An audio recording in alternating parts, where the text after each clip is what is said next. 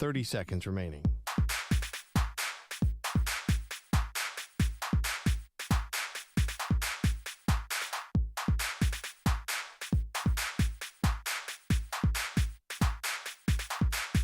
Fifteen seconds.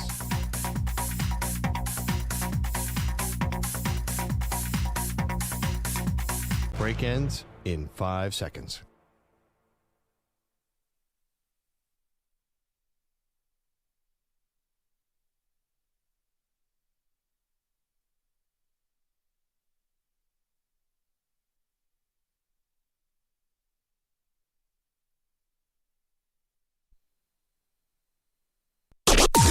Maggie and Perloff on the Infinity Sports Network.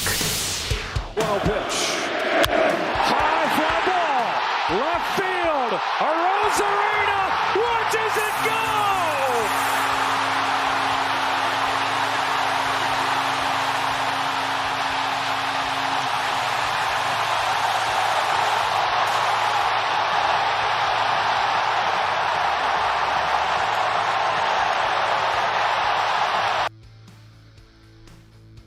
There you go. That's how it sounded on Fox. George Springer's go-ahead 3-run home run. And congratulations to the Toronto Blue Jays, Pearl. They're the first team ever to lose the first 2 games of an ALCS at home, come back and win the whole thing. Plenty of controversy around not just that home run because of the decision not to walk George Springer with first base open at the time and 1 out. But then later on in the game with the Mariners, with Julio Rodriguez at the plate and with Cal Raleigh, the big dumper, is at 60-plus home runs between the postseason and the regular season on deck. Big dumper on deck, and Julio Rodriguez, who was awesome in this game and homered earlier in this game, swings and flails at a 3-2 pitch way out of the zone, and Cal Raleigh is left in the on-deck circle. There you go, Toronto and the Dodgers in the World Series. Yeah, it goes to show what I know or anyone knows about baseball strategy, because I was screaming at the television, you really sacrifice bunting. In this game, it's 3-1, and the Blue Jays throw down a bunt, moving everyone to second and third. Yep. It destroyed me. I'm like, first of all, you need 4 runs to win the game. So now you're going for a single out of George Springer, and they didn't need a single because he hit a home run. And Seattle fans, I feel for you. I have been there watching big home runs to left field in Toronto as a Phillies fan. Yep. It really kind of felt, I mean, that obviously Joe Carter was the 9th inning and that was the 7th inning, but it just had the same vibe. Like Joe Carter, obviously Springer is so clutch, and you kind of, maybe I'm feeling this afterwards, but you should have seen it coming with that dude. I mean, it's his 23rd postseason home run. He's been doing this forever. I know, and it's just when you look back on it, and there are those kind of tactical what ifs. It's not just that he beat you. Like, that happens in sports. People get beat all the time. Some guy's just better than the other guy. You can live with that. But then when you have to replay in your head, why'd you do this? Why'd you do that?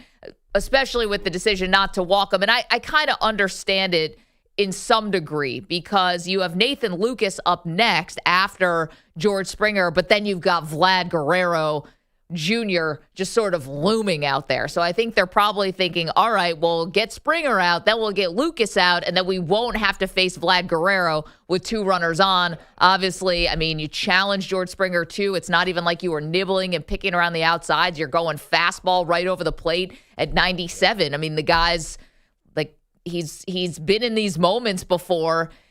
He was the one who looked more poised in that moment. And, you know, they were saying on the broadcast and a little bit afterwards that those weren't mistake pitches from Bizzardo. That was Cal Raleigh set up right in the middle of the plate. Yep. And they threw him, 2 fastballs right down the middle, and boom. Well, Smoltz kept saying if all the Mariners have to do to win this game, advance to the World Series, was get through that top part of the lineup one more time. So, you definitely, walking him means more at-bats against that top part of the lineup. Sure. So I understand that. Here's the thing about the Blue Jays, and this is not an analytic thing. Do we believe in Team of Destiny? Because they got all the vibes of a Team of Destiny. Well, so did the Mariners to a large extent. That's what I was thinking. But, weren't we also, we could have said that about either one of these teams. I don't know. The Blue Jays, I'm going to give a little more in my Team of Destiny rankings. They got a lot of weird characters. I mean, both teams have a home run thing. I don't know what you call it. What do you call the Triton in the jacket? Whatever those. Like a totem. Or Yeah, like, they have a home run prop. A prop, yeah. Yeah, they have a home They're run doing prop. prop comedy. But I just feel like the Blue Jays definitely have like all sorts of like their season's been up and down, and they have a lot of characters on that team. And they Did you throw a trident? some old guys. Yeah, Seattle is also a team of destiny, but I think the Blue Jays. They're matching up against the Dodgers. Obviously, on paper, the Dodgers have a big advantage. But last night you saw it. There's something magic about the Blue Jays. There's like a vibe about them. Listen, I think that happens when you win a Game 7 at home off like an all-time moment, which is going to be George Springer's, home run, which they'll remember in Toronto forever. Now, we'll all remember it forever if they go on to win this series. And forget Joe Carter, please. That would be nice. Never happening. Jose Bautista also had a really Oh, big yeah. one. But here's the situation about this. If we're just doing, let's unpack it from the Seattle side, because we're both our fans in Toronto and our fans in Seattle. Let us know. 888-710-4ISN, 888-710-4476. Like, Seattle had a really weird night because you lose this Game 7, which obviously was the most important game that your city was playing in last night. You did get a nice win, though, over the Houston Texans, despite turning the ball over 4 times and committing 12 penalties. So you got a little something going with the football team. Oh, come on. I'm trying to give them a little silver lining, I guess. And in Toronto, you got to just be going absolutely crazy. Because to your point, Pearl, a couple things. One, this is a very easy team to get behind. You're talking about the characters, the cast-offs, the guys who started the season in the minors, the guys who you thought their careers were over, but they also do have stars. They have George Springer, who's a solid and experienced postseason champion already. And then also Vlad Guerrero Jr., not to mention the great pitching staff. And then you look at the Dodgers. No one's going to have more star power than them. However, how did the Dodgers really get here this year, this time around? Well, this year pitching. or this play? Well, this playoff is the pitching. This year was the hitting. This playoffs. Yeah. It's been about the pitching. Guys going 8 innings, 9 inning shutouts, 9 inning complete games, rather. Yeah. The whole deal. The Blue Jays might match up really well with them. Blue Jays don't strike out a lot. Mm-hmm. Blue Jays might be able to jump on the Dodgers pitching. They might be able to do that even better than Seattle would have been able to do that. So this is an awesome matchup. I don't care. I think the ratings are going to be high if you want to talk about that. I think the intrigue is going to be high. I don't care if the season starts on a Friday. We'll all make time. It's the World Series. I'm pumped about the matchup. Well, here's the thing, though.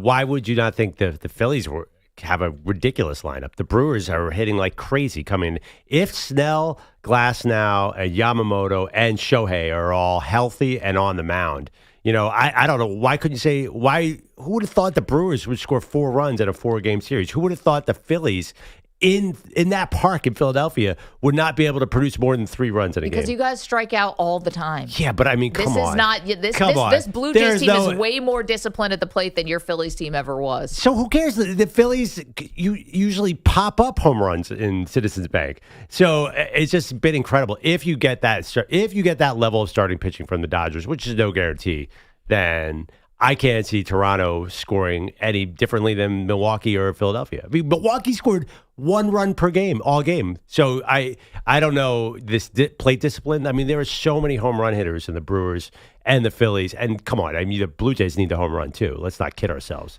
So I think that it's a challenge. I'm sure the odds reflect that very heavily. So here's my other question off of this. And again, Toronto fans, we know we're getting calls from Toronto. We're on in Toronto. We're on in Seattle as well. What do you think about your chances here? 888-710-4476. Because there's a clear from like the outside perspective, no disrespect to the Dodger fans here, but you guys know there's a good guys and a bad guys here. Maybe not to Manny, because he's still hanging on to George Springer and the Astros stuff, or the fact the Blue Jays beat your Yankees. But there is a clear good guy, bad guy. There's an underdog and there's a favorite, which is funny because Toronto was in first place for a lot of the year. But still, good guy, bad guy, underdog, David Goliath, like that definitely sets up anytime you have the Dodgers with this payroll. My second thing. Sorry for being skeptical. That's okay. We've taught you well. My second thing. Critical thinking. We've clowned EJ all the time. That's right. About the Jets. That's true. And you guys haven't made the playoffs in a really long time, Pearl. And we clown the Browns, because they're just kind of the factory of sadness. Yeah. A lot going on there. Got a lot going on. Sabres are a joke. Are the Mariners in this category? No. That's my instinct also, but think about it for a second. Do they have to be included? Not in the Browns necessarily. I'm not trying to bury Seattle today. I'm just saying, do you feel like now they're a hard luck franchise? Think about what I said when we first got on the air. First team ever, the Blue Jays, to win an ALCS after losing the first 2 games at home. You had them. No, And then you let it slip away. I understand logically that makes sense, but vibe-wise, no way. I mean, you're talking about the Browns and the Jets. I'm just saying, like, hard luck franchises. Yeah, it doesn't work. And put it out At least there. the Jets have won a Super Bowl. I mean, I had to go back to 1969. Thanks, Joe Namath. Maybe not the Jets or the Browns because they just scream ineptitude. Yeah, Lions. More like the Bills, where Okay. they just they're Lovable-ish. where they're lovable and they're getting there and they're almost there but they just can't get over the hump. They're just the lovable loser now. Doesn't work. That doesn't work Bills for have me still either. been to the Super Bowl 4 times. Bills have been in Super Bowl 4 times. Bills, even Josh Allen. Bills have Josh Allen. Well, Seattle is Cal Raleigh. Yeah, I'm talking about the Bills for the last decade or so since Josh Allen was Last drafted. 6 No. years. The 6, Bills. 7 years. The Bills have just won their division 6 years in a row. It's not like the Mariners are doing that. Well, 5. Let's not give 5. them an extra one. Oh, sorry about that. Yeah, I mean, no, I don't think that works either. I think we can find the perfect analogy. It's definitely the Bills are way too high. The Mariners, I mean, how many? They set the record, right, or tied the record for most wins in a season. Well, that was all the way back in 2001. Yeah, so they're not factory of sadness like Browns. They're not incompetent. Baseball's so funny because these teams that just keep missing out, just barely. Do you I have don't an know. NFL comp? I just think And NFL's this is brutal, guys. Not Yeah. only did you have the lead in the series, you had the lead in this game. You had first base open, George Springer at the plate. Like these are moments. Like I'm not trying to bury Seattle, Yeah. but let's look at this a bit. I'll say objectively because we're talking about sports and that's impossible. But do the Mariners now belong in the category? Well, I feel like maybe I'm being naive, but I feel like this is their first absolutely brutal heartbreak. Like the other series they had. 0-1 but I mean, they got dominated in that series. That was not like a 7-game down to the 7th inning series. Like, they were the best team in baseball, and then they got kind of surprisingly smoked by the Yankees, but the Yankees were a dynasty, right? Like, I think this is different. So I don't know if you can go to them being like the lovable loser even, because I don't think that I've seen them have this kind of heartbreak. I've seen the Bills have massive heartbreak. I've seen the Jets have massive heartbreak. Well, they've just had more opportunities. Yeah, but I think that's part of it. To me, they're almost like the Sacramento Kings. Like, I mean, the Kings are a sad luck franchise. I think they're just a franchise who hasn't won. Well, the Kings have had a lot of incompetence, though, like famous incompetence. The Mariners have had incompetence. Behind the scenes, as famous as the Kings? Definitely. The Kings have done some things over the years. They lost Ken Griffey Jr. and Alex Rodriguez. Yeah, and then they didn't make the playoffs for 15 years. But that wasn't incompetence. Ken Griffey Jr. wanted to go home, and A-Rod, I mean, he wanted to go to a bigger market. No, he took the money to go to Well, Texas. yeah, they didn't pay him. I mean, you have this much of a gap. You win that 2001. You set the record in 2001. You lose in the ALCS 4-1. EJ's right, dominated there, and then don't make the playoffs again until 3 years ago. 4 years ago. Excuse me. That's very Kings-like to me. No, the Kings had they had drama. I remember Vlade and all that stuff. But that team was super likable. The Chris Webber team, no. The Chris Webber team was great. I'm talking about Vlade, the last, GM. the last 20 years have I been. thought you were talking about Vlade, the player. I'm like, we love that team. I don't think, as far as I know, the behind the scenes of the Mariners has not been that messy. There's this category. The Padres are the same as the Mariners, right? I mean, they've had talent and good team. Actually, the Mariners don't have Padres talent. I mean, but Padres are one of the highest payrolls for years so, now. But we don't put them. There's a different category for baseball. It's interesting, and nobody thought the Mariners were going to win this year. It's not like they're disappointed. Why not? They may have the AL MVP. Yeah, but coming into the year, I'm saying nobody was like, "Well, Cal Raleigh's going to win the MVP." Come on. I mean, Julio Rodriguez was on the cover of Sports Illustrated not that long ago. I mean, when that mattered. They were expected to make the playoffs, definitely. I mean, they've made the playoffs like twice in 25 years. Like they were basically. They won 85 games last year. I'm looking at this year. They weren't. I mean, no one's like, oh, okay, Yankees, Red Sox, Mariners. It wasn't that. And Cal Raleigh was out of nowhere. That is one of the most surprising seasons in the history of baseball. Okay, but now we're going not just about what were the expectations for this year, because obviously they got off to this great start and it changed. Things changed. Yep. And now you look at the whole scope of the franchise, and I'm not trying to do the TikTok of all things Mariners. I'm just saying This is brutal. That's pain. That is real pain last night. Yeah. And I'm acknowledging it for the Mariner fans because, you're going to be forever thinking, what if? And I don't know if people, about the walking George Springer and did they outthink themselves because they just didn't want to get to Vlad and all of that. But here's the deal. You had it when you were up 2-0. And whether we want to nitpick about Game 7, which I'm here to do if you want to, but you let a golden opportunity slip away. But if you and look when at- that happens to franchises, it's even more painful. Yeah. You ask all the time, Pearl, would you rather lose 100-0 or 98-97? Yeah. And what do you always say? You'd rather lose 100-0. Yeah. And this was an instance where the hope, even though I know you're playing a Game 7 on the road, but still. But you compared them to the Browns, for example, and the Jets. This is a team, this is their first deciding playoff game in their franchise history. They've never even been to a Game 7. So it is, they have no history. There's a history of nothing. It's a history of barely making the playoffs. So I don't know. It just, I'm not sure this one off. For example, like the way playoffs are now, like with the Diamondbacks heartbreaking because they lost to the Rangers? No, they weren't supposed to be there. So I think that there's a little bit of this energy with the Mariners. I don't feel like they quote unquote blew it. That was a close game last night. They were up 3-1. Yeah, they were up 3-1. They were containing the Blue Jays bat, but they had that top of the order and Vlad sitting there. It was going to be tough to get through that. It happens. I feel like, if you look historically at the Mariners, this was a great season. Feels awful today, but to paint this as a failure, I don't think is accurate. 888-710-4ISN, 888-710-4476. Was this a failure by the Mariners? I think you guys are understating what the Blue Jays did to me. When you make it about the Mariners, because the Blue Jays getting off the mat after being down 0-2 at home, this is not – the Blue Jays had the reputation of being a team with a glass jaw. That's who they were for all these years. They had all these young guys, all these big prospects, and all this money. All the Nepos. Right. And the expectation was, this is who the Blue Jays are going to be. They're going to be a juggernaut in a couple years. And they kept coming up short, whether it was missing the playoffs, not winning the division, or getting to the playoffs and getting bounced early. I never would have thought that this Blue Jay team would have got off the mat the way they did down 0-2. This is a franchise that's culture has changed over the last few years. And I think that they deserve a lot of credit. I think George Springer has something to do he with that. He has a massive part to do with that. That was a big signing. But to me, that's what this is about. As someone who picked the Blue Jays to go to the World Series for like 4 years in a row and was nowhere close to that. Yeah. Watching them do this last night, I said, you know what? They deserve a lot of props because I didn't think that they were the kind of team that could have got off the mat after being down 0-2. Man, I can't wait for America to tune in who hasn't been watching for the World Series and to get a load of Alejandro Kirk. That is going to be a fun. To me, he's a symbol of the Blue Jays. They don't look like your classic. Like the Yankees get off the bus, you're like, well, that's a baseball team. To me, this current version of the Blue Jays is like scrappy team of destiny. I like your analysis, CJ, but to me, like, it's destiny. It's baseball, people. This is universe moves in certain ways, and this way has meant the Blue Jays to get here. And I just feel terrible for Seattle fans. Oh, God. Can you imagine? Did you see the party that was going on in Seattle I did. In those late innings and just the excitement? I feel awful. Football team got a dub. Yeah. There you go.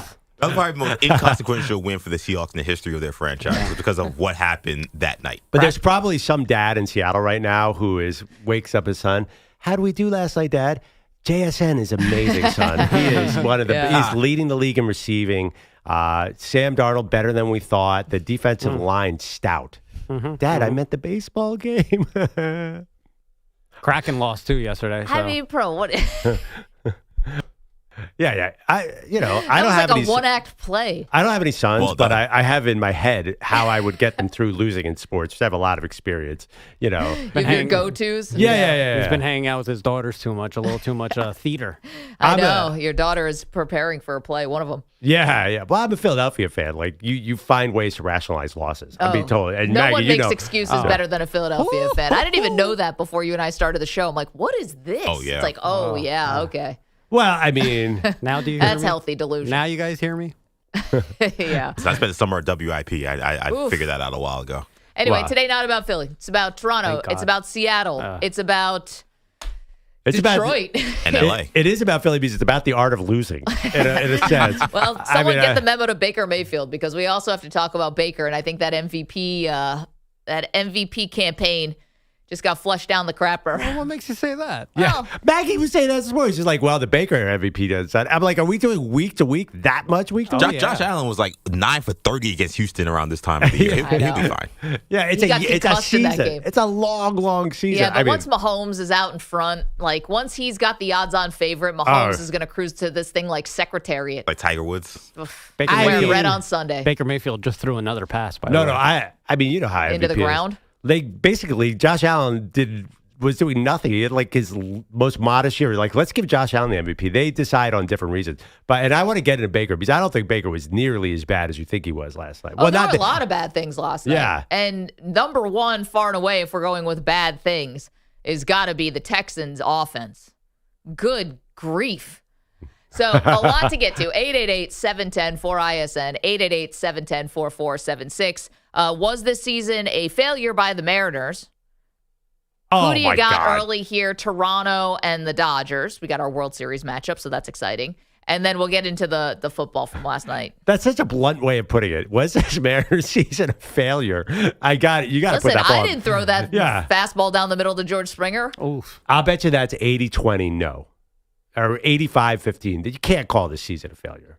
Well, maybe you have cruel. to remind people that you're up 2-0, all that. You're up 3-1 in this game, 888-710-4ISN. It's the Maggie and Perloff Show. We got a big Tuesday for you. Giddy up. Okay, Blue Jays, let's play ball. You're in a 5-minute break.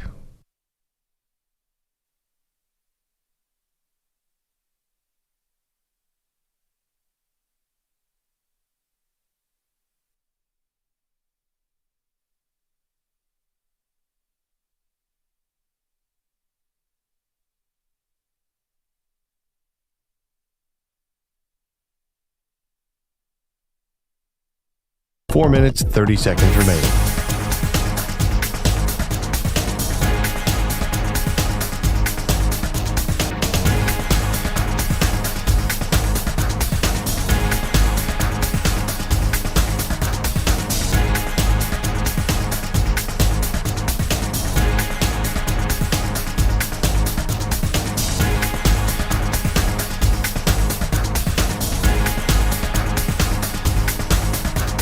Four minutes remaining.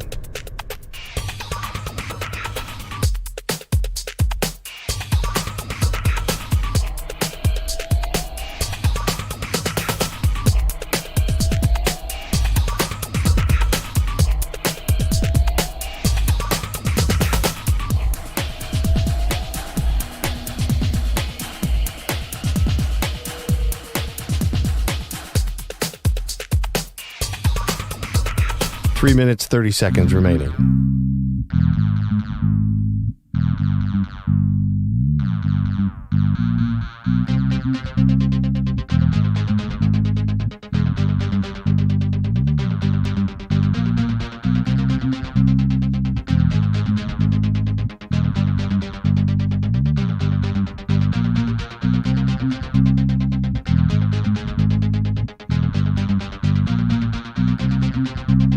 Three minutes remaining.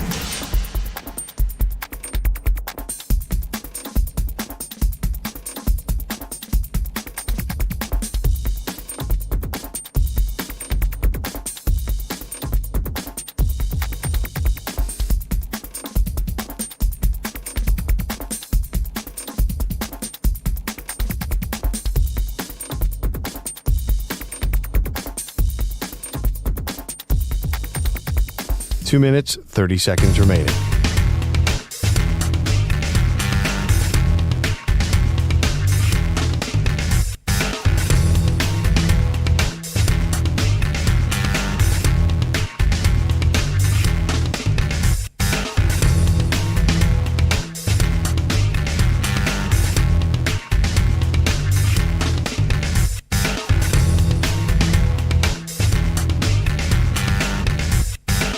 Two minutes remaining.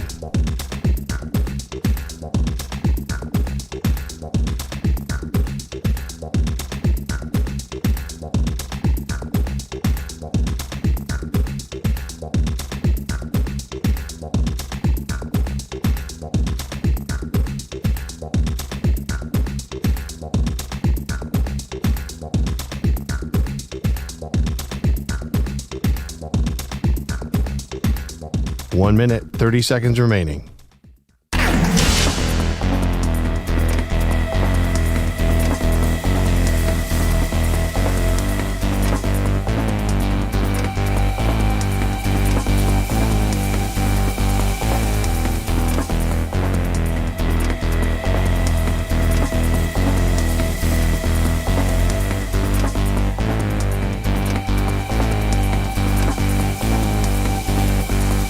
One minute remaining.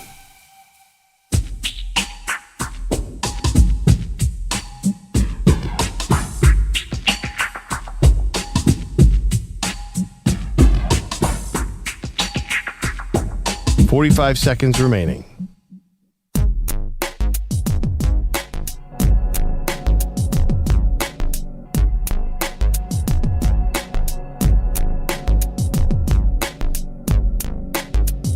"30 seconds remaining.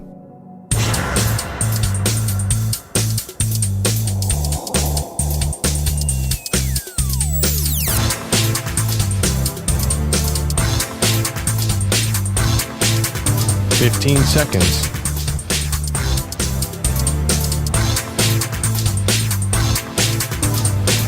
Break ends in 5 seconds.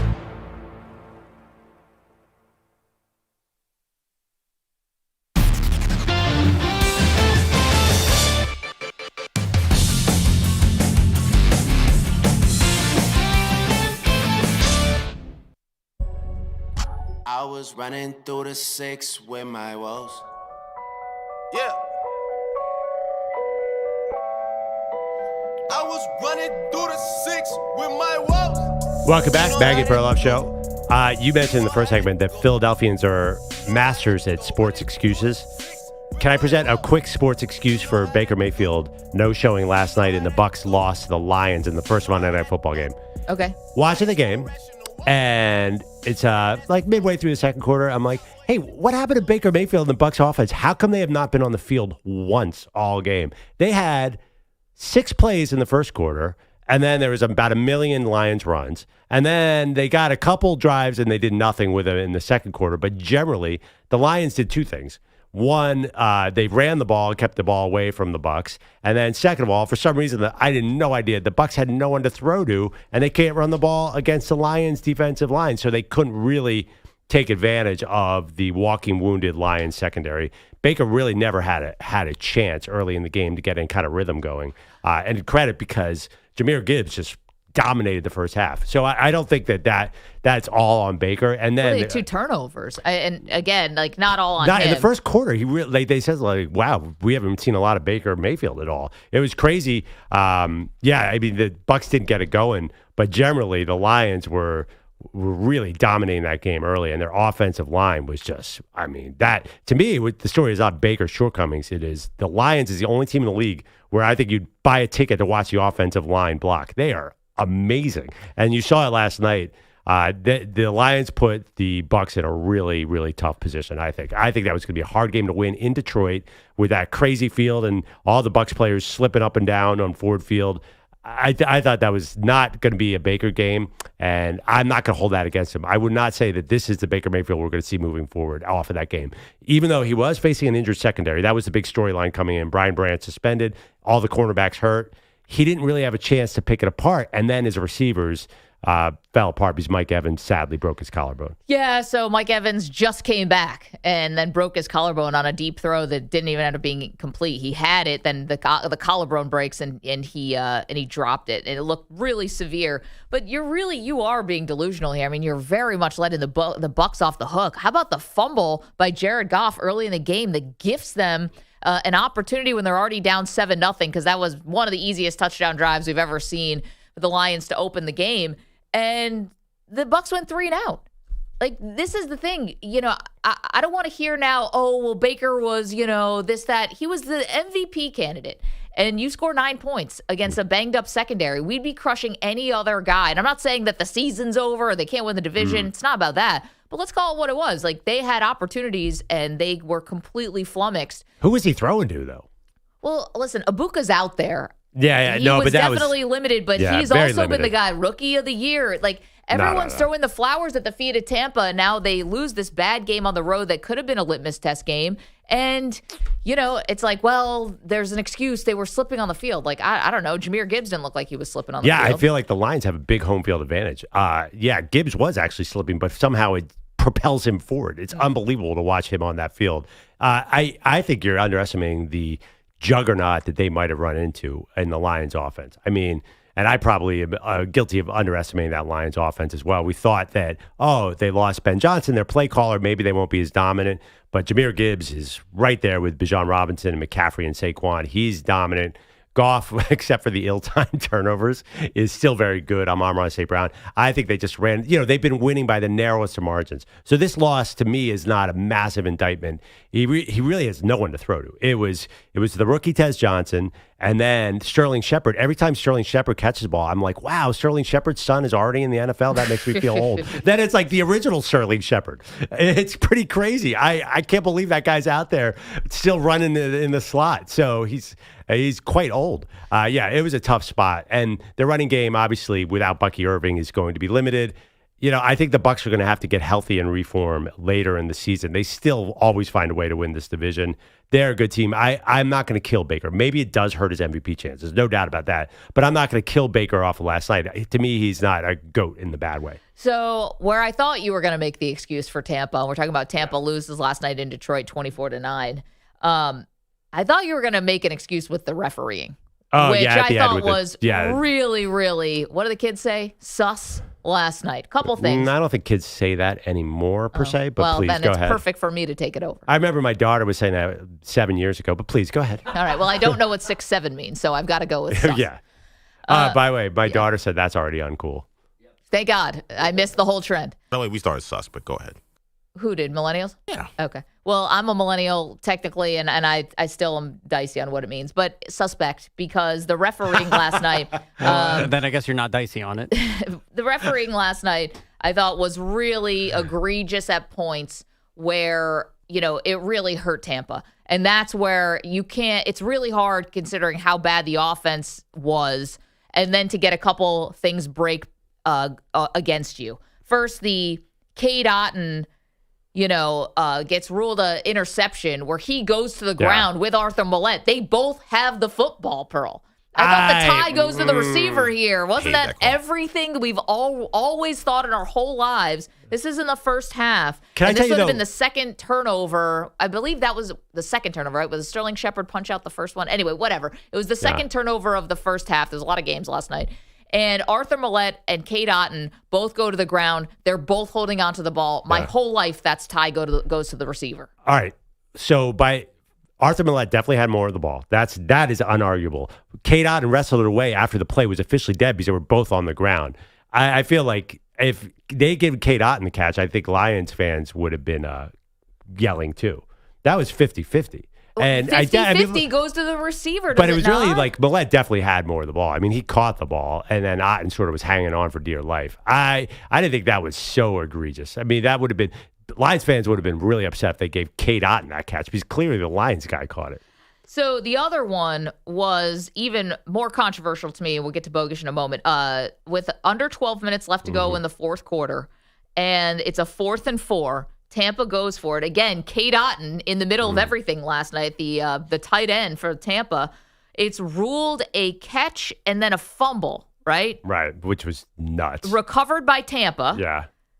By one of the linemen. Dan Campbell challenges it, and we get a new thing in our lexicon now, so buckle your seatbelts, everybody. We get, after a second look, it turns out that he was 1/1000th of a millimeter away from the first down. That's right. He Get was, out of here. That is not what replay should be for. I will die on this hill. This was, again. That was a bad spot. That was obviously a bad spot. Not to me, or the fact that they had to give a second. I thought he got the first down. I thought he was sure. What I eyeballed at first of all, calling it a fumble was totally like you couldn't see that the guy was, not only was he down, the ball with his arm hit the ground, his knee was down. There was nothing even close to a fumble. So immediately I'm like, oh, the officials have no idea what happened on that play. But I mean, come on, he was technically short. So like you're saying like you are arguing over something that is wrong. No. I'm arguing over 1/1000th of a millimeter that you don't even actually know if it's right, and neither did they until you got after giving it a second look. Right. By the way, what happened to the Hawkeye? You're saying The virtual measurement. That's Where a the great hell was one. that last night? I think it probably doesn't work, but yeah, that's a great. But was it right? To me, the spirit of it was not right. Oh my God, we're going the spirit of it. It's not a double play ball.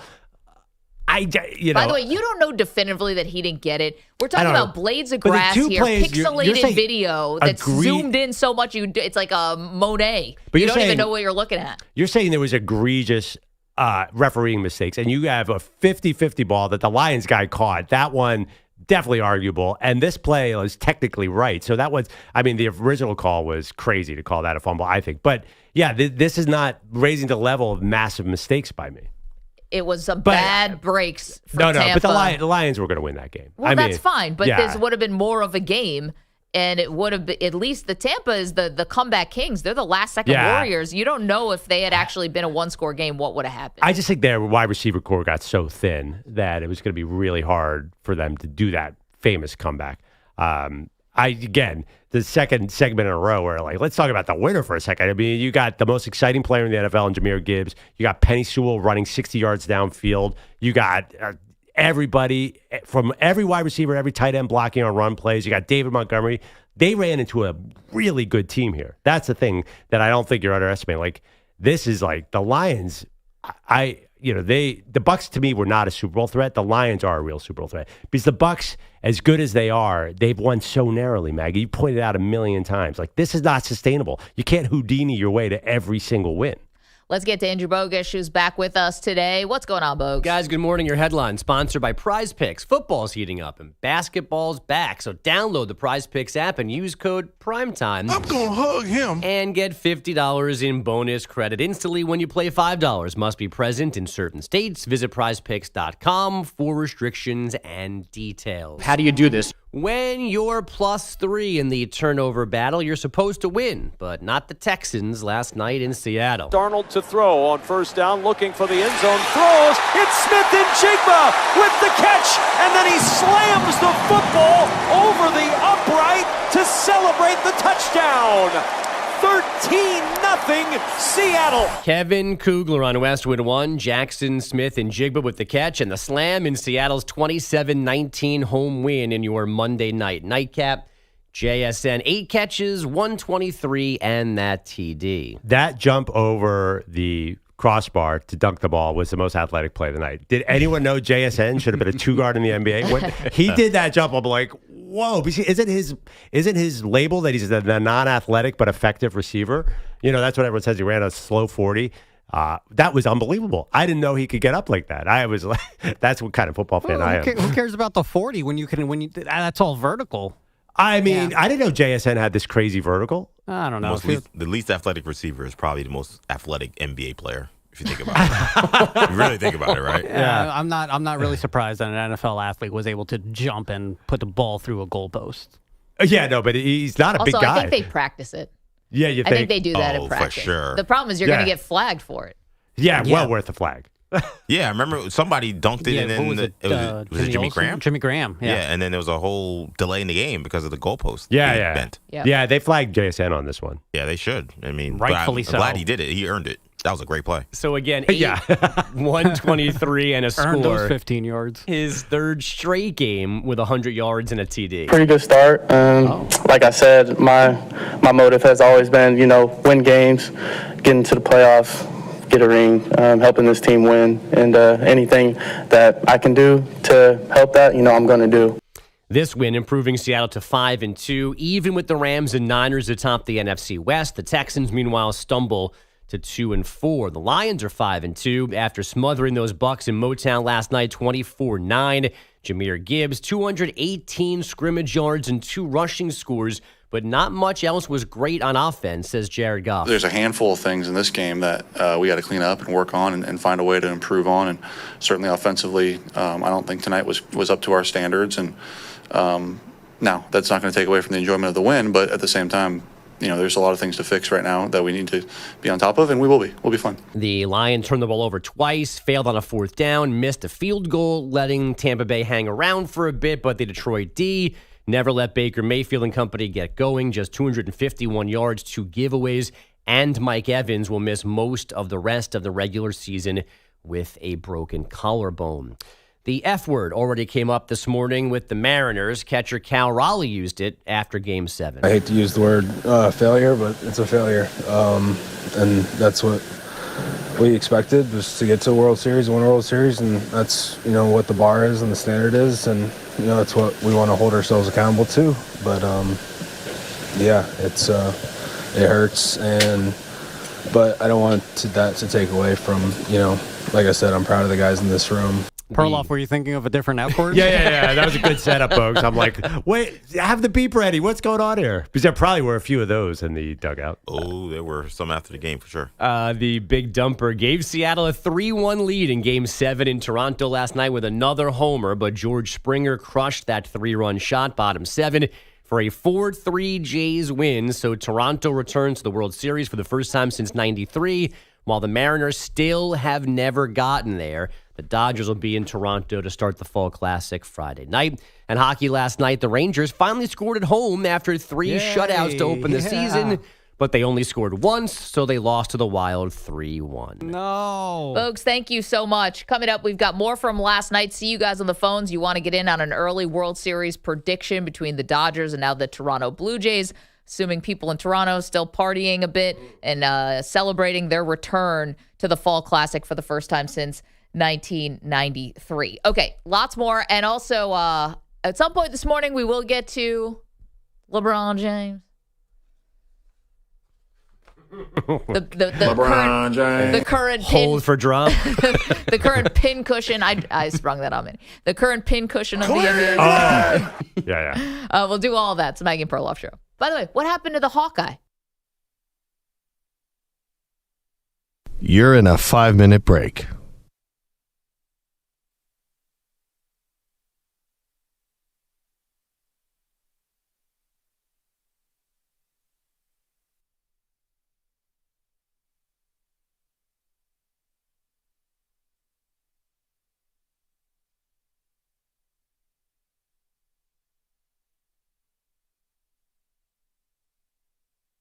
Four minutes, 30 seconds remaining.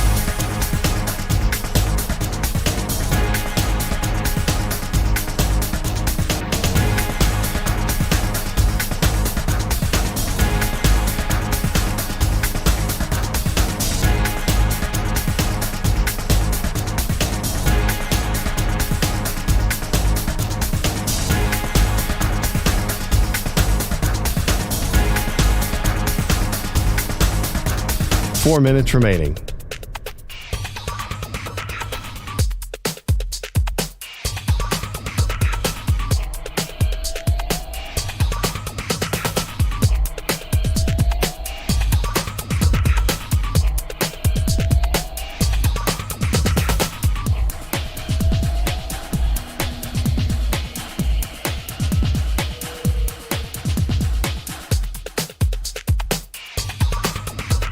Three minutes, 30 seconds remaining.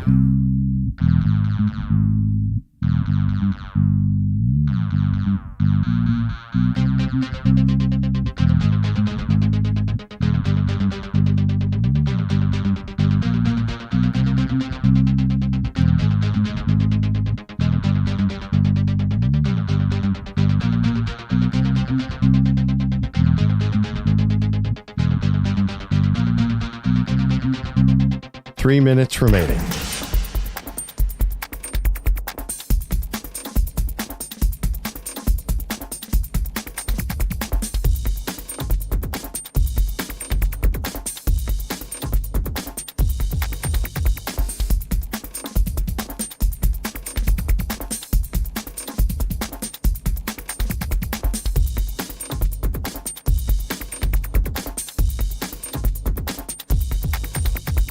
Two minutes, 30 seconds remaining.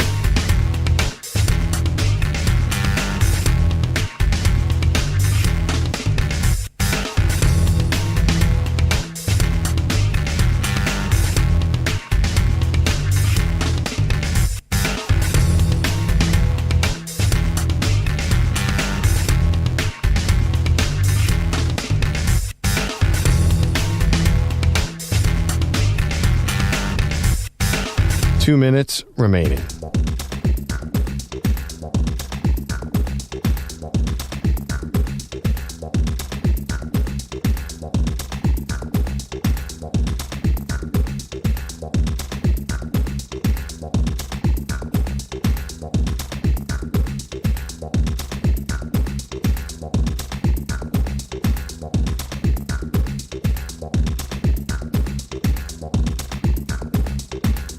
One minute, 30 seconds remaining.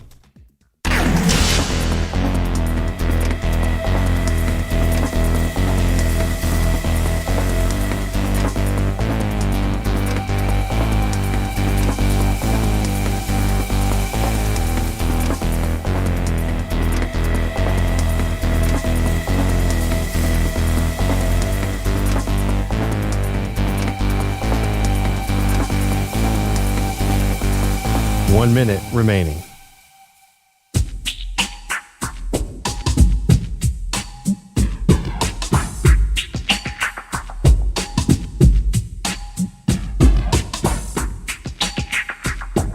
$45 seconds remaining.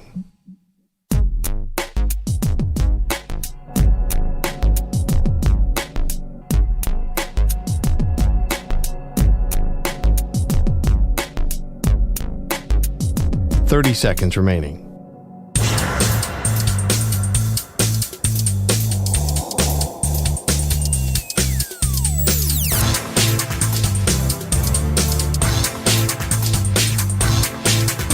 $15 seconds.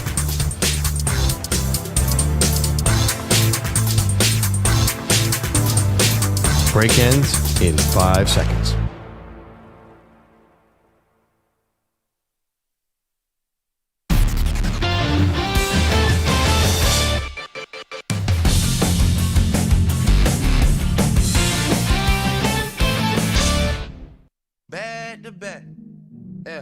Going back to back. I got the drink in me going back to back. Yeah, I'm going back to back. I don't want to hear about the Saba again. Not even when she tell them that they... Man, this could be the best thing to happen to Drake in a long time. He's been taking L's for a while. This is Drake, yes.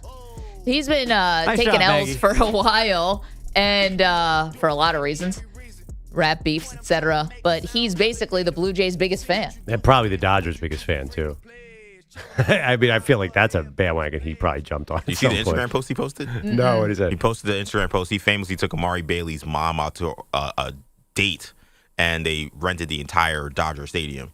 So they were sitting eating dinner at on the third baseline. So he posted a paparazzi picture from a helicopter that they took from years ago. He posted that as the going to the World Series. It's funny because back-to-back is what the Dodgers are trying to do, but we'll see where Drake's allegiances are. We haven't seen him courtside at or whatever, field seats at a baseball game or any sporting event in a long time. No, he was at the Raptors game last year. Oh, Remember, he was me mugging DeMar DeRozan. Is he still part of the Safe organization? Is he still the Raptors, official ambassador? Raptors, yeah. I don't know about the Blue Jays. I know he's very upset that they let Kendrick play at the Rogers Center this summer. That was a bad look for him. Well, So I mean, don't know that's what he's gonna do. betrayal. So I get where he's coming from. I feel like Kendrick ruined his sports enjoyment by winning that feud. Drake is not part of the sports scene like he used to be. I think Kendrick destroyed more than just the sports the sports life. fandom. Yeah. Don't worry, he'll be back. That's my experience of Drake, seeing him at a Kentucky game. So I don't even know the rest of the stuff. I feel like that Raptors game he went to might have been the only game I saw him at. Just to him stand courtside and act like he was going to fight DeMar DeRozan, even though he couldn't. Let's get to the phones. 888-710-4ISN. That would not be a fair fight. JT is in Atlanta.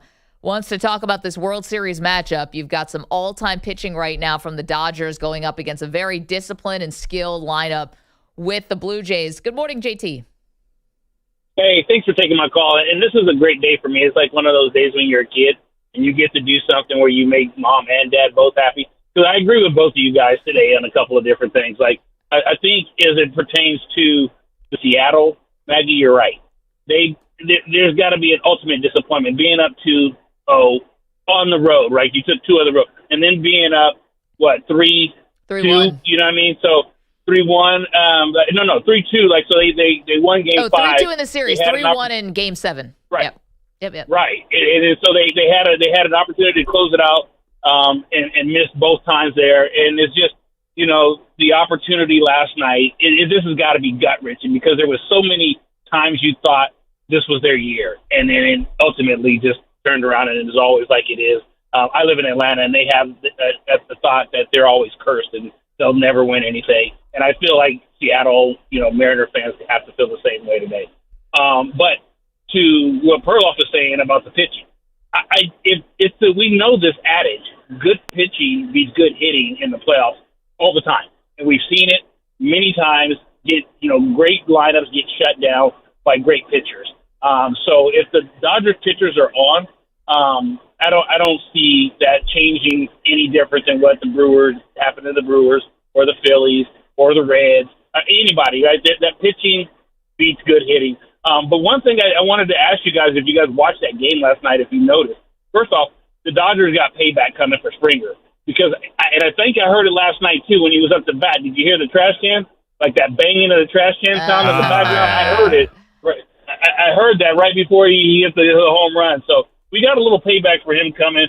But Maggie, you were rooting for the Blue Jays anyway because they fit the narrative of the comeback year. Yep. Seattle didn't because they'd never been there before. So drought year. Yeah, the slump busters, the drought busters. See, JT, and that's where the slump buster. Thank you very much, sir. Appreciate it when you weigh in. Always great point by JT with the trash cans, by the way. So, all right, let's unpack that first. Then we'll get to the year of the drought buster. You slump see the buster. Blue Jays numbers at home? Oh, stop it! What are you, Spike? I'm just listen. Calling out home road splits of your opponents. You sound like a sore loser today. Hold on, you got to step back. Your team lost to the Blue Jays. Now they're in the World Series. It's actually a win for you, but you're not taking it because. Well, it is a win for me because the Dodgers are going to win the series, but in 3 games. But anyway, to your point. Well, Dodgers beat your team too. But I guess here's the thing. That's not what this is about right now. What this is about is, first of all, the Astros-Dodgers bad blood. Because Pearl, obviously, everyone's got bad blood with the Astros because of the garbage can banging. But it was the Astros who beat the Dodgers in the World Series. Mm-hmm. So there's something really big there. Manny's doing his best trash can impersonation. It's only 3 bumps, though. That's it. New sliders coming. That's off speed. And then you've got so is that a real thing? Is there a statute of limitations on this? Like they cheated. Well, okay. They did win. They got busted for it. They had public shame. They didn't actually incur any kind of, some guys got fired, but the players only had the public shame they had to deal with. Well, when I think of that scandal, actually, George Springer, obviously involved. There's no doubt. But he's not like the name of it. I feel like Altuve is the number 1 name. Carlos Correa is the number 2 name. Alex Bregman's probably the number 3 name. To me, Carlos Beltran was a big part of it. Yeah, Beltran was. But we found out a little bit about that later, too, that he was the mastermind. Yeah, so I do feel like Springer definitely is part of that, but he's not Altuve exactly. But I'd have to go back in my John Boy feed to see how many of the Springer home runs had a thump before them. That is amazing to me because I look back on that time. It's like, oh man, we should all notice that. But how do you? You got fans, they're screaming and yelling. It's loud in there. Would you really know a garbage can banging? I have an issue with, there's a football fan noise that's bothering me. There's one stadium, maybe it's a London game, I can't remember, where you hear a whistle right before every play. I'm like, oh, they blew it dead. And it's somebody in the crowd who has a whistle or is messing with the TV. Or I have 2 games on at once and there's a whistle in one game and a whistle. Well, that might be. Whistles. That's a you problem. That's a you're watching too many games at once. Yeah. But I get sometimes confused by the whistle before a big play because of crowd noise. But I've always, as a kid, I always noticed the different sounds. There was a guy in Philadelphia who would always say, all right, everybody hits right before a pitch. And he was right near the mic. So we always heard this, like the thump thump. I feel like we should have noticed it. And it took a year. Can I get an impersonation of that again? Everybody hits. Oh, my God. I would want to throw that guy into the school. Oh, he was very popular. You have no idea. Of course, it's Philadelphia. Yeah, EJ, I'm going to need that for baseball season. You got it. Everybody hits. I actually think Popcorn here. When you hear these fans getting on the hot mic, I think that they go and find the person. Yeah. And shut up. No, they know where it is. Please, we beg you. You're annoying the bejesus out of us. Yeah, they know where it is. I always wonder, sometimes there's a field goal attempt and there's a camera pointed right at the ball and some guy jumps up and you can't see the field goal ball. Yeah, they know where the mics and the cameras are. All-time hot mic. Was that the lacrosse game? Yeah, it was like a MAC tournament game. It was like Stony Brook playing like Quinnipiac or Yeah, something. The best. Like I was like, someone's got diarrhea. Yeah. Like, someone found the hot mic on the sideline and just and the went to broadcaster town. was like, all right, we apologize for all of that. Yeah, the broadcaster had to be like disappointed dad. It's like, that's nobody needs that. Anyway, asking you a couple questions this morning. You can weigh in on. Oh, year of the slump buster, drought buster. Oh, boy. Full effect. Yeah, I mean, if the Dodgers win, I mean, it's going to be a whole calendar year. But meanwhile, the Blue Jays means print the T-shirts. It means I'm Nostradamus. No, I mean, you get the No Thunder. Thomas. Yep. Yeah. Blue Jays, pretty good. Better than LeBron. Okay. Who's calling LeBron James out? We got that next.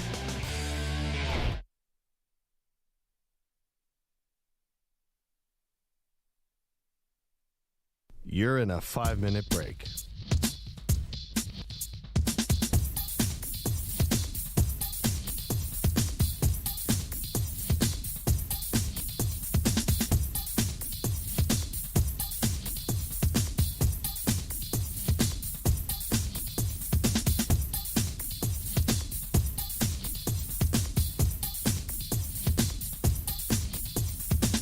Four minutes, 30 seconds remaining.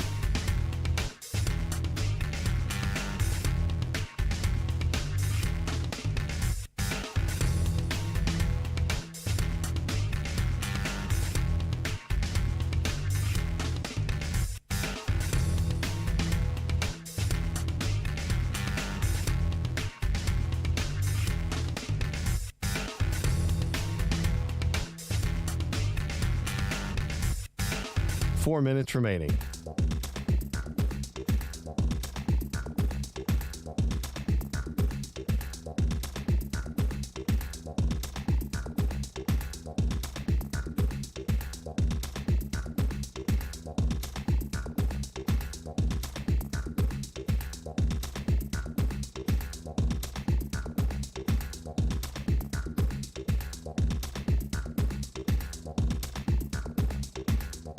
Three minutes, 30 seconds remaining.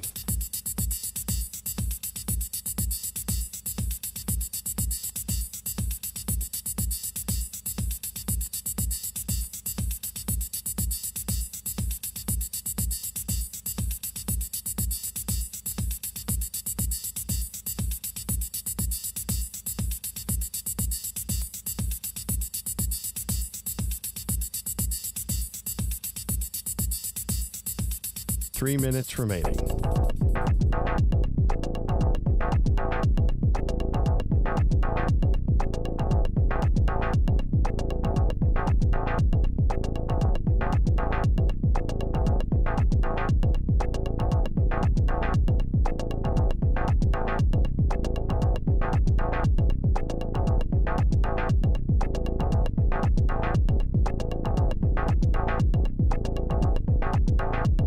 Two minutes, 30 seconds remaining.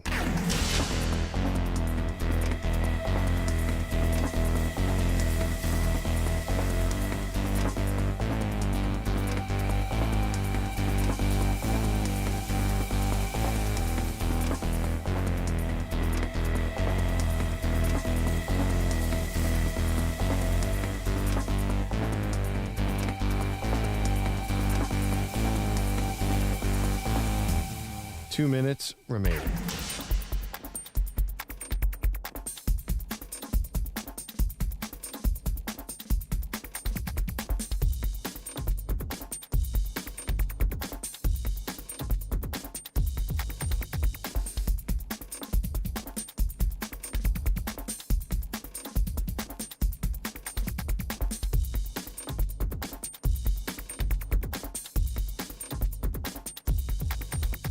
One minute, 30 seconds remaining.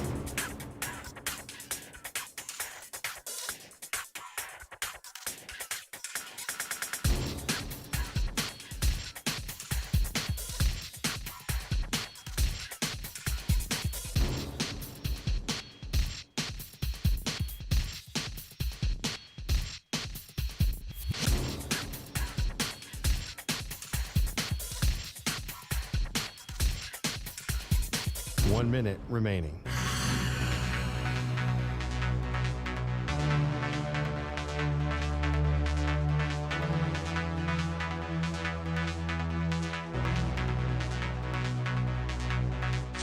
$45 seconds remaining.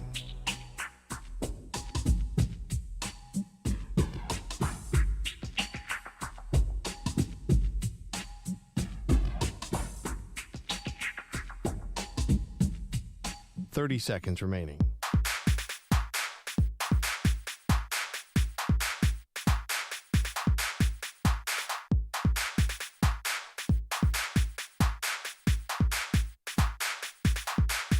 $15 seconds.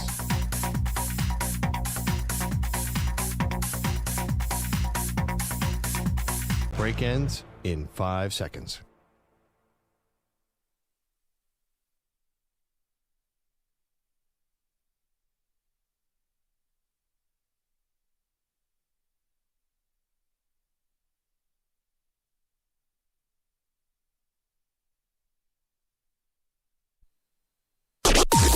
Maggie and Perloff on the Infinity Sports Network. 1-0 pitch. Swing and a fly ball. Left field and deep. Arozarena turns. Gone!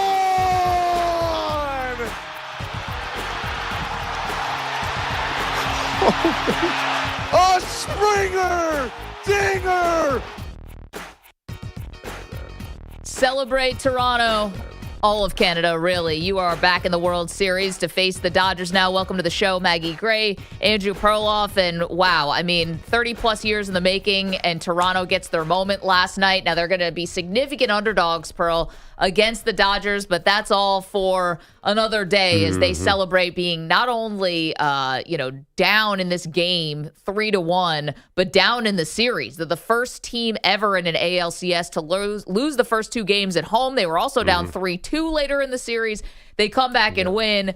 Just a really, really impressive stuff from a team that certainly has its stars, but also has its fair share of no-names, cast-offs, and guys you can get behind. Let's face it was 2 teams that fit the same mold last night. That if you are neutral, you could root for either of them. It sucks for Seattle fans right now. I feel so bad.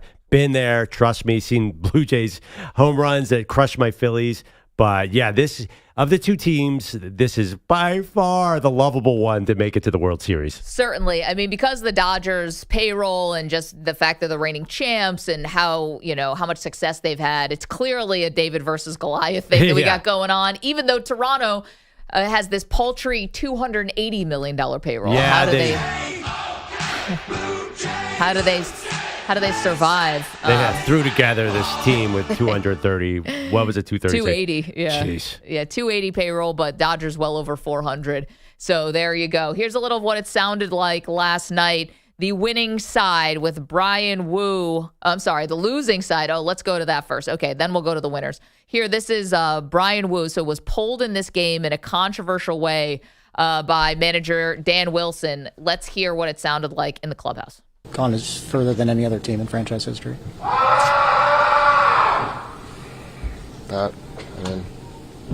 Legacy is no one's really satisfied or happy with this, I think. It's heartbreaking. That was a Mariners player we're told in the background just screaming in anger. I don't know who, but when they, you work so hard, you get to within, 2 innings of going to your first ever World Series. Manny's laughing at their pain. That was courtesy of Fox Sports 1. I think it's probably Julio Rodriguez, if I were to guess.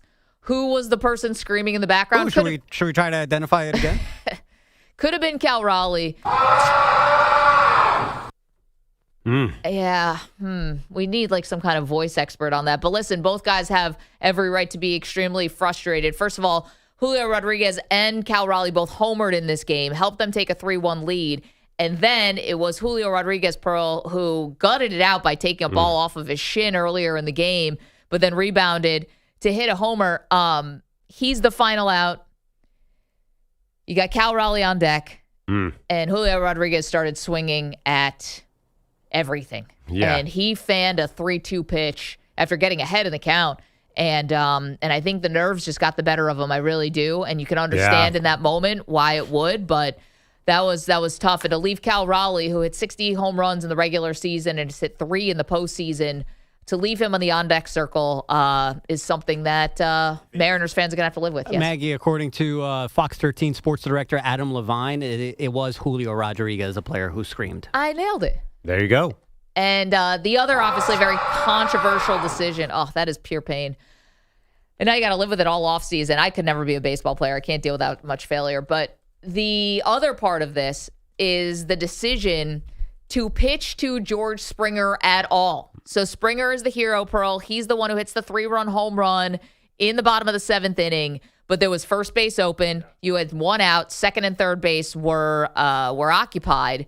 However, with that first base open, could you have walked Springer and then you've got Nathan Lucas next? So they're probably thinking, get Springer out and then face Lucas so you don't have to face Vlad Guerrero Jr. Yeah.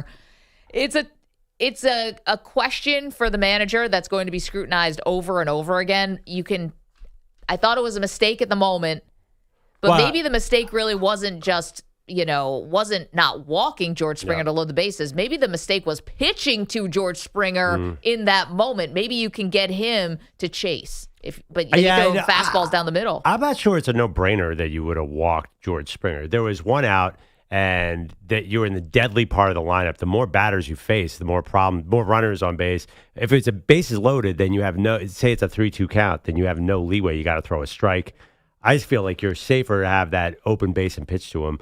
I was mad. The big strategic mistake was why you sack Bunting in that situation for the Blue Jays. They gave away the only out. By the way, and the Blue Jays just were at that point making contact. Like their offense was starting to pick it up. They should have came away with more runs in that inning because they were hitting the ball hard.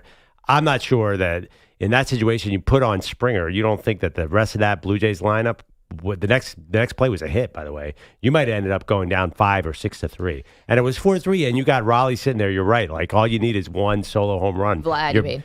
I'm saying the Mariners, if you're down 4-3, you don't think the game is over because you have all this power in your lineup. So I just think that they wanted to avoid the massive, massive inning.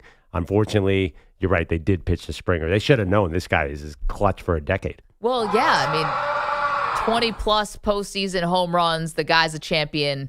And then you heard the scream there, the primal scream from Julio Rodriguez. Can we hear from Dan Wilson? So obviously the other decision that's being scrutinized was you had Brian Wu, who was pitching for the Mariners. He gets pulled after Andres Jimenez had put down that sacrifice bunt to bring in Bazardo. Here is the manager, Dan Wilson, on taking Wu out.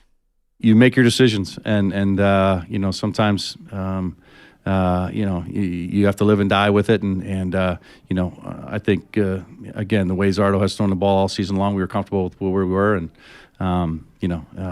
it just, again, didn't go our way. Tough spot to bring in a relief pitcher, though. I mean, woof. That is tough. You got second and third, 1 out, and George Springer up to bat. I thought Joe Davis was on the money when he said that Munoz needed to be ready. That was my issue. I didn't have a huge issue with pitching to Springer, but you got to pitch to him with your best gun in the bullpen. Wu looked like he was kind of, tiring or whatever, but he looked like he was getting less effective, so I get pulling him. But to me, you had one of the best closers in the game. This is not 1995. It's 2025. We all know that you need your closer to get the most important outs when it comes to postseason baseball. If that's the 7th inning, that's the 5th inning, whatever it is, you got to have him ready. And he just didn't. I think he fell asleep. I think he fell asleep at the wheel. You got to have Munoz in that spot, face Springer, and potentially Vlad down the stretch. The high leverage situations, what you're talking about. This is why I think the Mariners, not only are you sick about what happened in a Game 7 with all the opportunities, but I'm asking, are they a hard luck franchise? I think it fits the bill. It's a team that, does not have postseason success, has found creative ways to lose, has also get their hearts ripped out, and their fans. Yeah, I don't know. I feel like there's a different vibe in Seattle. Like you mentioned, the Cleveland Browns. That's a hard luck franchise. Yeah, no, it stinks that they haven't gotten to the World Series. But it doesn't feel like there's so much negative energy around them. I don't know. Fans seem to love them. The But at Browns what and point- Lions and Bengals and Clippers, like, they're hard luck franchises. I do not put the Mariners in that conversation at all. Okay, but maybe that's a blind spot on your end because at one point they did hold the longest record for North American team sports as far as playoff droughts. Yeah. Like that was not that long ago. They broke that drought in what, 2022? Yeah, no, I mean, I'd love to hear from Seattle. It just doesn't feel like the disappointment level is the same.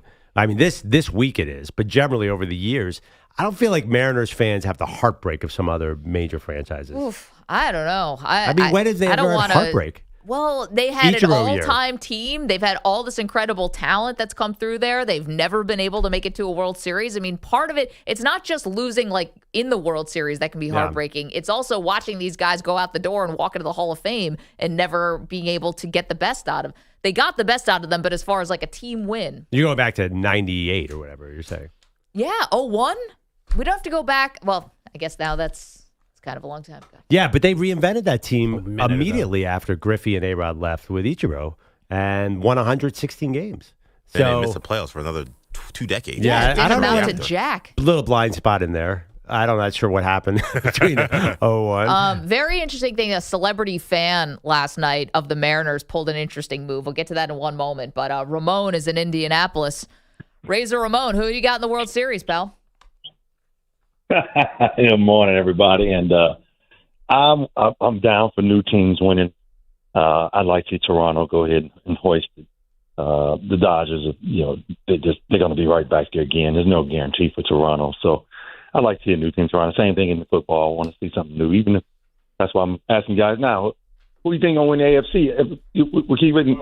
I heard a lot of bad press against the coach yesterday on a evening radio show. And I'm like, okay, they haven't beaten anybody. Enough. Okay, the AFC is wide open. Now, if you look at the NFC, Philadelphia showed their muscle back again, and Detroit's right there. So if you want to call them, maybe Frisco will get back like they are. So, you're going to have those three teams to deal with. But in the AFC, to me, Kansas City's kind of finding a footing, but they still haven't stopped anybody yet, as far as I'm concerned. I think the coach got a right chance. Yeah. And they're not getting any respect. And so I just want to know what you guys thought about that. 6-1 is 6-1. You are what your record says. Isn't that what the famous statement says? So I just think it's wide open. I'd like to see new teams. I hope Toronto goes ahead and finishes it off. What do you guys think about it? Thanks. Ramon, thank you. Go ahead, bro. I mean, come on. You're telling me Daniel Jones is going to be Patrick Mahomes in a playoff game, Ramon? Come on. I don't see it, but I do want to acknowledge something, that last night's Houston Texans loss was actually a really big deal, I think, for Indianapolis because, Pearl, we're looking at a couple 2-5 teams. Well, 1-5 and a 2-5. Houston, I'm getting this wrong. Houston is 2-4. Pardon me. I forgot they had their bye. And Baltimore is 1-5. And there's a lot of people, including Peter King, one of the greatest NFL writers and pundits in America, who thinks the Ravens are live to come back and win a wild card spot. I would have thought the same thing about Houston. Their defense is so good. 4 takeaways last night, okay? And their offense is so putrid that it could not get anything going against, granted, a good Seattle defense last night. But this was great for the Colts because the Jags look very shaky, and I thought Houston I still think there's an outside chance they can mount a comeback, but they have to do something at the deadline to get a wide receiver or some kind of offensive weapon because it's painful to watch them on offense, and the defense is so good. As bad as the passing game is, the running game is so much worse for Houston. It is unbearable to watch, especially at short yardage. Dear God. But, I think the Colts have transcended that AFC South conversation, and Ramon does bring a good point. Say they get the best record in case he has to go indoor to Indy. If they have to go out to Kansas City in the cold or out to Buffalo in the cold, forget it. But I think that now we're talking about, I'm already giving them the AFC South. That's where I am with them. Yeah. I don't think that they can challenge Kansas City at the highest level in the AFC. Now, again, I didn't think they would be here at 6-1. They have so many weapons. They can throw everything at you. And if you have a great running back like Jonathan Taylor, you should be able to win any game. And their D-line has played great, too. So I just don't think I'm ready to talk about them like that. It's funny. I don't think of the Colts as being like a dome team, because you got Jonathan Taylor, who obviously could be effective no matter what the weather. Daniel Jones played in cold weather in New York for those years. Now, did it go great all the time? Yeah, did he play well? Well, there was a lot of reasons why that team stunk. Oh, guys, I got something to tell you guys. But he's like it's not like, he's from stunk. Hawaii and you go to Kit. He's going to be like Tua, where he's like looking up at the snow like he's never seen it before. Dude has played in cold weather before. Their defense is stout. Like, I don't know. I'm not that worried that they're not gritty or that there's some glamoury inside. History shows that indoor teams struggle on road playoff games. Always. That's fair. And just like, come on. But I just look at the eyeball pieces and I'm like, why this doesn't look like this slick, they couldn't win outdoors. They're definitely, they're a big play offense. I mean, they're Alec Pierce shooting down the sideline at full speed. I do think of them as really an offensive team. So that by nature, it's going to be hard to go into Buffalo and into KC. I'm assuming, by the way, it's Buffalo and not going into New England. So that's the other factor. But generally, they want to stay indoors. I understand what you're saying about the roster, but I think your blood gets used to the warm weather, Maggie. You know how it is. You spend a week in California and come back to the East Coast, you're freezing. You just get used to the comfy lifestyle of the dome. I don't know. Tom Brady wore a scuba suit under his uniform all those years. Why don't people just do that? Well, it's a huge event because you get used to it. I mean, dome teams in the playoffs, watch out when they go on the road. It's never good. And even though they're not the Saints with Drew Brees, I understand what you're saying. That probably would not work well. They definitely want home field. I mentioned a celebrity fan last night had an interesting photo that they put out on Twitter. EJ, do you have it? Because I can't find it for some reason. About all the jerseys that were in that shrine. EJ, you got that Brooke Lopez tweet, please? Or Robin Lopez, excuse me. Robin Lopez, massive Pearl Mariners fan. How? Is he from L.A.? Famously... with the Lopez brothers? Yeah. Didn't they play at Stanford? Yeah, at Stanford High School, right? No. They were... I thought they were from L.A. Anyway, massive Mariner fans. And Robin Lopez last night, I don't know why I can't find the photo right now. Massive Mariner fans. He's in Toronto last night. Yep. In one of those hotels that overlooks the field. So I kind of respect that you couldn't even be in the stadium. You're like too nervous about it. Can you just read the jerseys that he had set up like right by the window of his hotel that overlooks the Rogers Center? So he has a tweet which says, "My view of Game 7, a makeshift uniform altar prayer circle in the hotel attached to Rogers Center. Seize the moment, hashtag avenge Joey Cora." So speaking of those jerseys, you got Jay Buhner, Joey Cora, Edgar Martinez, Dan Wilson. I assume this is him when he was playing for the Mariners. Yeah. What the hell did you trade Jay Buhner for? This is interesting. A Lou Piniella jersey, which only can be the manager because he didn't play for the Mariners, if I'm mistaken. No, he didn't. Someone named Davis, who I'm not understanding, blue and yellow. I don't know who that is. And A-Rod. It's a lot of jerseys, by the way. Who's Davis 21? I'm trying to figure that. I was trying to figure that out. That was the only one I couldn't ID. This had to be like Paul Molitor era because it's blue and yellow. Unless there was a throwback maybe that a current team wore.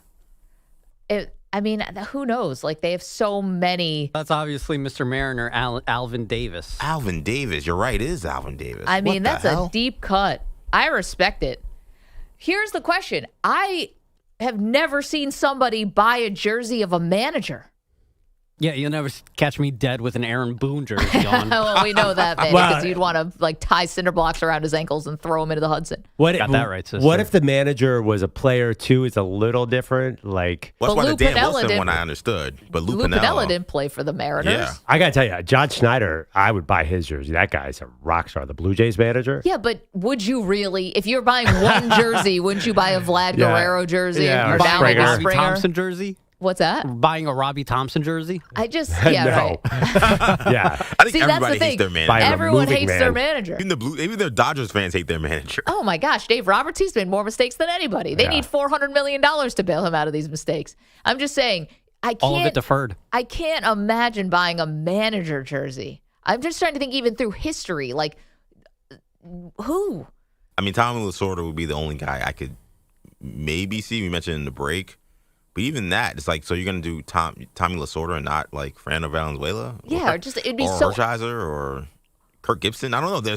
Or now Shohei there's or star Mookie. players, right? Yeah. I mean, thinking about, well, if you love that era, right? Like, if you love that era of Dodgers baseball, I'm like, okay, I get Lasorda was awesome, but You had players who were hitting big home runs and putting on historic performances. I can't imagine it. A Lou Piniella jersey is crazy. Just any manager jersey. And Lou was an icon, obviously, but like. That one doesn't feel so crazy to me. I don't know why. Where's his Lloyd McClendon jersey? That's what I like to know. How deep down the depth chart does this go? I mean, some of the famous ones, like an Earl Weaver, I guess, or would you even want like a Jim Leland? Again, it's just, I'd have to get to so many players before I'd want to get to the manager. Goes back to the Seattle Pilots. I wonder if he has any Pilots jerseys. I mean, is there any shot you'd ever want a Joe Torre jersey? I mean, Joe Torre, legend, but people did not. They found a lot of flaws with Joe Torre's managing style, despite all the winning. He's like a sleep in the dugout. Exactly. Sleeping Joe? Sleeping Joe? Original Sleeping Joe? Well, I mean, baseball managers, too. Like, I think casual fans couldn't name half of them because it's now, first of all, it's a GM league. There's sometimes a baseball manager's like, wait, who is this guy? Where is he from? Because there's such no names, and they turn out to be good. But I want the no namest of all no names as my manager. Because like, if there's a guy who's a career minor Don't leaguer, worry, you have him. well, Sorry. Yeah, unfortunately, he's been there a little too long. But I'm just saying, like, that guy must be really smart because he was not a good player. That's why when Albert Pujols' name came up, I'm like, Pujols is definitely getting a job. I'm like, well, he was like, he's a great player. He's not going to be a great manager. That's where my mind goes immediately. I'm like, give me Bobby Cox. Like, give me like some guy who. How about Don Mattingly? He's on the bench now for the Blue Jays? That's exciting. Yeah, no, that hurts. Wow, that hurts the soul. I mean, was he a great manager though? Well, I'm just saying. I'm trying to think of really great players who now manage. I mean, he was a successful manager. They won a lot. I mean, the NBA star goes back to coach's alma mater. It's the number one disaster of all coaching. That never works. Yeah, but generally, the better the player, the more questionable he'll be as a manager. You think Pujols has a shot? So he already interviewed with the Angels, and he may interview with the Orioles if he hasn't already. I think he's looking at the Padres now too. And the Padres? Is he not coaching for the Dominican Republic in the World Baseball Classic? No, I think he is, and that's what got him these opportunities. Yeah. Well, I can't wait for that. Because that Dominican team is a bunch of scrap. I mean, they've probably got the best team in the world. Yeah, they're I think the Japanese got something to say about that. Japanese also. Well, here's the thing. Americans aren't doing so bad. Albert Pujols is like, just be like me. Go out there and hit 340 and 47 homers, and you'll be just fine. Just like, be the machine. Just hit ball. Yeah, what advice does he have for anybody? Nobody's as good as him. That's why I think these great players can't be managers. Yeah, you can't just be like, just go hit a 3-run home run. Yeah, in this spot. In the most highest leverage situation. There have been some good players who have been good hitting coaches, though. Oh, that makes sense. Yeah, that I've seen, I feel like. Who, Barry Bonds? That was like a joke, right? No, but there have been guys who, I think Mark McGwire was a pretty good hitting coach whenever he, didn't Tommy Lasorda, Mark McGwire. Oh, Mark McGwire. When Lasorda brought back, right? Didn't he do some stuff with the Cardinals? Yeah, no, Mark McGwire sort of had a late post-career renaissance. Everybody likes him now. LaRussa, I'm sorry. Yeah. I mean, was LaRussa, he must have been, was he a good player? I can't remember. Must have been. This is a long time. Joe Torre was a great player, right? Believe it or not. Catcher. I think he won an MVP. Here's a question for you. If you were going to buy any baseball manager jersey, who would it even be? That's off of Robin Lopez, noted Mariners Ron fans. Washington. Ron's got a history. LA Angels Ron Washington jersey. Oh, you got to go Rangers. No, I want the obscure one of him managing the Angels for about 2 weeks. So if you were to buy a manager's jersey, who would it be? 888. Hello, 888-710-4ISN, 888-710-4476. Come on into the chat, guys. YouTube.com/InfinitySportsNet, Twitch.tv/InfinitySportsNetwork. And I haven't said this in a while. Sirius XM channel 375. Someone asked me the other day what channel we're on. And I realized I haven't said it in about 2 weeks. What are our names? 375, Allen Iverson. It was John Elway. Mickey Mantle, right? Is number 7? I think we did Mantle, Elway, Reggie Bush. Well, you got all the quarterbacks who are 7 as well, but 375. Yeah. Excuse me? Oh, he said. Sorry. How to remember we're on channel 375. But 3 is not Mickey Mantle. There you go. 7 is Mickey Mantle. Yeah. That's what I meant, 7. Yeah, but 3 I think was what, Iverson? No, I think 3 was Babe Ruth. And 3 was also Babe Ruth. Well, right, but younger fans might know more AI than Babe. I think they know about artificial intelligence more than they know about Allen Iverson. Unfortunately. 888-710-4ISN. Question for you. Do you consider the Mariners a hard luck franchise, number one? You want to call your shot on the World Series. Anyone picking an upset? Dodgers are the favorite in this one. That's not a shock. And we'll get to more football with a Monday night doubleheader in just moments. It's the Maggie and Perloff Show. All right, Maggie. First of all, I'm on fire. JSN over 87.5 yards. You nailed it. Helped me win on PrizePicks last night, but I'm so excited because we're in NBA season. And this isn't an official gift, but saying Luka Doncic at 47.5 points, rebounds, assists, hello. NBA is back, and it's going to be so much fun on PrizePicks. Right now, new users get $50 in bonus credit instantly in lineups when you play your first $5. The app is so simple to use. Just pick 2 or more players, pick more or less on their stat projections, anything from TDs to threes, and if you're right, you could win big. Yeah, I mean, how do you want to do this? You want to put Luka Doncic, you said the 47.5 points, rebounds, assists. You want to go more than. Definitely more than on that. Okay, and then Manny, we're going to need your help on this one. All right. Martin Zubamendi, can you help me? 65.5 passes attempted. Seems a little rich. I don't know. Go less than. I feel like Martin's going to be in a passing mode tonight. Arsenal, by the way, Manny, if you knew your soccer. Yeah, no, that's what I was debating on. 65.5 passes attempted? That's not bad. I'm going less than on that one. Oh? Let's do it, guys. PrizePicks. We're obsessed around here. It's all we talk about, really. It's available in 40-plus states, including California, Texas, Florida, and Georgia. Come play along with us, and we promise you will be obsessed, too. How do you do this, Max? Well, easy. Download the PrizePicks app today. Use the code MNP. Get $50 bonus credit in lineups after you play your first $5 lineup. That's code MNP to get $50 bonus credit in lineups after you play your first $5 lineup. PrizePicks, it is good to be right. Must be present in certain states. Visit prizepicks.com for restrictions and details. Mand P.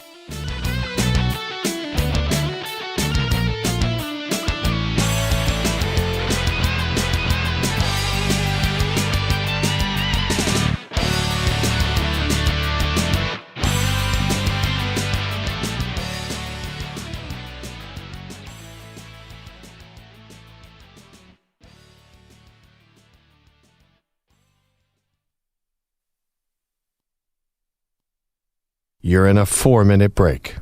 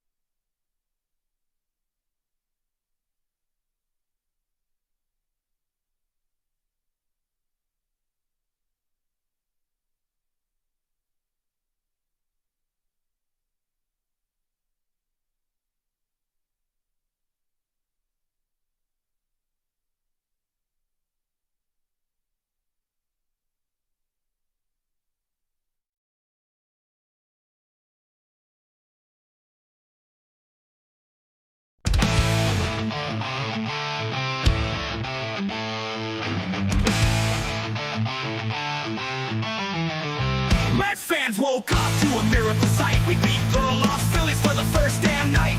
Said it couldn't happen, no way, no how. But we proved them wrong, look at us now. EJ's rocking that throwback fit. Nyko's repping the Mets, no quit. EJ's talking big, saying this year's the chance, but the Celtics showed up and led the dance. Jason's talking hard, Jalen's running wild, while EJ's sitting there looking like a sad child.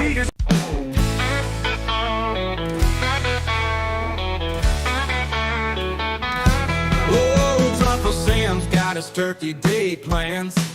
Sipping bourbon from a can, yeah, that's his stance. He's got the Maggie and Perloff show on blast. Feeling thankful and tipsy, talking fast. Uncle Sam, he's the man with a drink in his hand and a wild family plan.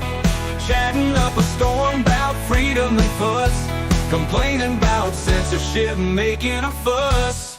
Daly's in the chat, shouting out loud, hey, let us be free, don't censor the crowd.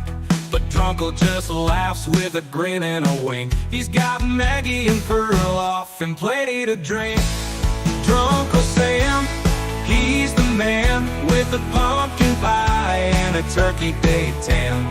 Bourbon in his cup, he's our #1 fan. raising a glass to the Maggie and Perloff clan.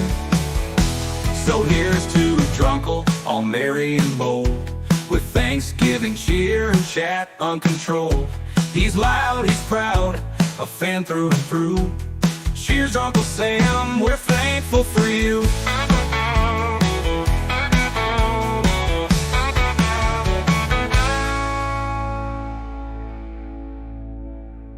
There's a sports guy we know, he talks games every day.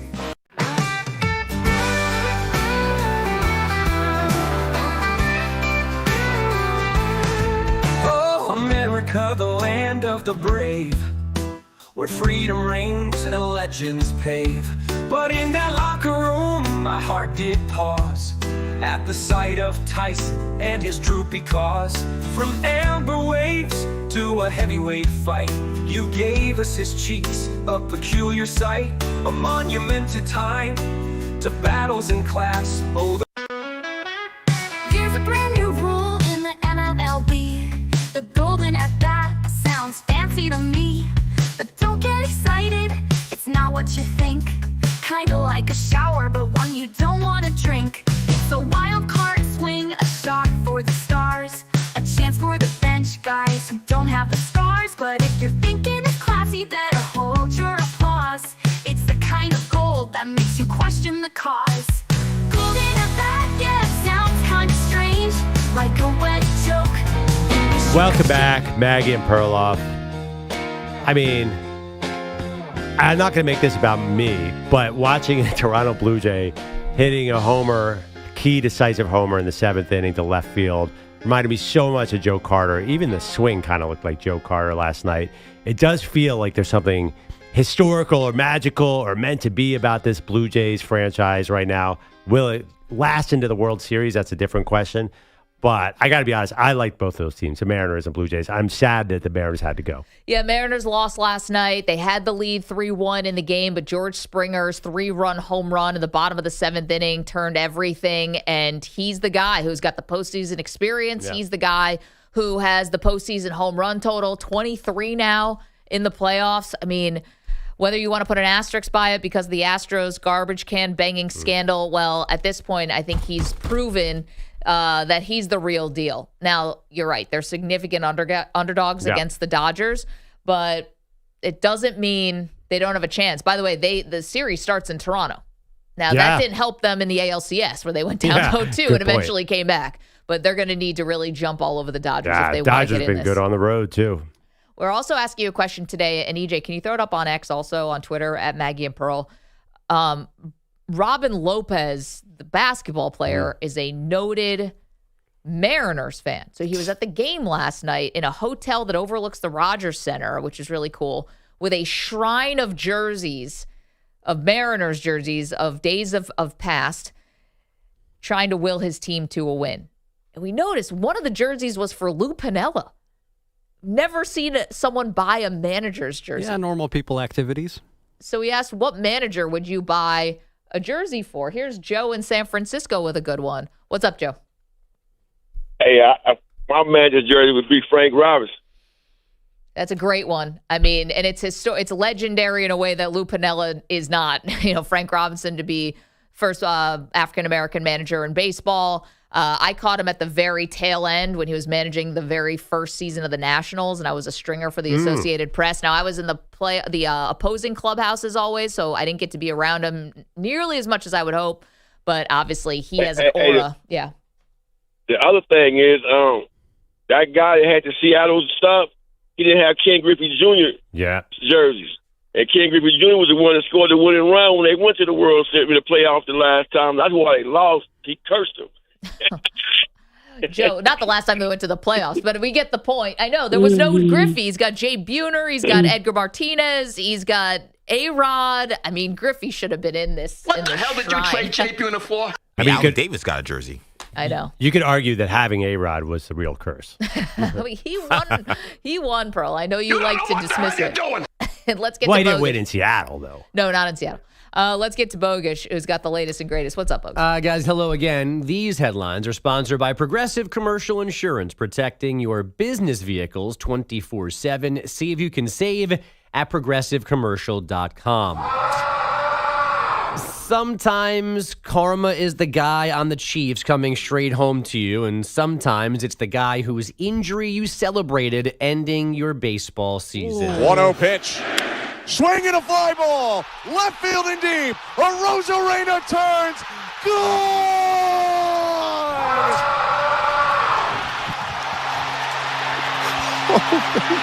A Springer! Dinger! At the best possible time for the Blue Jays, George Springer, the go-ahead 3-run homer, bottom 7 of Game 7 of the ALCS. It was just 2 games ago when Mariner fans booed and taunted Springer when he took a fastball off his knee, because that doesn't hurt. Now he is keeping them out of the World Series. The Jays winning Game 7 4-3. After trailing 1-0 and 3-1, they were down 2-zip and 3-2 in the series. The recovery took everybody, says manager John Schneider. You can look at the guys that are celebrating in here, and they've all helped us win. And there's guys that aren't here that have helped us win, so that part is really fulfilling. There's some role players. There's some guys that got valuable experience last year in a down year that has paid off this year big time. It does get a little tougher from here with the Dodgers coming to Canada for Game 1 of the World Series on Friday night. The Lions had roughly half of their preferred defense for last night's visit from the BuCS thanks to injury and a suspension, and they lost corner Rock Ya-Sin to a hamstring injury during the game, which brought this beauty from Troy Aikman. I don't know how these guys do it. I pulled a hamstring on a treadmill 2 years ago, and I haven't gotten back on one since. And, for these guys to, these are world-class athletes, and they're opening it up, and they're running wide open. And, I'm amazed, even with Mike Evans missing time coming back. But you sure see a lot of these hamstring injuries. They're down at 8. Yeah, let's get back to the game. Third down and 8. And the 2-2. That was glorious, by the way. That was my favorite moment of the game last night, because what old person like myself did not relate to that story? See, I actually thought Joe Buck had the better line where he goes, and Troykin goes, I'm surprised, you're not out there running with your kids. He's got twins who are 7 years old. You run around with them, you're going to pull a hamstring. And Joe Buck goes, well, I guess you understand my level of involvement. Yeah. It was a pretty good line. That was a great line. By the way, the fact that Rock Ya-Sin got hurt, it was a big deal.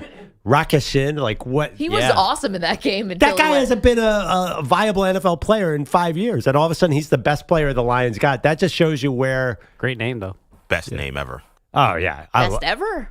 Rock best Ya-Sin. in the NFL right now. Rock Ya-Sin? As a defensive back? With the hyphen between Ya-Sin? That's amazing. Rock Ya-Sin? Look Yeah. over the middle, because I'm a Rock Ya-Sin. He might have been. He might have been in college with our. I think he's a little too young with our buddy Zach Gelb.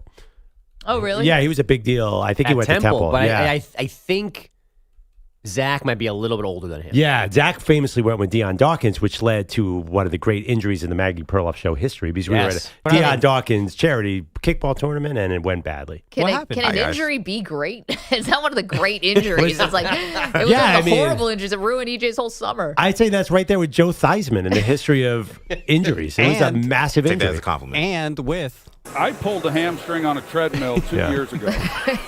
And I haven't gotten back on one since. And EJ hasn't played kickball since, and Facts. you should never play again. Oh, never playing again, and never playing on turf, doing anything on turf again. I'm never playing kickball again. I don't think anybody listening, that sport is tricky. Did you notice we didn't get invited back for the second one? Oh, yeah, we did. We did? Yeah, Zach went back. He said, we're welcome to come. Oh, I don't remember getting a text message like the first one. Yeah. No, first of all, we did not play very well. EJ was our best player, and when he went down, we were in big trouble. Which is the first 30 seconds. I thought Mr. Maggie was the best. Well, your husband was he was unbelievable. He was a 5-tool player on a kickball field. Unbelievable. But EJ, we needed EJ. I know. My husband ties that bandana around his head. All of a sudden, turns into a different dude. I actually have audio from the day that EJ hurt his knee. EJ Julio Rodriguez, same. Honestly, you were technically in more pain than he was. Oh, definitely. I also didn't really yell like that. I was pretty. No, you were I kept good. it together. You knew something was wrong right away. I knew I was done. Yeah, you knew you were done. No, It was a tough no. day. I feel like EJ in our lineup, he was like the George Springer. He was a dependable guy. Your husband was a 5-tool player. He was reminded me of Sean Green. Just like, is that right? Yeah, just a uber talented. Nice. Hey, No, Sean Green had yeah. 4 home runs in the game. Yeah, no, that Sean Green was a baller. Yeah. I remember. But he's not a killer. Oh, yeah. Oh, the attitude. Yeah. No, He's I not was a talking bandana, about like, the- wrapped the- in blood on my the face guy. speed power combo. I was thinking okay, about I'll give you that. the speed power combo is Okay. what I was thinking about. Oh, as far as the bandana, Charlie Steiner, like running Right. out of the Follow me to Sports Center. freedom. Follow me to freedom. Yeah. What's your player comp for your husband? Well, with the Michael headband, Jordan. it's a combination playing of Ken baseball. Griffey Jr. and Mickey Mantle all together. Come over here. I love you. All right, we have time for one more headline, guys. Get a hold of yourselves. You buy time to come up with the perfect player comp. To not offend him, but to be accurate enough for radio. Go ahead. The other day I'll quote something. you had like 5 or 6 names immediately for an obscure reference. You don't have a good husband comp yet? What do you Cup guys do? play. I gave you the Maggie's like getting Ken like Griffey, Mickey getting Mantle interrogated by hybrid. Congress here. Yeah. Sheesh. One more, huh? Remember when the Giants gave up 1 million points in the fourth quarter and lost in Denver Sunday? Yeah. Maybe you should fire somebody, Brian Dable? No, I'm not considering that. But we all got to do a better job. Starts with me. And there's plenty of opportunities to finish that game the way we wanted to, and we didn't get the job done. Damn it! The Jets, I'll remind you, lost in their own ugly way on Sunday. They might make a quarterback change because of that. Aaron Glenn said yesterday they are still figuring out if Justin Fields or Tyrod Taylor plays this weekend. I can't feel my mouth. Spoiler Yay for New York. It might not matter. Tyrod Taylor got in the game and went 1 for 7 for like 5 yards. 888-710-4ISN. Bogusch, thank you so much. Coming up, lots more to do, including is another team making a mistake by not making a coaching change, and also LeBron James. Looks like it's open season on the superstar. Everyone coming out of the woodwork to criticize this dude. Are they in the right? It's the MNP Maggie and Perloff Show. You're in a 5-minute break.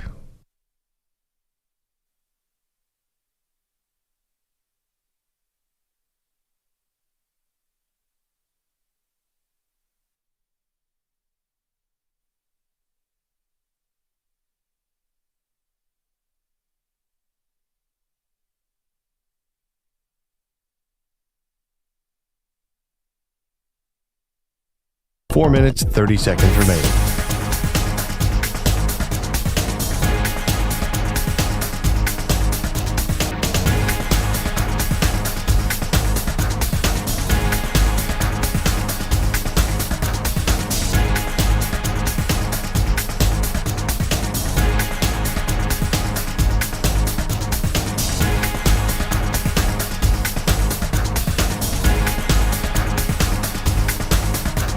Four minutes remaining.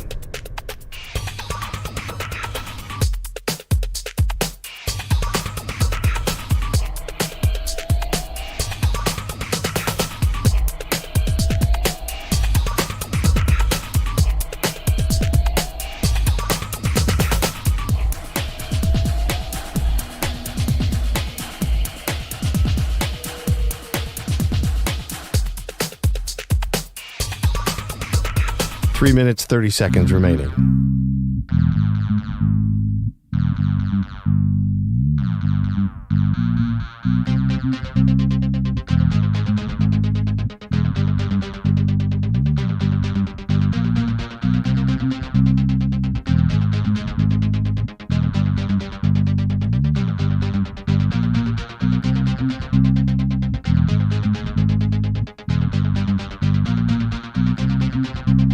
Three minutes remaining.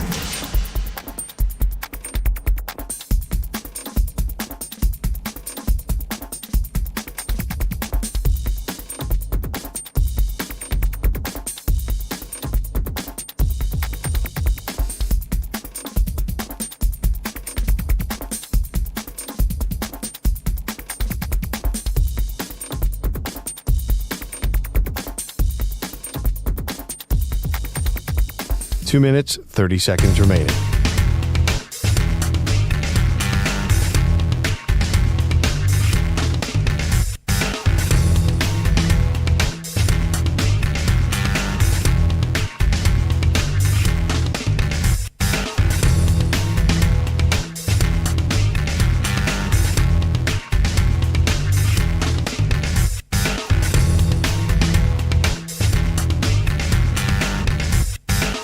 2 minutes remaining.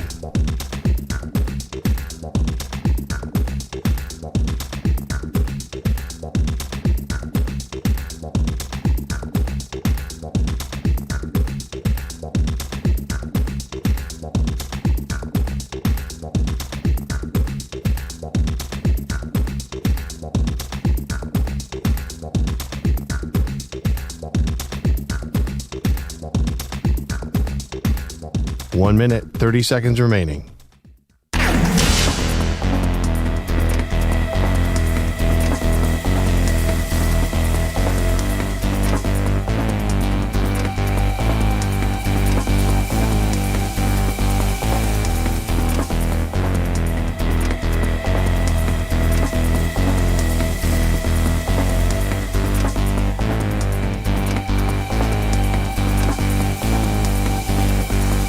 One minute remaining.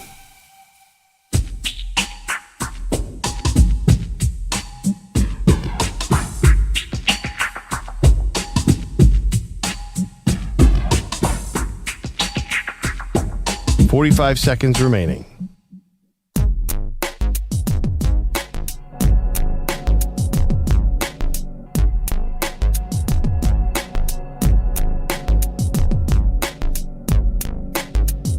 .30 seconds remaining.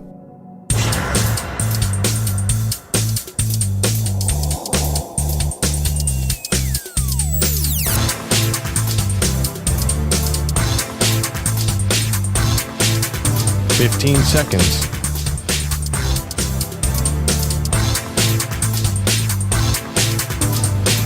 Break ends in 5 seconds.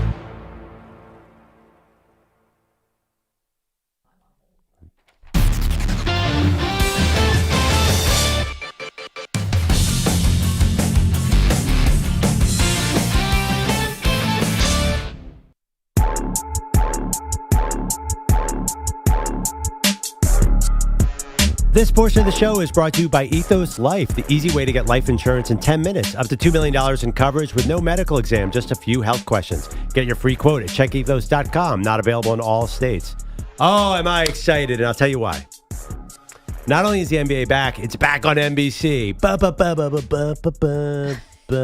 Round Ball Rock? Round Ball Rock. Yeah, but see, here's the thing about Round Ball Rock. I love it too. Oh. It reminds me of my childhood. Full stop. No, but they've been using it on college basketball now for a couple of years, and it always felt weird. It's like, it's the Atlantic 10 tournament coming to you from the Barclays Center. It's like, Richmond versus GW doesn't have the same.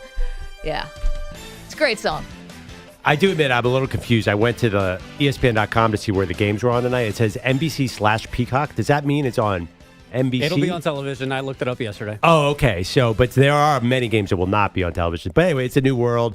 It is going to be interesting. And we get the Lakers sans LeBron tonight. Yeah, no LeBron. He's got that sciatica.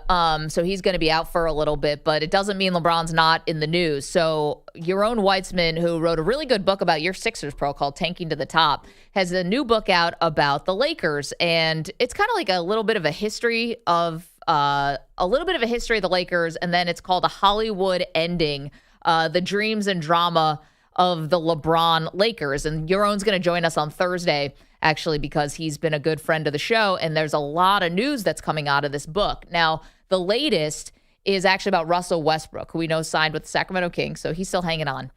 And it turns out that Russell Westbrook had like real issues with LeBron James, which is interesting because I know it ended badly in LA. But remember, LeBron is the one who stumped for Russell Westbrook. Yep. And in fact, like almost forced that trade. It was a draft night trade where Russ was coming from the Washington Wizards at the time. Now, you hear that headline, it's pretty juicy, right? Russell Westbrook has problems with LeBron James saying that he was fake, that LeBron was fake. Quote, I hate that fake bleep. I just can't do it. So you're like, all right, well, now you got my interest. Damn. Yeah, you got my interest. Then you look through a bit of the laundry list of things that Russell Westbrook found unlikable about LeBron James. Gonna be honest, like a little flimsy here. All right. Well, some of them sound pretty legit to me. No, it's just obvious. The first one, and there's a couple bullet points here. The first one is that LeBron was quietly pushing for a reunion with Kyrie Irving, a move that would have required trading Westbrook, despite publicly denying it. No kidding, dude. Like, this is why he's upset, is because LeBron wanted him gone. And by the way, he eventually got you up out of there. What did you think he was going to say publicly? Like, that would kill any trade value. And he didn't have any anyway. Well, that does explain Westbrook's frustration, though, because that's how you create a resentment in the NBA. I know, but it's just so obvious and petty that the rest of the list kind of, like, it's like, okay, you were just upset because LeBron wanted you traded. Here's another one. LeBron often said, let Russ be Russ in interviews, but didn't actually support him behind the scenes. You couldn't hit the ocean from the beach, man. Like, that one I can't kill LeBron for. It's another thing about LeBron acting a little phony to Will Smith, the actor, in a meet and greet. That story was funny, though. But, like, it's Hollywood, man. Who do you think is actually having genuine interactions? I don't know. That image of LeBron James doing a Q&A and asking, the whole thing had some creep to it. You have to admit, when you read that, like, ugh, there was a lot of negativity in that story. What about Will Smith? I don't know. Yeah, LeBron and Will Smith. There's a reason that LeBron had an issue. This was probably because of he's probably friends with Chris Rock.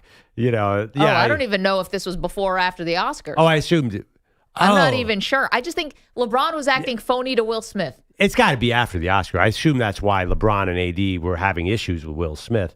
I don't know. That whole story sounded okay. Keep going, but I just want to say that Russ Westbrook is, while I don't love him as a player, is the most like authentic dude there is. And he's not a hypocrite. Okay, but here, LeBron is like known for his hypocrisy. I know, but you're grasping at straws here. Like, come on, you're really gonna like poke holes in one of the greatest players of all time because we all know. Yes, he didn't watch The Godfather. He claimed he did. It's not a high crime, everybody. It's cringy. It's cringy. That's all. And he said that he would carry around the autobiography of Malcolm X.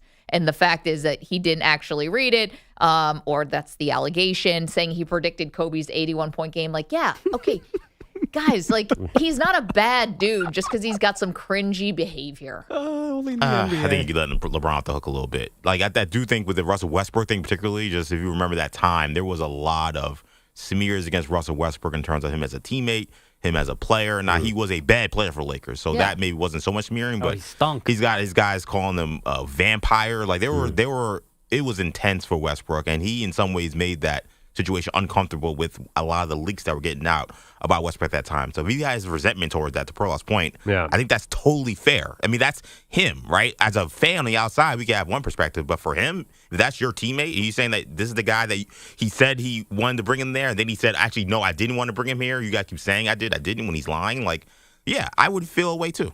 Lord have mercy, man. Listen, LeBron did bring him there because they could have had, was DeMar DeRozan? Yeah, I think. And then LeBron now says, I didn't bring him there. Okay, well, but meanwhile, he rescued him from the obscurity of Washington, D.C. Unless Russ wants to put up 30 points on a team that's going to win 17 games. If that's what you're about. Okay, well, then you're not about winning, and brought him back to his hometown. Well, I mean, okay, let's be honest about LeBron. Underpinning all this is LeBron started to become controversial, not about the decision, but when he became politically outspoken. Okay. And he turned a lot of people who weren't on his side of the aisle against him. So that's why then, but the problem, I think, is then LeBron rushes to be corporate partners with any corporation he can find. So people are like, well, you know, you're preaching on one hand, but then you really are all about money on the other. So there are like, where Michael Jordan, to his credit, is saying, like, was asked, are you a Republican or Democrat? He said, both parties buy shoes. So Jordan, who we know is an incredibly flawed individual, stayed out of, like, had a way of keeping out of the fray, where LeBron, to his credit, has always been in the fray. And I think that's why LeBron bothers a lot of people. Although that, you know, I totally agree with you, Maggie. It's all petty, but I do understand. Like, there's a lot. You know, LeBron is a polarizing figure. That's all I'm saying. You know that's true. Okay, but none of these things that Russell Westbrook is talking about, with him being fake, have anything to do with that. And by the way, like, listen, everyone can feel how they want. You wade into politics, you know you're going to have people who love you and people who hate you. But I would just dare everyone and anyone, find someone who doesn't have some type of hypocrisy. Find somebody who doesn't have some type of thing you can call out. I support this. I don't support this. Well, do you support that? Well, do you support that? Which is why a lot of people stay the hell out of it. I get it. But LeBron decided to go in on one side. He also started a school for kids in Akron that's been wildly successful. So, yeah, he's going to take shoe money from China, and then he's also going to do charity things at home. This is the inconsistencies that a lot of famous and rich people deal with. Does he do more good than he does harm? I guess is where I would probably put it. It doesn't seem like the guy's out here actively doing harm, which is why if he's going to be fake to Will Smith, who cares? Well, because that is so lame of Russell Westbrook to actually have an issue with that. But I just think that what you're saying, I just don't agree with. If you're so easily a petty liar, then people are going to think, well, the big stuff might be non-genuine too. That's what I think the vibe is. I mean, you might as well be a politician because they lie about everything and you don't trust them. You know, politicians lie, and those little lies, politicians and college football coaches lie, and those little lies lead up. Yeah, I mean, I think the little lies matter in the sense of oh, do I really trust this guy? Now, these are ridiculous. And I'm on Team LeBron in this one because I was not a fan. They should have signed DeRozan. That was LeBron's major mistake. They needed a shooter to complement him, not a playmaker. Anyway, that's besides the point. Yeah, and listen, again, you just might not like him. And, that's true. And obviously, he and Russell Westbrook were just bad colleagues. Obviously, this is workplace stuff where you're annoyed by every little thing. It's that book, Who Moved My Cheese? This is workplace drama that we all hear about. Nobody else works with LeBron James, though. It's not Bill down the hall. But he might as well be. Maggie Perloff Show. Let's do baseball next.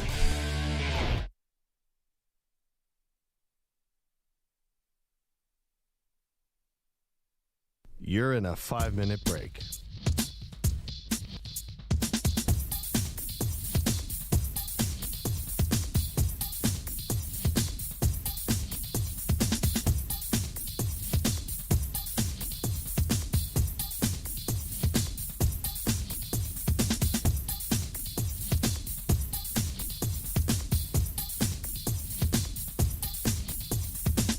Four minutes, 30 seconds remaining.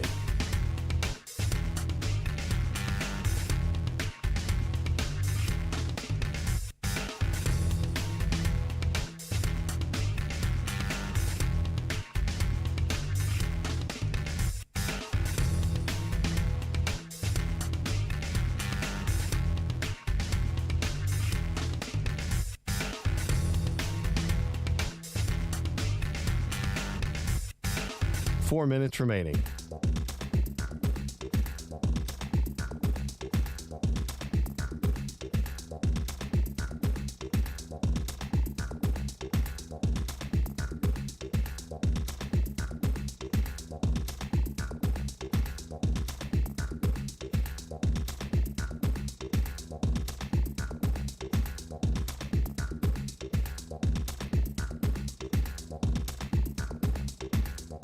Three minutes, 30 seconds remaining.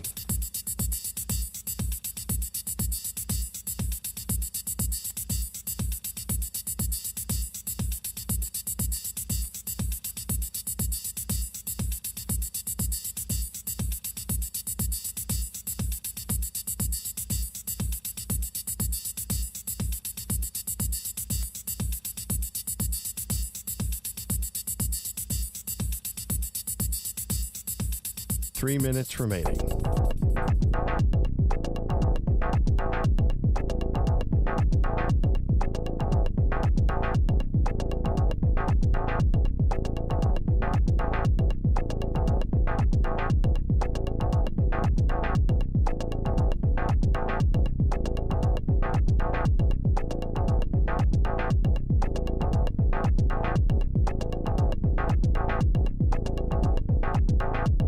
Two minutes, 30 seconds remaining.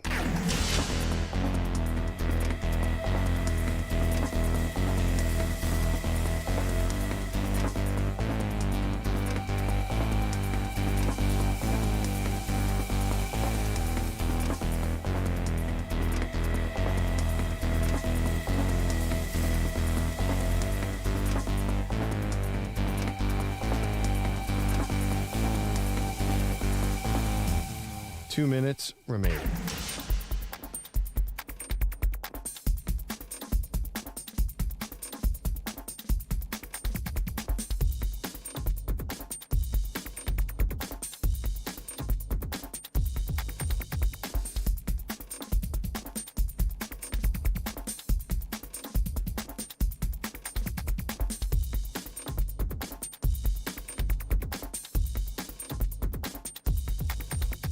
1 minute, 30 seconds remaining.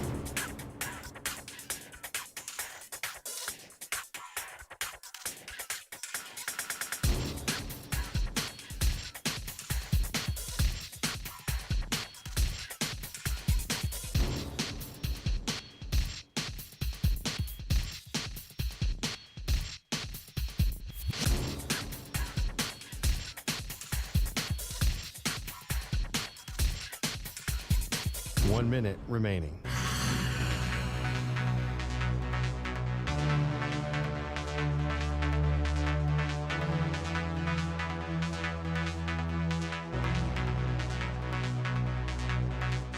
Forty-five seconds remaining.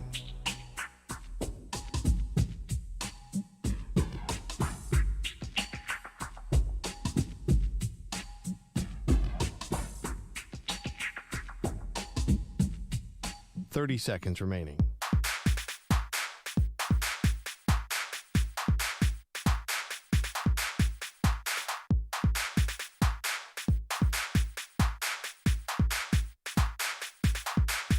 Fifteen seconds.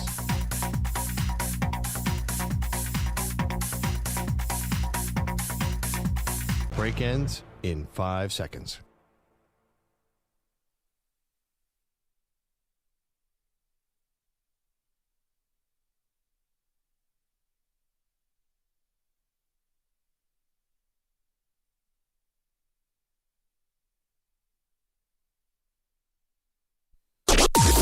Maggie and Perloff on the Infinity Sports Network. Gibbs the back, the snap, the spin, handoff. Gibbs banking his way, spins in, breaks a tackle, touchdown Detroit. 5-yard touchdown run by Jahmyr Gibbs. His second touchdown run tonight. And he vaults the Lions on top of the Buccaneers, 20-9. Thank you to Kevin Harlan on Westwood One. Yeah, the first Jahmyr Gibbs touchdown went 78 yards. The second one, a little easier, just 5 yards at the goal line, Pearl. Ooh, and sick spin on that run, though. That is true. Detroit Lions 24, Tampa Bay Bucks 9. Definitely a statement game for the Lions. We'll get to the World Series in just a moment and George Springer's huge home run yesterday. But, Pearl, you thought last night was especially notable for Detroit. Well, I mean, if you are an NFC team, you are not happy watching Detroit because Aiden Hutchinson is fully back. Actually, he didn't get a sack last night. He'd been on a hot streak with sacks. He's somebody to be factored. They played Lee McNeil last night. That defensive line, whoa, all of a sudden they're good. Baker Mayfield just did not have a clean pocket, and you could see it. He did pull a magic here and there, but he just couldn't get any consistent passing game going because they were all over him. Then on the other side of the ball, they controlled the game with a run game. I thought they would take a step back without Ben Johnson as offensive coordinator, and arguably they have a little bit, but they have the formula, Maggie. I mean, that's the formula. Run the ball, play defense.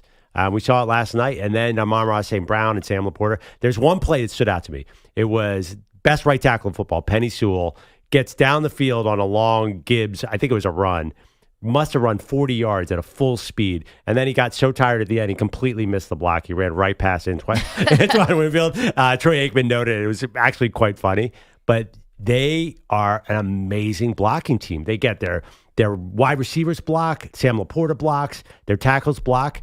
I think I underestimated this Lions team. I mean, they are very injured on defense, so that could be the problem. That could be the Achilles heel. That was my bigger takeaway, is you had a Tampa offense that, while they do actually have a negative point differential, but barely, they always find a way to put together a drive when they needed it. And you'd think, okay, well, here's the Baker Mayfield magic. You've got a secondary that's without Kirby Joseph and Terrion Arnold and Avonte Maddox, and then Brian Branch gets suspended, and then Rock Ya-Sin, of one of the great names in sports, gets injured after he had been playing well in the game. He had to leave the game because of some cramping and stuff like that. So you had all these backups in the secondary, and we've seen that be a disaster for the Lions. Yeah. Like, that's what's kept their opponents in it. It's what lost them the playoffs last year. And so the fact that they were this stout against Baker Mayfield, who is an MVP candidate through 6 weeks, that, to me, was the story of the game. Not so much 24 points. Okay, Lions offense, we've seen them drop 50 on people before multiple times. To me, it was how the defense stayed so stout against Baker Mayfield. Yeah, it's, again, Hutchinson is going to quietly sneak way back to the top of that Defensive Player of the Year candidate. He somehow gets every commercial, even though no one knows what he looks like, which strikes me as kind of odd. Really, really impressive game. Jahmyr Gibbs, is there any doubt he's the most exciting player in the NFL? I mean, I'd like to hear, you could give me Bijan, but it's just every time he runs, it looks like a video game. To me, he should be one of the faces of the NFL. And I think kind of we're getting there a little bit. He's fantastic. There was a 4th and 1 where he should have been tackled 2 yards behind the line of scrimmage, and he just powered his way. He's a combination of Saquon and Barry Sanders. You know how I feel about this guy. He's amazing. EJ, you picked them to win the Super Bowl, and they're back in it because I think early in the season with those injuries, obviously they're cornerbacks. You would think they're out. I think they're back in for sure. Yeah, I mean, technically the Packers are on top of them in the division just because they won that first head-to-head first week. But yeah, no, the Lions and the Chiefs, and obviously they played, but the Lions and the Chiefs look like two teams that, despite maybe a little bit of shakiness, they are right back where we thought they'd be. Now, on the flip side, I think the Baker Mayfield MVP stuff is now gone. First of all, Patrick Mahomes is now the odds-on favorite to win. I realize it's not even Halloween yet, but once he's got the front-runner position, I think it's going to be really hard to take it from him. And two, why Baker Mayfield, I think, was actually getting MVP consideration was because of the last-minute comebacks, no doubt, but also because he was doing it with all these guys injured. Bucky Irving's out. Chris Godwin is out, and his two tackles were both out, and he was still kind of rising to the occasion. Last night, all those injuries, along with Mike Evans breaking his collarbone in the game, obviously caught up. And Emeka Egbuka is compromised, and he could not lift them. And so I think that was a bright, shining star, almost like Halley's Comet for Baker Mayfield's MVP candidacy, and now it's over. That feels harsh. I got to tell you, I did call Mahomes was going to win MVP 3 weeks ago. I wanted you to find the footage because he was playing so well even when they were losing. He was doing everything. Here's the concern. He is definitely running too much. Like, he's running at a record rate for Patrick Mahomes. So we'll put that. I tell you who to bet on now. Emeka Egbuka. I think Dak Prescott is going to be heard from in this MVP race. He's the new Baker Mayfield, the flavor of the month, as you would say. I think he is going to make a surge. They need a winning record. That's the only problem. But more than that, he's definitely playing well. I mean, he's playing better than Mahomes even. I mean, he is playing as well as anybody. But they have to be a playoff team. You can't give the MVP to a team that's in the hunt. Winning record. I mean, I think if they have a winning record, they have a great chance to be a playoff team. So, but it feels like, and then you mentioned another candidate, maybe, Drake May keeps playing this efficiently. Maybe he gets into the MVP race. So the MVP race has a flavor of the month. Yes, Baker was definitely the MVP of September. It's a long way till December. I hear what you're saying about Mahomes has such a lead, but you never know. There's a lot. It's like the Heisman. There's a lot of football left. 888-710-4ISN, 888-710-4476. I know the crowd was in a super frenzy last night for the Lions. Oh, my God. They were outrageous. Yeah, and I think, there were some, calls that I thought went against Tampa that maybe could have made that game a lot more interesting, including a fight for catch between the defender Arthur Millette from the Lions and the tight end Cade Otton for the Bucs that, to me, looked like 50-50. In my whole life, 50-50, the tie goes to the wide receiver. Instead, they called it an interception. That was the second turnover of the half because Sterling Shepard got a ball punched out in the first half as well. And then the sort of towards the beginning of the fourth quarter, just as we're getting going with the fourth quarter, again, Cade Otton, the tight end, involved in a controversial play. Bucs are going for it on a 4th and 4.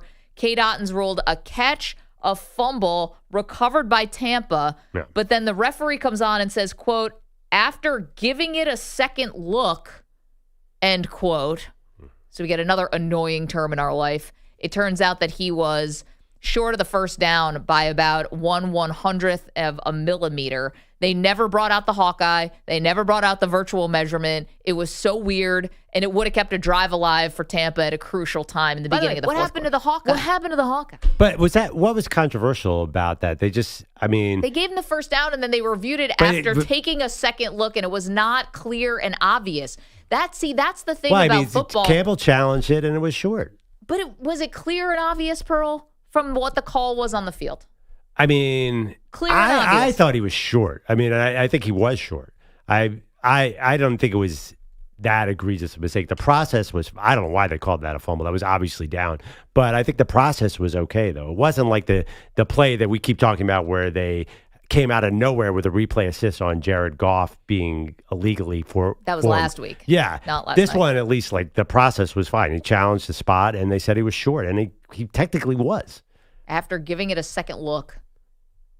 Okay. But it was a challenge. I mean, what do you... But where's the Hawkeye? Like, they have The this Hawkeye technology. is fake anyway, because the Hawkeye can't determine when the guy's knee is down. Listen, there's supposed to be that chip in the ball that's He had supposed to to get- help us. So why do they ever use it? He had to get, I think, to the 41, and he got to the 40.99. Which we wouldn't know unless they zoomed in like hyper into the every pixel. They caught a fumble on the field. The guy had been down for 3 seconds when he lost the ball. What do they know? I know, clearly nothing. Last night was frustrating if you're a Bucs fan, but you don't really have a leg to stand on because the offense was doing a whole lot of nothing. Okay.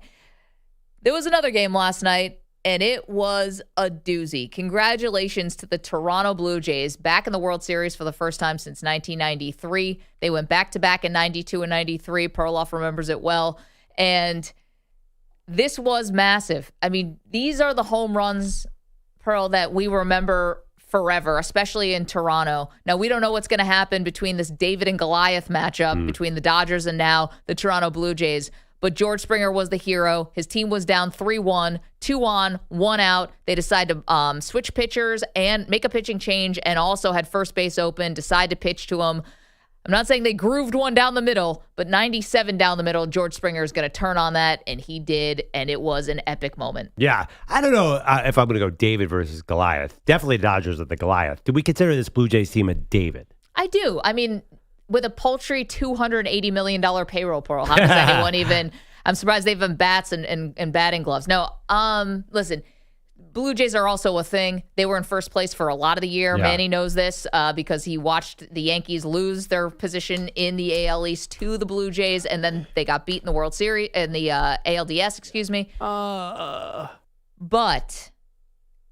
this is a lot of guys who were kind of given up on. Yeah, journeyman for sure. Yeah, for every Vlad Guerrero and George Springer, you've got the dudes who are coming through at the bottom of the lineup. And that's where we go to Rich, who's in California, wants to talk about the contribution from the lesser-known guys on the Toronto Blue Jays. What's up, Rich? How are you? Well, it was a fun game to watch.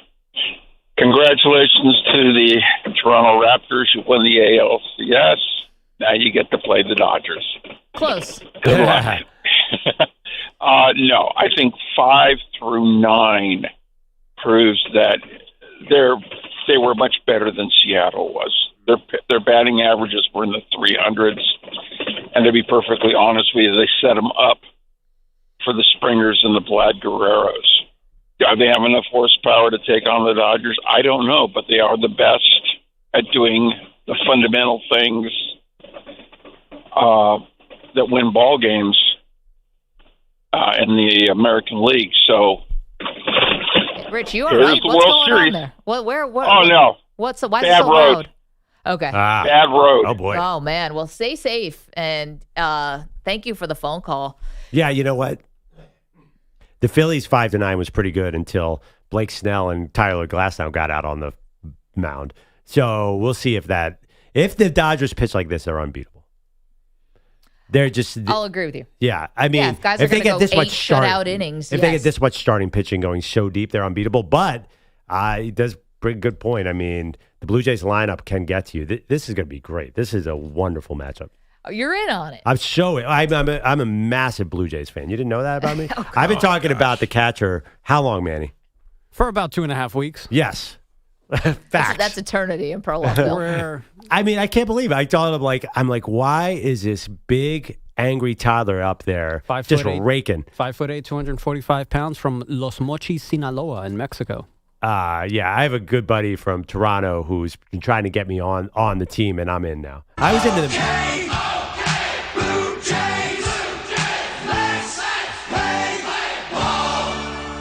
I was fully prepared to be all in on the Mariners as well. I mean, come on. They got tridents and jackets, and there's all sorts of fun stuff going on here. The Dodgers are relatively boring compared to these teams. Did you throw a trident? Yeah, I don't think the Dodgers have do they have a home run thing? No, we'd know. It's deferred. It comes later in the year. Do we? We'll find out in 10 years. That's a good line, considering Shohei Ohtani's not getting all of his money until the year 2040. Did we get any more responses on our fun question? And this is inspired by Robin Lopez, of all people, the basketball player, who's a massive Mariners fan and had like a shrine set up last night in a hotel in Toronto, the one that overlooks the Rogers Center. Like, that's when you want to be a rich person, right? Oh, that place is that's my dream. But just like, it's his team.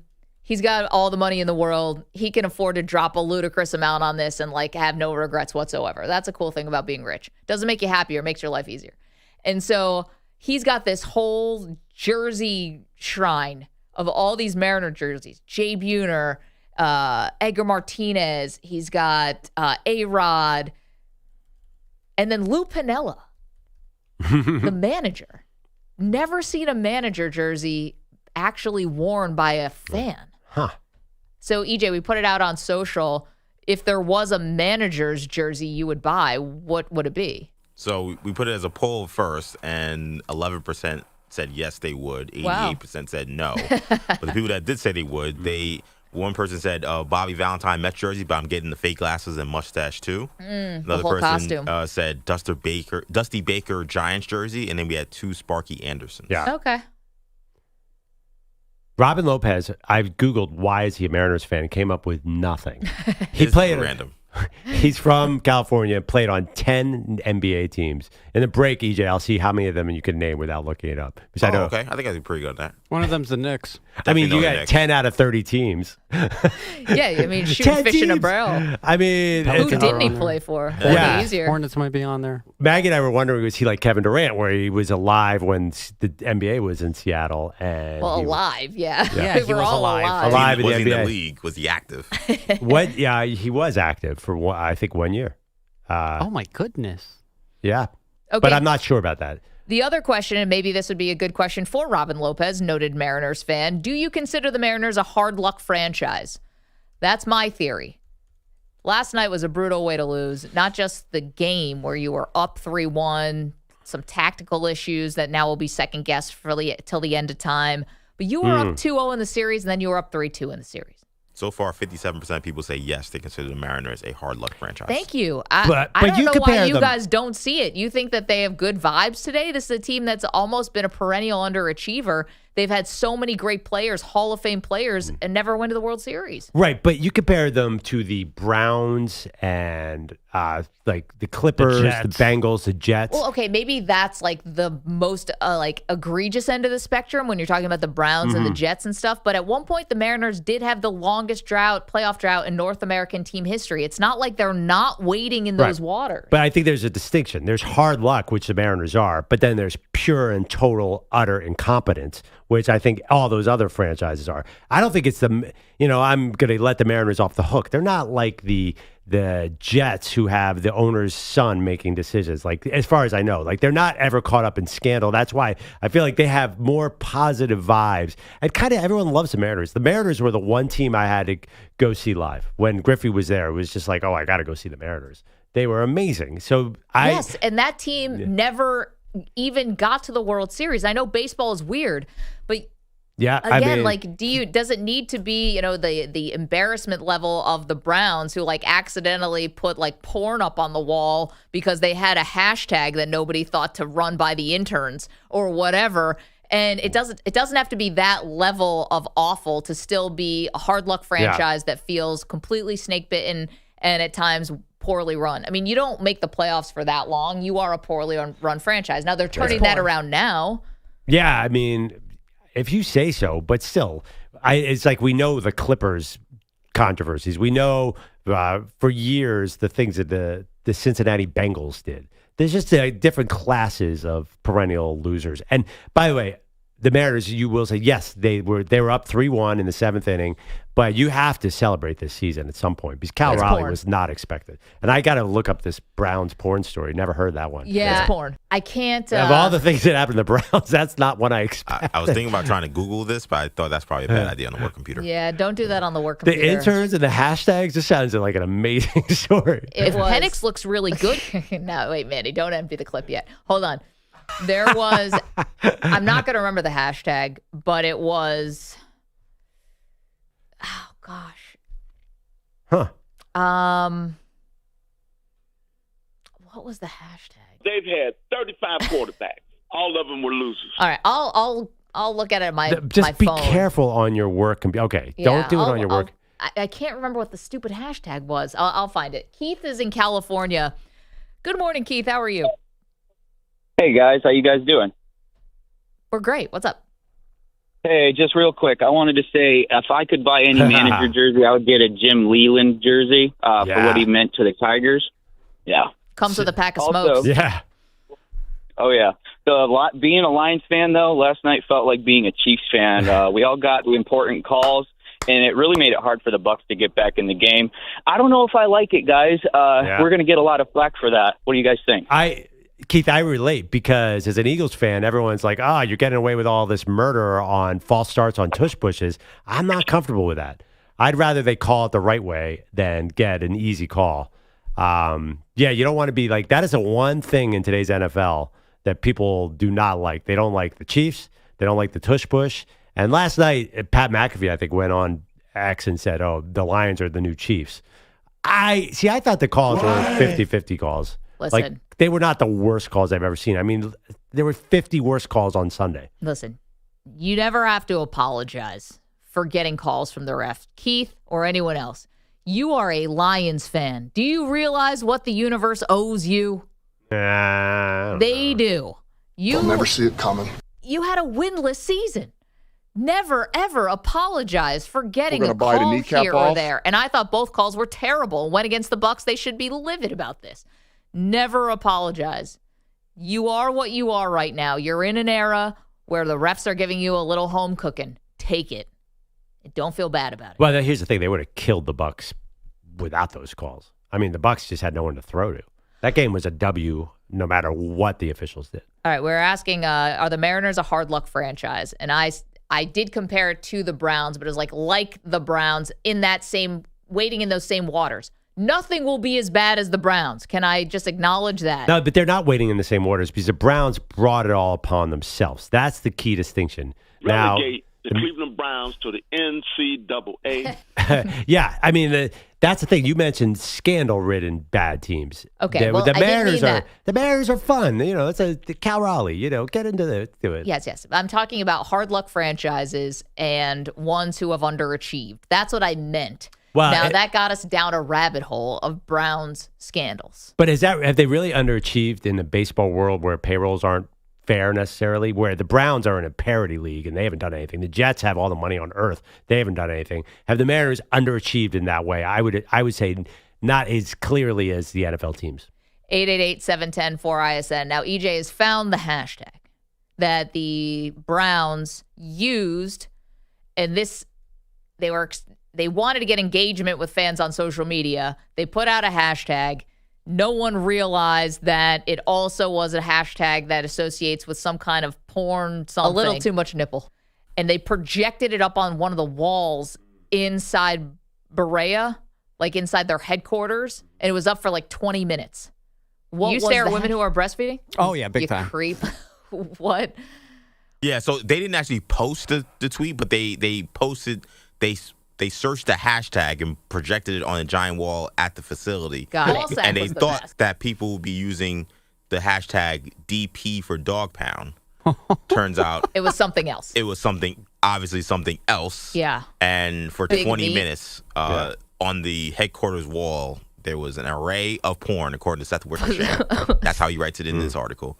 And it triggered an array of porn to be broadcasted onto a wall for the entire office to see for more than 20 minutes until a tech employee killed the feed. An array of porn. Why did they leave it up for 20 minutes? No one knew where the off button was. I don't know. Maybe somebody didn't want out of the wall. Maybe somebody did know what the off button was, but they were like, I'm having some fun at work today. I don't know. 20 minutes seems like a lot of time. Okay, so I used to work on the Dan Patrick Show, and this problem has happened to many people. I was wondering about that hashtag DP. Yeah, DP show, trust me, we ran into the... I think you got to give him a D. Yeah, we circled in the same internet waters by accident a couple times. Yeah, sorry if there's any kids in the car, but so we won't spell it out any more than we already did. But yeah. But DP for dog pound? There's a Cleveland, because they're idiots.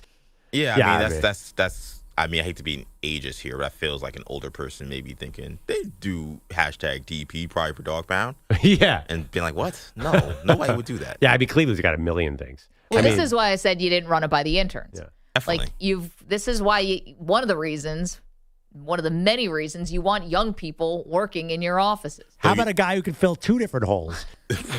I mean, But you know guys. I've been told by social media professionals that's insulting. By the way, they call them interns. They get very mad about that. But what if they're literally interns? That's one thing, but the assumption that you have to run it by interns when they're like, "Oh, we have full careers now." Like, like that's like a big taboo thing. Yeah. I did not know you were a DP fan. 888-710-4ISN. We've actually seen a movie where we know exactly how the structure of the Browns work. There was an intern, I'll say the word, who was helping Sonny Weaver on draft day, came out of nowhere with a new computer. Remember that guy? Yeah. So I think the Brown, because that is a rare team where we know exactly how they operate via Kevin Costner. Lucky I us. need a hot young guy. Yeah, 888-710-4ISN. Browns have so many more problems beyond what you just said. I mean, their owner, let's not even start. Jimmy Haslam. He's a trip. 888-710-4ISN. Okay, do you consider the Mariners a hard luck franchise? That's where this came from. They lost last night in a Game 7 to Toronto, and early matchup, Dodgers, Blue Jays. Coming up next hour, Harold Reynolds is going to break it down with us. It's the Maggie and Perloff Show. You're in a 5-minute break.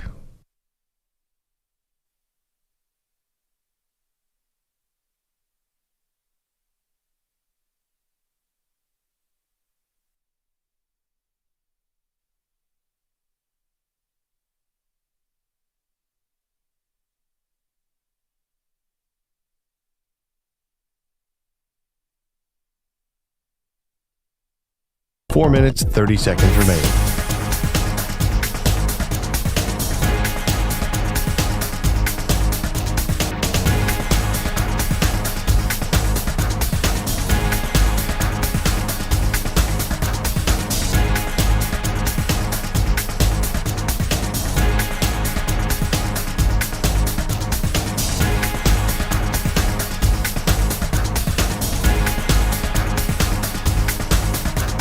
Four minutes remaining.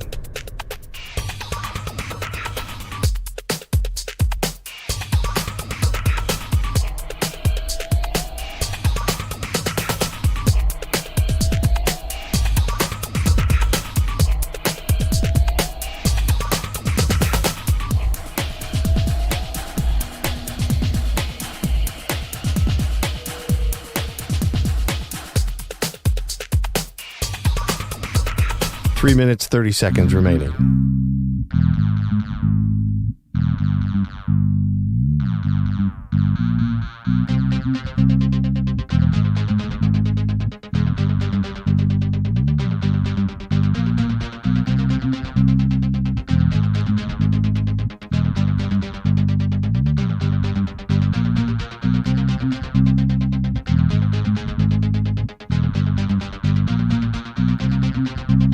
Three minutes remaining.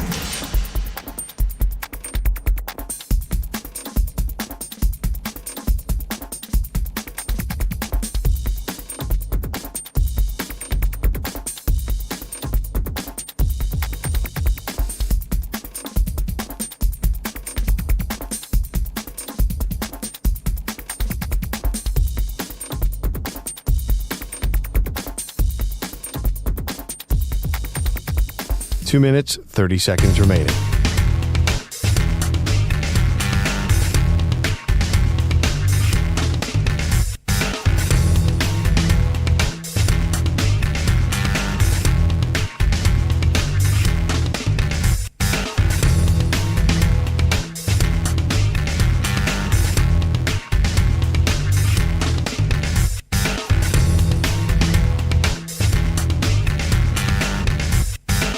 Two minutes remaining.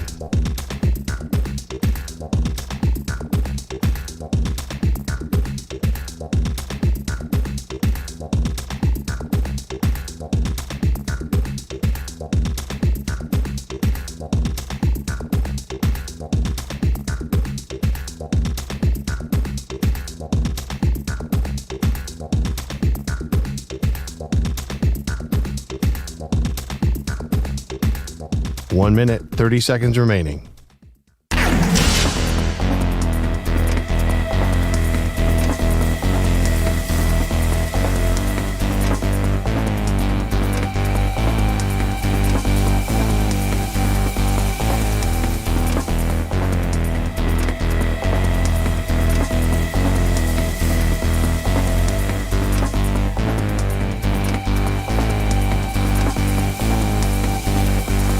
One minute remaining.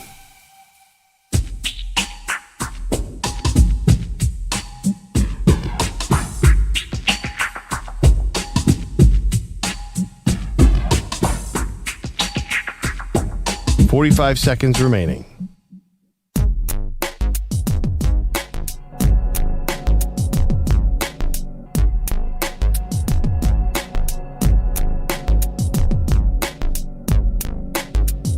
$30 seconds remaining.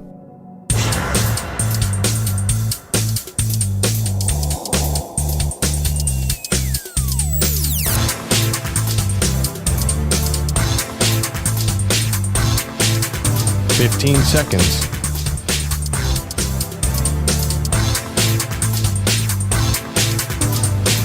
Break ends in 5 seconds.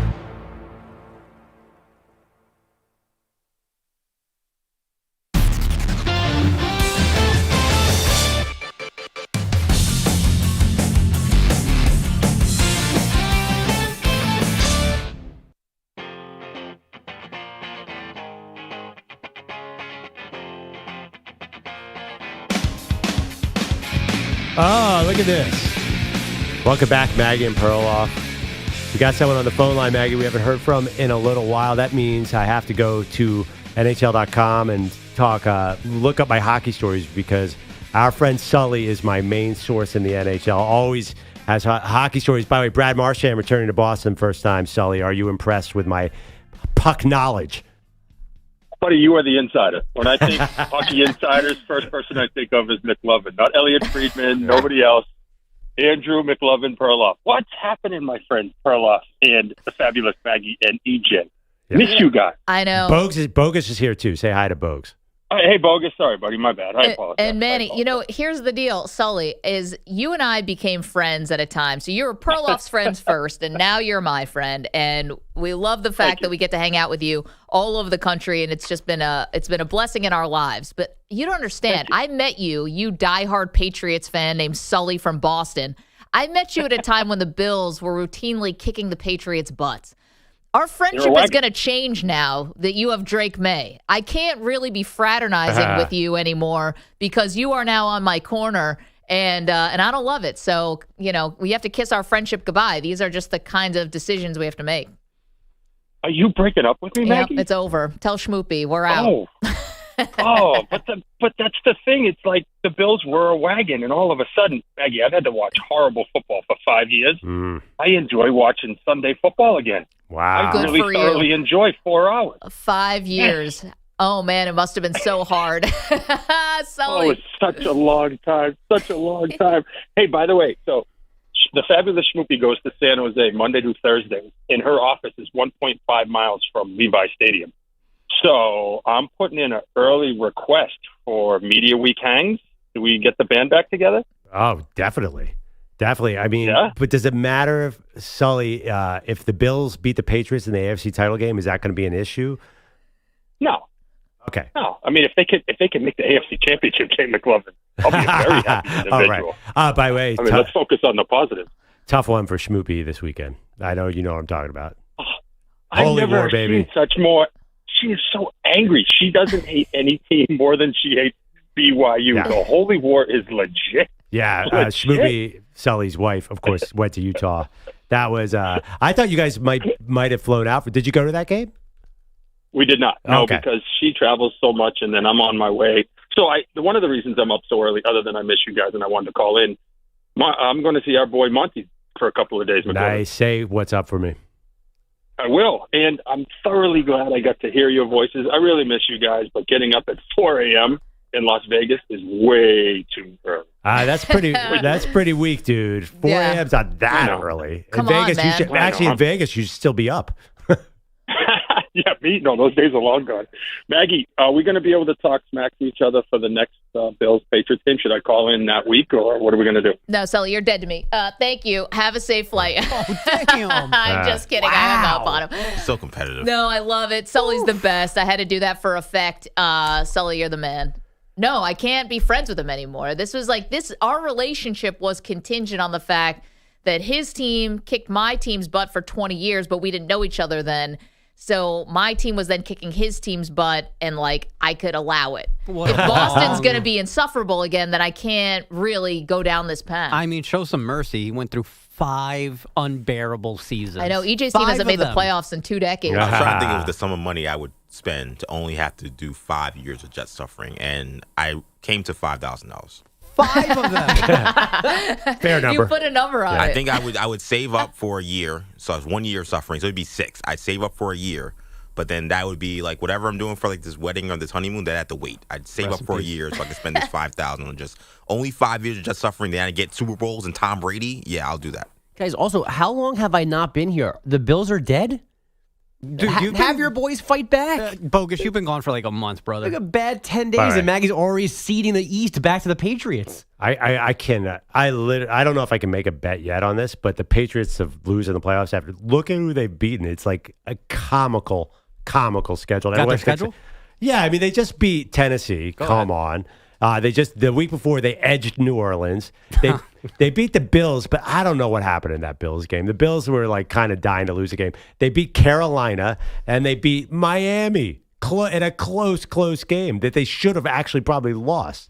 This is not a great team, by the way. This is a scheduled team. Every year we get a bunch of them in the NFL, and that's who the Patriots are. Though next year I'd be very, very scared. I just love this that Perloff says the Bills were dying to lose a game 3 weeks ago. They're going undefeated, Mags. They're going undefeated. Yeah, that was a bit. I don't know why they lost that game.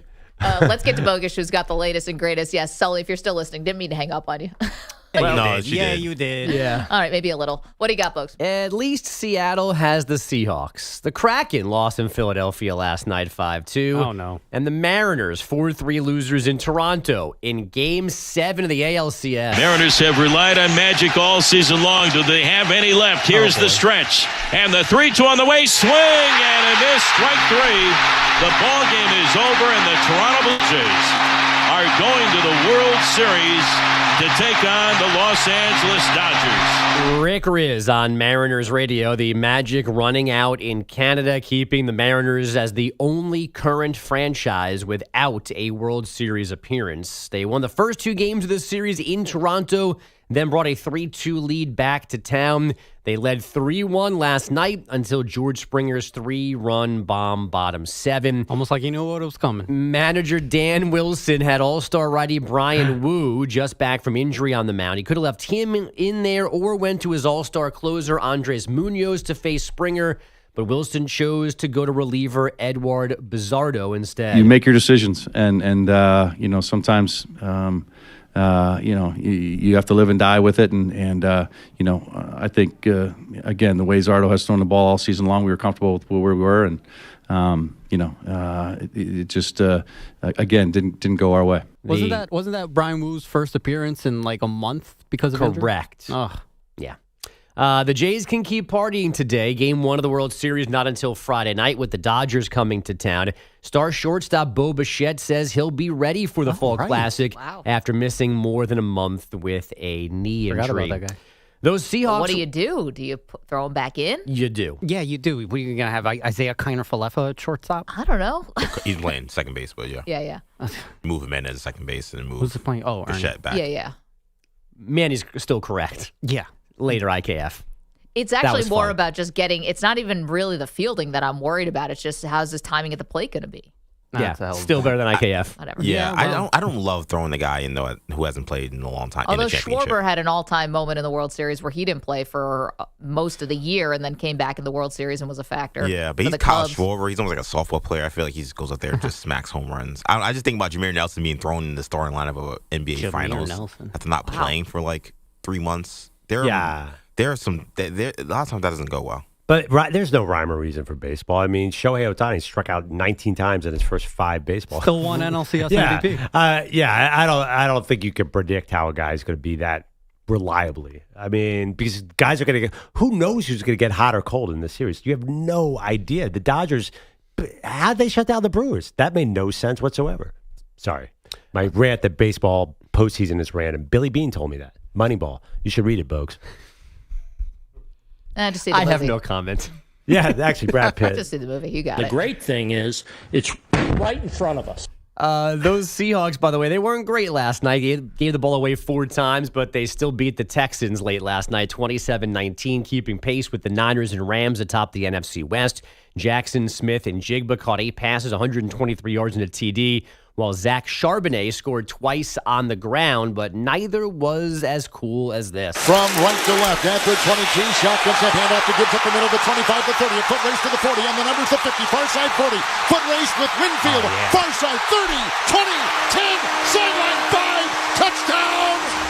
The Lions have scored on a touchdown run by Jahmyr Gibbs, streaking for 78 yards. With That's Kevin electric. Carlin on the call for Westwood 1, Gibbs ran for 136, scoring twice, adding 82 receiving yards. His Lions were sloppy like the Seahawks, but they downed the Bucs 24-9 behind their defense.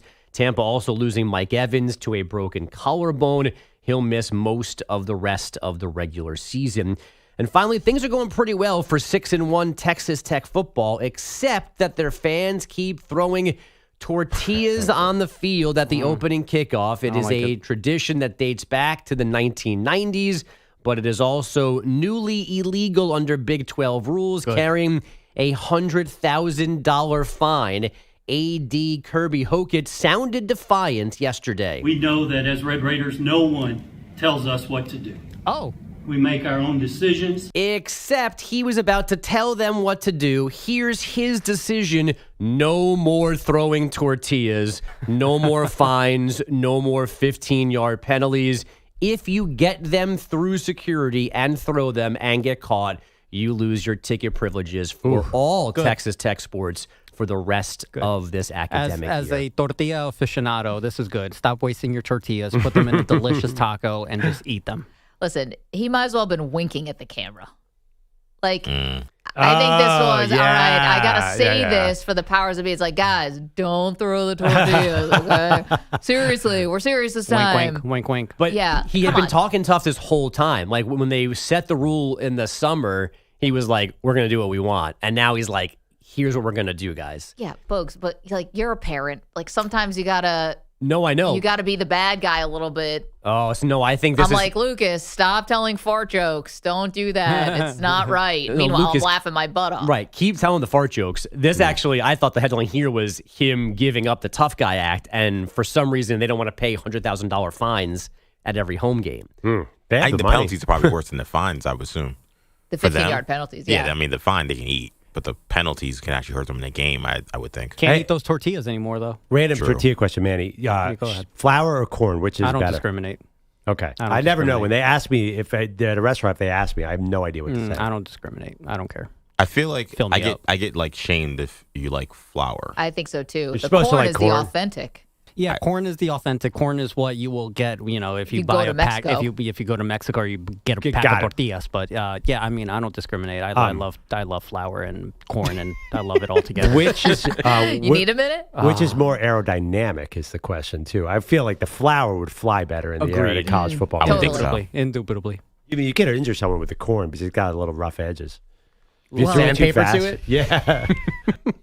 Get you in the eye. You could be out But also a couple weeks. corn tortillas crumble a little easier than flour. That's a fact. That's why you got to get the good tortillas, bro. Yeah. But if you're throwing them, I'm talking about at Texas Tech. Yeah. I think flour would be cheaper, too, so you're like fiscally responsible There- by going flour to buy them in bulk to throw them. Wait, somebody's grandmother didn't make all these? I don't think Little so. old lady? The I don't press, know. no. Una abuelita just making tortillas over there. Exactly. They have metal detectors as you come in. Is there any kind of flour or corn detector?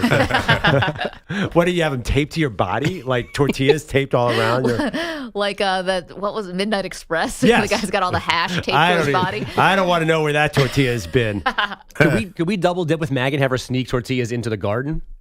Oh my See God. what she gets caught for first? Oh, I thought you were going to say in my shoes. No. My big, gigantic feet. Yeah, there we go. We have strategy. I don't know. Work. It's going to be harder to get Maggie into the garden to get the tortillas in her shoes.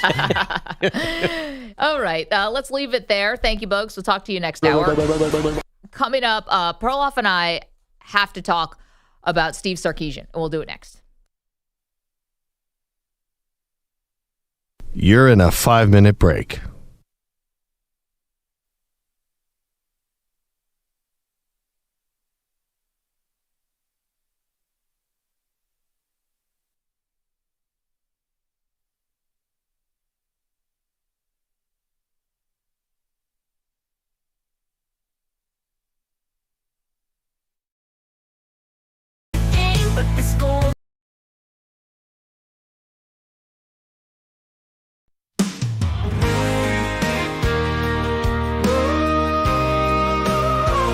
Maggie's got some giant feet, they're the talk of the town. When she walks the sidewalk cracks, she's bringing buildings down. She tried to buy some shoes, but they said no way. Now she's wearing boat sails just to get through the day. Maggie's giant feet, they're a real big deal. Stepping on poles, creating legs for real. Maggie's giant feet, they make a mighty thud. But Maggie just laughs, hey, it's all in good fun. She went to a dance, cleared out the floor. Her feet made the music, folks yelled for more. At the beach, she's a hit, making giant sand castles. Her footprint's so big, they're like dinosaur battles. She went to a dance, cleared out the floor. Her feet made the music, folks yelled for more. At the beach, she's a hit, making giant sand castles. Her footprint's so big, they're like dinosaur battles. Maggie's giant feet, they're a real big deal. Stepping on puddles, creating legs for real. Maggie's giant feet, they make a mighty thud. But Maggie just laughs, hey, it's all in good fun. She went to a dance, cleared out the floor.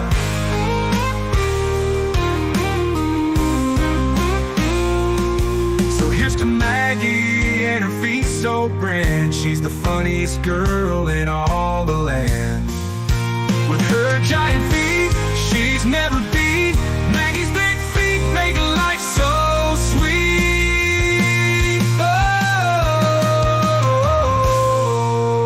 Oh, Maggie's big feet make life so sweet.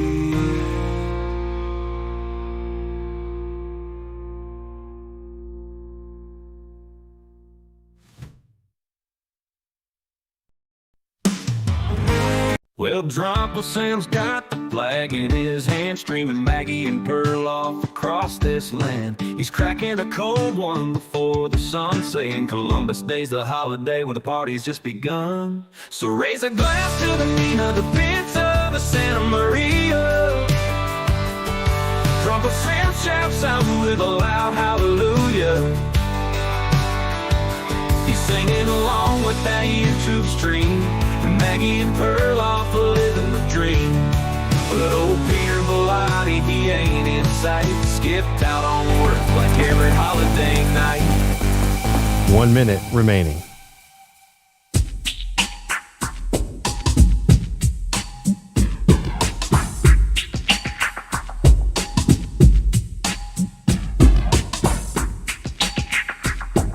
.45 seconds remaining.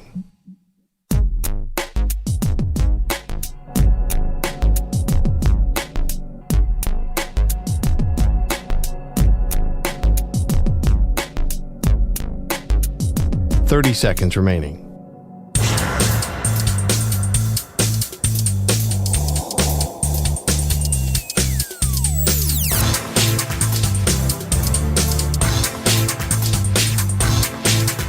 .15 seconds.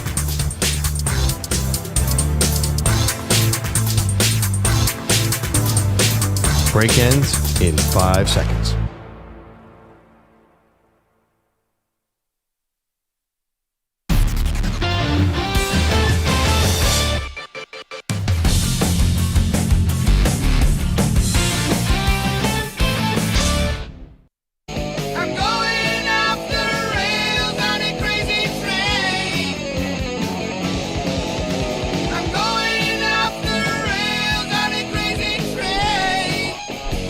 Welcome back. Maggie and Perloff show. We get back to the Monday night games and the big home run by George Springer to launch the Toronto Blue Jays back into the World Series. They'll face the Dodgers. But, Pearl, something that caught our attention yesterday was Steve Sarkisian. So they're fresh off of a win, albeit a nail-biter.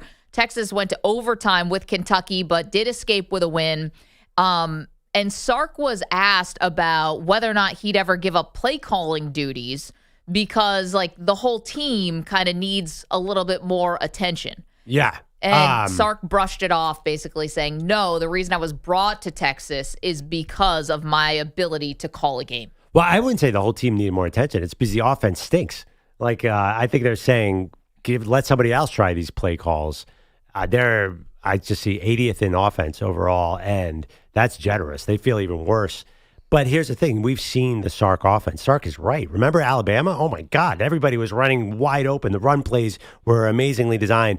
This has to be a personnel issue because we know Sark can play calls. I mean, he can play calls like we could play calls. But we know Sark can design an offense. We've seen it multiple times. So this has to be something else. I think a lot of people are pointing to the quarterback. I'm personally pointing to the offensive line. They are not executing the play calls. So that, to me, it's very obvious.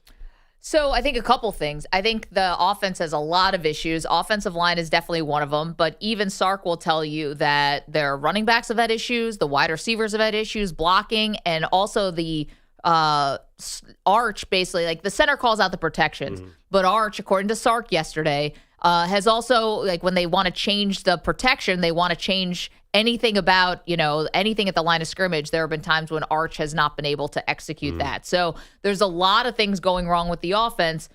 The offense was between 3rd down and 1 and 3rd down and 6, like anything short yardage, basically. 3rd down, short yardage. The offense was 1 for 7 on the short yardage. Yeah. Like, that to me also is a function kind of Arch in a lot of ways, because those are more layups. Like, Sark talked about this yesterday as well, that the layups, the easy ones, actually have to be executed well. And he was talking about Arch, like, you can't just take a sigh of relief because you get an easy play. Like, oh, I get this. I recognize it. You can't get lazy about firing a pass in, making sure you're not late, making sure your feet aren't set. This is all the stuff he's saying. He said that. So to me, I think that maybe there needs to be like a bigger, kind of game management thing happening with Sark as opposed to calling the plays. But I don't understand. It's 4th and 1 or 3rd and 1, and they run the ball on the line and get stuffed. Why is that? How is that a coaching? Well, he's talking about more about Arch with those easy throws that should be layup throws on 3rd and short. Oh, okay. I thought he was talking about it because they failed again. The story against Kentucky was they couldn't get a yard a million times. And that's like the thing. He was asked 2 weeks ago about the offensive line, and he just raised his hand and said, I don't know what to tell you. He basically said you're going to have to wait till next year on the offensive line. Is that an acceptable answer by someone who's an offensive He didn't guru? say that, but that's what everyone said. Like, he's like, we're just trying to coach them up. But they're too young. This is a GM problem. Like, they messed this up in a major, major way. Let's hear from Sark. What do you have to say about relinquishing play calling duties? Because that's why I got hired. I was a really good offensive coordinator. So I believe in what we're able to do. Every year we have to continually evolve, and there's years we're going to be better on offense than we are on defense. There's going to be years we're better on defense than we are on offense, All right, more from Sark about not wanting to give up play calling duties. If I was the best outside sales guy and then I had a startup company, surely I'm going to go to the sales meetings if I'm trying to sell something, right? And so if that's one of your strengths, I'm always going to tap into the strength that I have. And I think being a play caller on offense is one of my strengths. That's fine. But again, you're not just the offensive coordinator of a football program now. Like, Pearl, you want to blame it on the general manager who's not some big name, I think Sark also has to wear that. Like, if he's the one who thought that they could coach up these tackles and not have to go into the portal to get better players, then he's got to wear it too. Like, he's the CEO of the whole program, not just there to call plays. I'll totally give you that. But I just don't think it's a strategy thing where necessarily like Sark's lost his ability to call plays. And listen, I think Arch has a bit of the yips because he's under so much pressure and won. And I think maybe, I will admit, the outside pressure got to Arch, although he did play very well against Oklahoma. He did play well against Kentucky, but he was under it, man. He was just like hike, and then there were 6 guys on top of him in 2 seconds. Isn't there a world where Arch and Sark maybe split after this season? Now, Sark isn't saying that. Arch is not saying that. I'm just wondering, like, if this is causing this amount of trouble, and let's say it's not all the offensive line, maybe there's like a thing here that's not meshing. I mean, we're more than halfway through the season. Well, I mean, they had 28 carries for 47 yards. This is the real nightmare is the run game. That is I'm sure they're shaking their heads. Arch has seen it. He had 2 amazing games last year when the team was there. You know, they were against bad competition, but I think he's seen what Sark's offense can be. So I'd be surprised if they broke up, but heck, this is not going well offensively. The defense looked amazing on Saturday. 888-710-4ISN, 888-710-4476. Should Sark consider giving up play calling duties? That's on the table for you. Next, we get back to Monday Night Football at a doubleheader, and George Springer is a postseason hero again.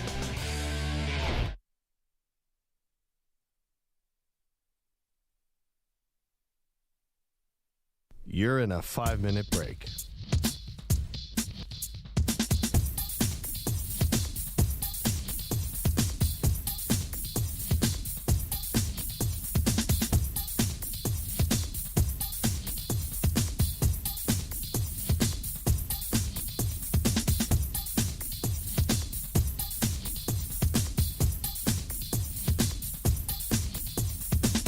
Four minutes, 30 seconds remaining.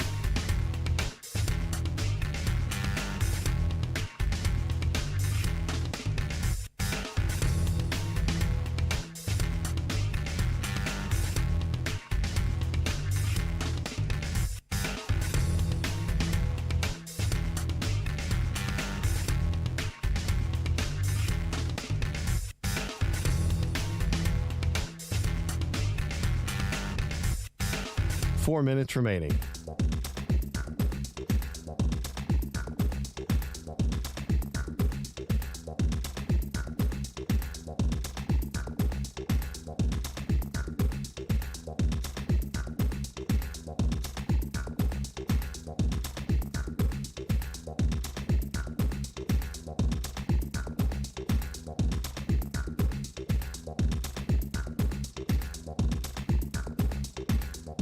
Three minutes, 30 seconds remaining.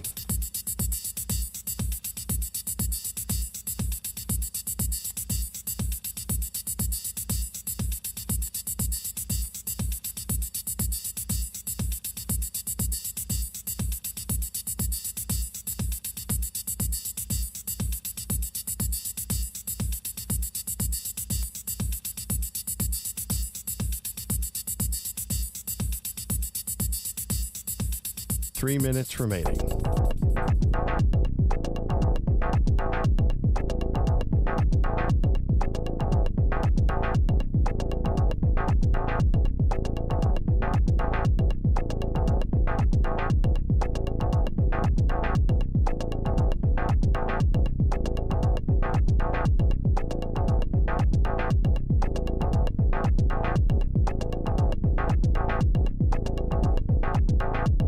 Two minutes, 30 seconds remaining.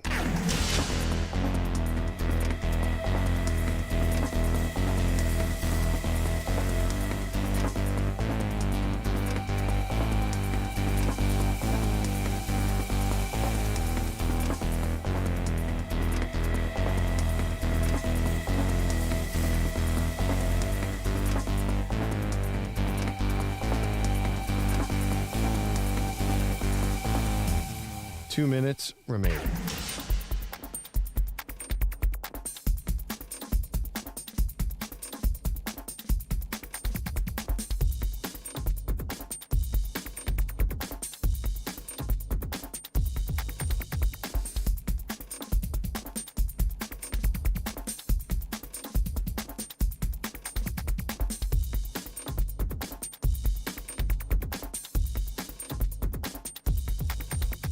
1 minute, 30 seconds remaining.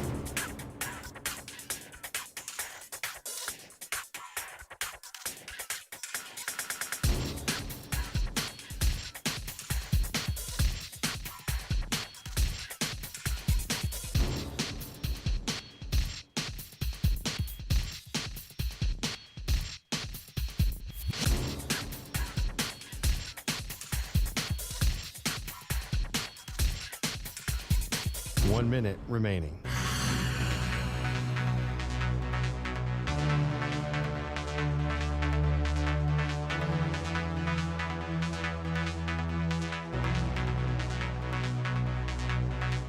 Forty-five seconds remaining.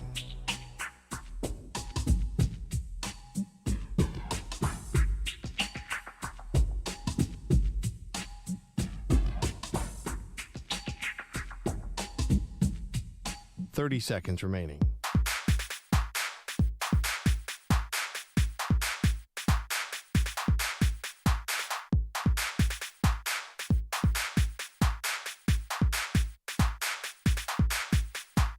Seconds.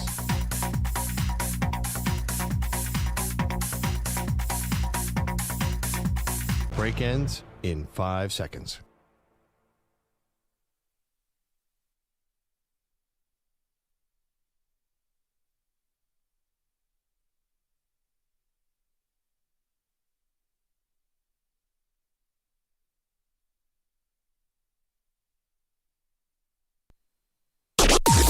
Maggie and Perloff on the Infinity Sports Network. Darnold under center on second down. The handoff this time goes to Charbonnet, and he's going to get in. Touchdown, Seahawks! From 2 yards out, his second touchdown of the night. Thank you to Seahawks Radio. The brighter side of things for Seattle sports yesterday was the Seahawks getting a big dub over the Houston Texans, Pearl. The not-so-good side is that the Mariners got eliminated in a Game 7 in the ALCS by the Toronto Blue Jays. So you got a BlueJays Dodgers World Series. That's sort of the headline, and Seattle's kind of the secondary headline here is that the Seahawks were very impressive yesterday, mostly on the defensive side. And you heard the Zach Charbonnet touchdown there, but really the offensive story of the game was Jackson Smith and Jigba. 8 receptions, 123 yards, and a touchdown. He's now had 5 games with more than 100 yards receiving this season. Yeah, I would say also the offensive story is Sam Darnold. Well, listen, this is the fact that they jumped out like that against that incredible Texans defense and got the 2 early touchdowns. There was a play where Sam Darnold escaped pressure. I could not believe it. He's only 28. He still has those wheels from USC. And then the touchdown to JSN, he got leveled seconds after he threw it. That is impressive quarterback play to me. He's another guy I'm not totally ruling out of the MVP conversation because I think he's played well enough. He's such a natural mesh with Clint Kubiak. Incredibly impressed with this team so far. You're not seeing the Darnold? No, not to the MVP status. I mean, he's definitely going to end up he's definitely going to be in a gets vote category if he plays like this. Okay, sure. I mean, fine. That's fine. But, I think that Sam Darnold may have lost any hope of the MVP when Will Anderson Jr. sacked and forced the fumble and then recovered the fumble in the end zone. It's a long season. I understand. I think that I'm probably a little bit more. I did not think last night was really about Darnold. To me, this was about a couple other things. About, as I said, JSN becoming one of the best receivers in the league, and that's legit. And then I think the defenses, both of them, I think that Seattle defense, even though they were down a couple guys like Julian Love and others, they still looked really great against what is a terrible Texans offense. And then the Texans defense, I mean, what do we even do with this team? They're 2-4. What a waste. Right before their bye, they hung like 40 plus on the Ravens. So let that sink in for a moment. And last night, it just felt like it was impossible for them to even get a first down. I mean, they are running the ball right into the teeth of the Seahawks line. And I thought that, the Texans could be this kind of sneaky, all right, they're only 2-4, but this could set up to be a big comeback in the second part of the year because the defense is so good. I mean, that can't still be alive, right? The Colts are far and away the best team in the division. They have the best point differential of any team in the AFC. I just think, is it time to leave the Texans for dead because this offense is so putrid? Well, I think it's Hail Mary time in Houston. Fire Nick Caley, their offensive coordinator, first-year offensive coordinator, has to be the move. Although he does have an excuse. Listen, there is no run game whatsoever. C.J. Stroud, you could see his happy feet. He has no time to throw. It doesn't really have anyone to throw to, as you pointed out.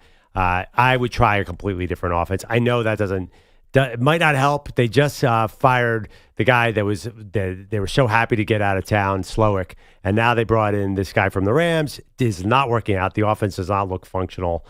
It's such a waste of a deal. It reminds me a lot of Cleveland. Yeah, Cleveland's got Myles Garrett and this great defense out. You saw Will Anderson. I definitely think it's too late, although I would consider shaking up the coaching staff. So Nico Collins is obviously their best wide receiver threat. Had a big drop in the first half, and then the second half gets hurt, hit his head on the turf. Who knows how long he'll be out for? I mean, that looked pretty bad. So, Seahawks definitely, looks like this is a really interesting NFC West because the 49ers are so hurt, yet they continue to win games. So they're at 5-2. The Rams look like they could be a real house on fire doing it without Puka Nacua, whether it's on this side of the Atlantic or the other side of the Atlantic. And then we'll see now about the Seahawks. And obviously the Cardinals are this team that just cannot win a game, but they don't lose by very much either. So they're always kind of live. Salty. Yeah. I feel like if I had to handicap it now, that you have a chance for all three, but you're definitely getting two. The Rams feel like the most sure bet out of that, but they're not great in the regular season all the time. They'll play bad games too. Seattle's defensive line, oh my God, why did we not see that coming? They are really, really good. But I think Darnold's playing better. Like he was leading the league in DVOA coming into this league, coming into this thing. He's top 5 in rating and QBR. His numbers are great. I just think that they have the formula. They have the formula of excellent quarterback play, a strong running game, and just lead with the defense. I can't count them out either.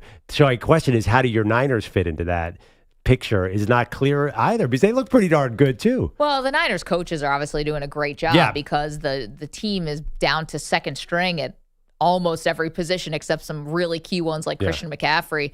But as far as like Houston, I just can't get over it. I mean, how many games do you force 4 turnovers?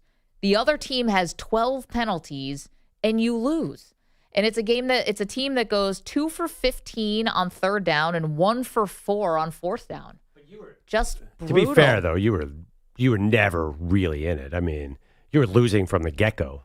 That game was honestly I thought Seattle, I'm like, oh well, Seattle's about to blow them out. And they couldn't put them away because the Houston Texans defense is that good. But could they really was there any real moment where they were scared?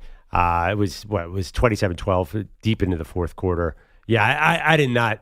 Houston does not look intimidating to me in any way. Now, maybe if the schedule gets easy, you could squint and see them. The last AFC wildcard team will possibly have a 9-8 record.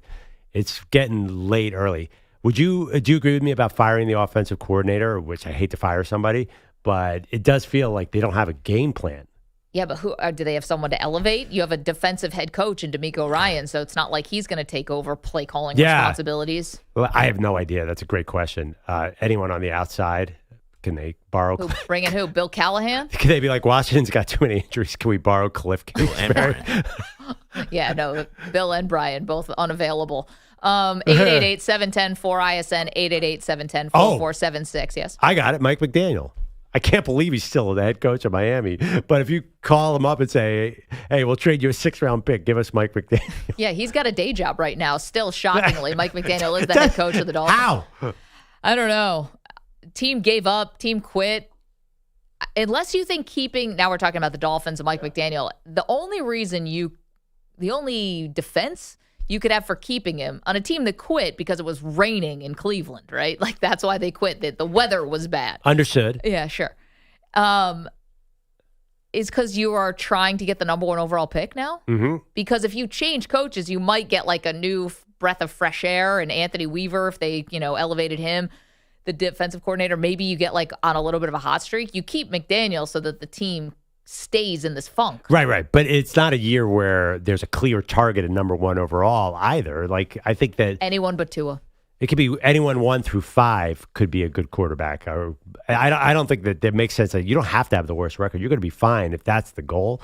It doesn't. It really doesn't follow. And no offense to Anthony Weaver, but that defense is even worse than the offense. ABT. Anyone but Tua.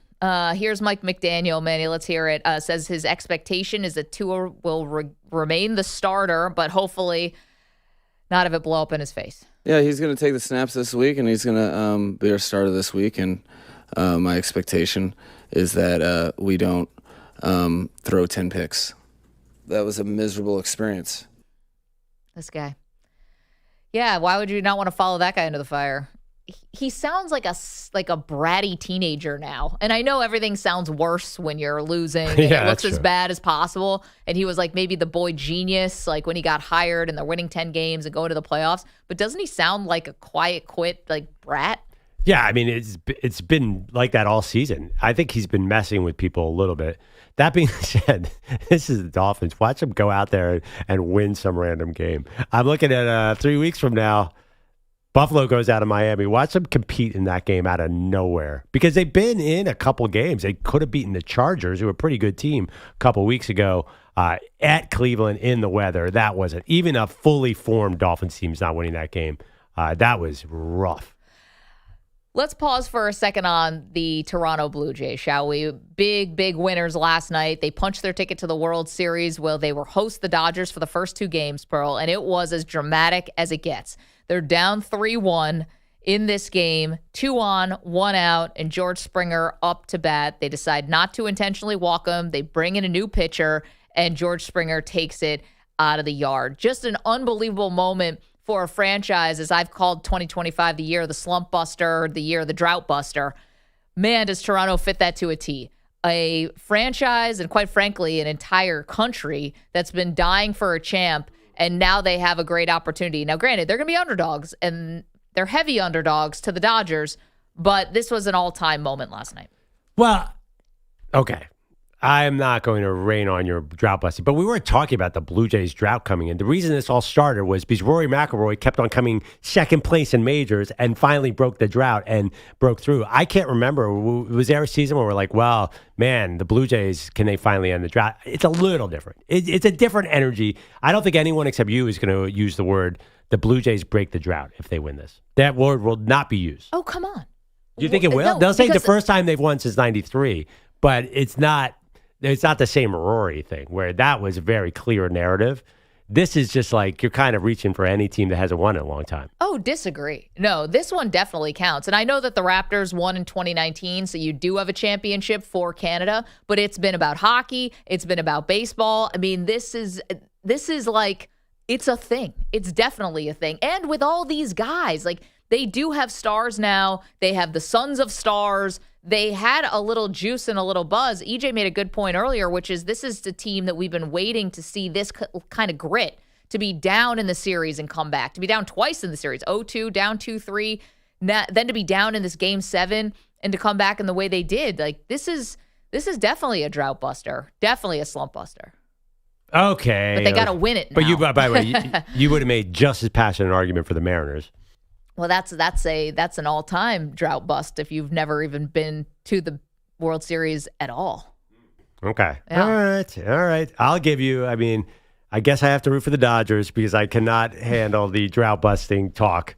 Wait, Think so of the so merch, far, though. You got Rory, you got the Thunder. Yep, I've got Florida men's basketball. This conversation's over. 888-710-4ISN, 888-710-4476. We're asking you today, do you consider the Mariners a hard luck franchise? Championship. I say you should go Dodgers. It's been a whole year since they won. That's what I'm saying. A whole calendar year, Pearl. A long time. Ooh. You know what I was doing a calendar year ago? I was 27. What was the price of milk back then? Who knows? Nobody drank milk. It was almond milk. Yeah, the price of almond milk. Yes, what was the price of dairy-free soy lattes back then? Yeah. A cool like $5. 10 cents. Yeah.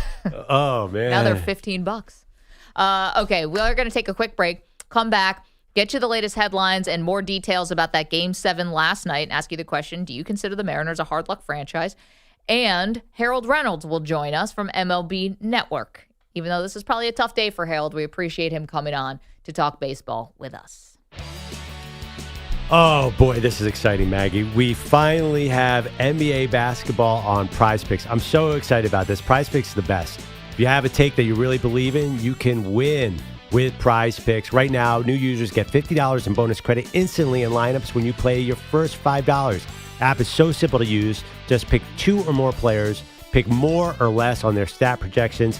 We could talk touchdowns, we could talk assists, we could talk passes in soccer, and tonight, some three-pointers. You got a great Luka combo. What are you thinking tonight, Maggie? Okay, I love this. You want a little basketball hockey poo-poo platter? Well, can I give you Shai Gilgeous-Alexander more than 31.5 points in the debut Rockets against the Rockets? OKC starting to defend their title. I like that. And how about a little, let's keep the positivity going with Toronto here. Austin Matthews, more than 3.5 shots on goal. Oh, I've been winning with Austin Matthews. I play that guy as much as I can. Perloff's on a hot streak, and you can be too, because PrizePicks is available in 40-plus states, including California, Texas, Florida, and Georgia. Jump on in. Download the PrizePicks app today. Use the code MNP to get $50 bonus credit in lineups after you play your first $5 lineup. That's code MNP to get $50 bonus credit in lineups after you play your first $5 lineup. PrizePicks, it is good to be right. Must be present in certain states. Visit prizepicks.com for restrictions and details. Mand P.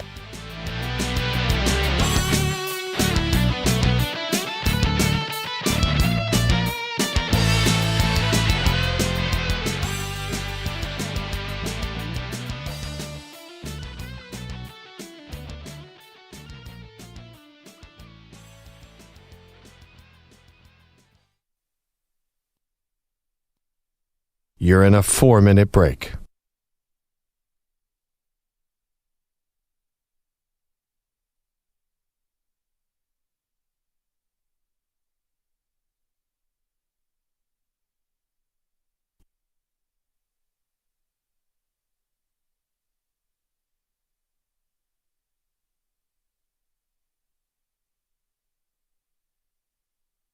Three minutes, 30 seconds remaining.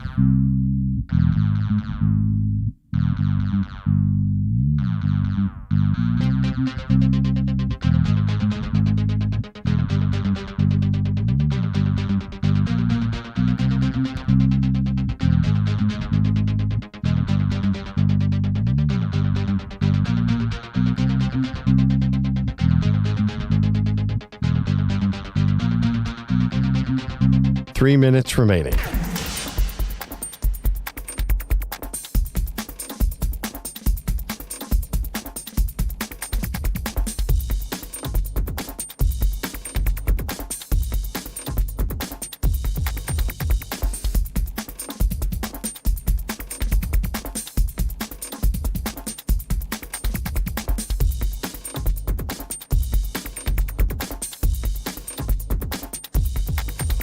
Two minutes, 30 seconds remaining.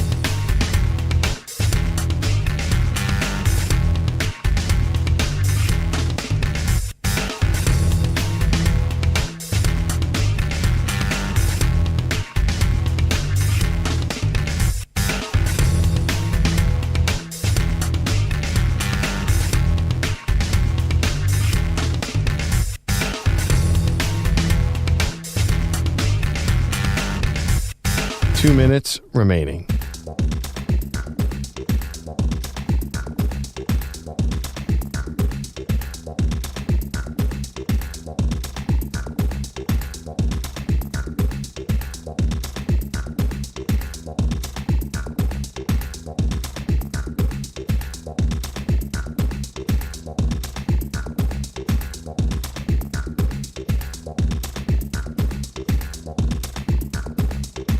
One minute, 30 seconds remaining.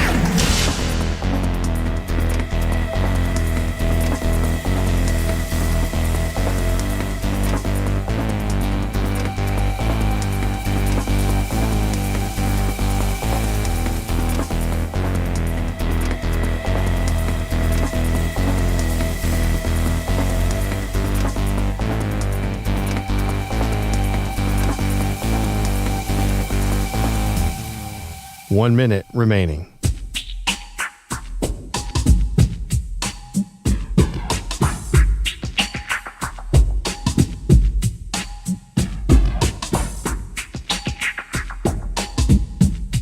45 seconds remaining.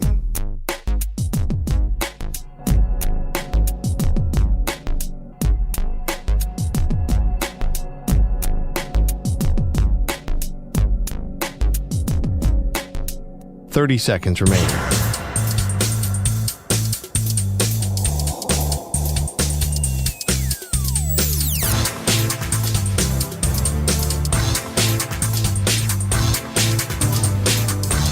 $15 seconds.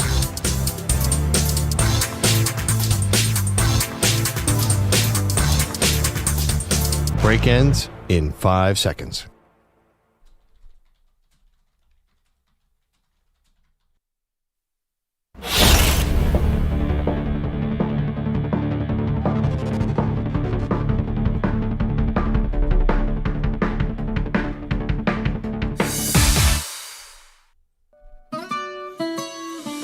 I mean, it's one banana, Michael. What could it cost? $10?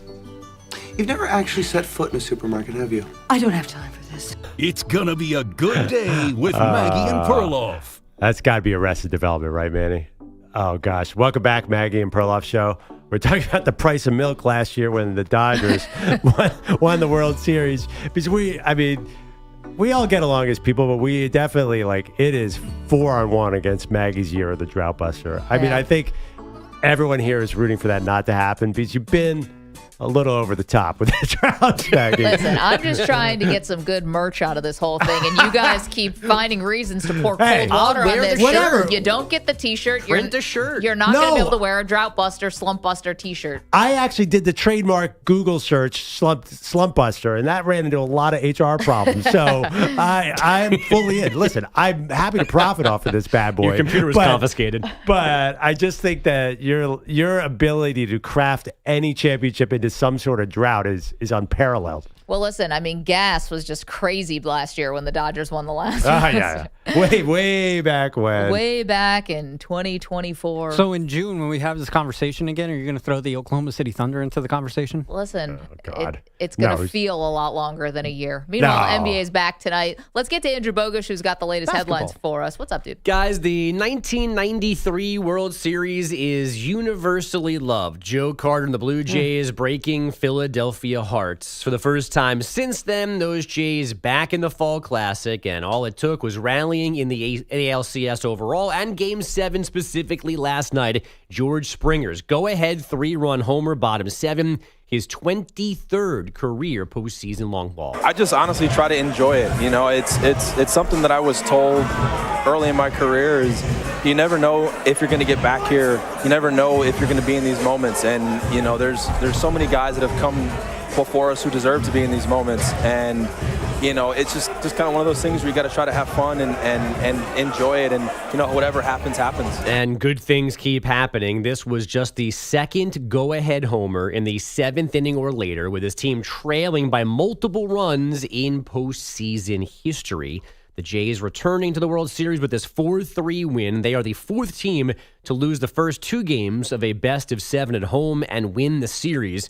The Dodgers come to Toronto for Game 1 Friday night. Now, there were a lot of sad Mariner jerseys in the stands in Seattle last night as the Seahawks flirted with their own disaster against the Texans. Darnold in the gun, calling for the ball. Here's the snap. Darnold at the goal line, pumping. Darnold in trouble, and Will Anderson has him down. The ball is out, and Will Anderson has it for a touchdown! Houston scores! The Terminator! Mark Vandermeer on Texans radio, the strip sack TD, one of 4 Seahawk giveaways, but they did find a way to beat Houston 27-19. Jackson Smith and Jigba, 8 catches, 123 yards and a score, already his 5th 100-yard game of the season. The Bucs limped into Detroit last night and then lost Mike Evans to a broken collarbone. Baker Mayfield's offense scoring just 9 points, produced just 3.8 yards per play. Oh, is that bad? 2 turnovers, 3 failed 4th downs. Weren't able to connect early. Had some sparks. Defense and special teams kept us in that ball game, and they did a hell of a job, but we just weren't able to contribute. Basically at all. The Lions win 24-9. Jahmyr Gibbs putting up 218 scrimmage yards and 2 rushing touchdowns. Evans is expected to miss most of the rest of the regular season. Quick theory why I think many reasons Jahmyr Gibbs is coolest player in the NFL. When he's wearing those all black pants that look like tights and he's running down the field, it's poetry. I just cannot. It's like the 80s all over again. Because he had explosive running plays. We never get those anymore except for like a couple players, and it's awesome. Pearl, I'm going to make you choose. What do the pants have to do with that? It just looks cool in the all black pants. Oh, okay.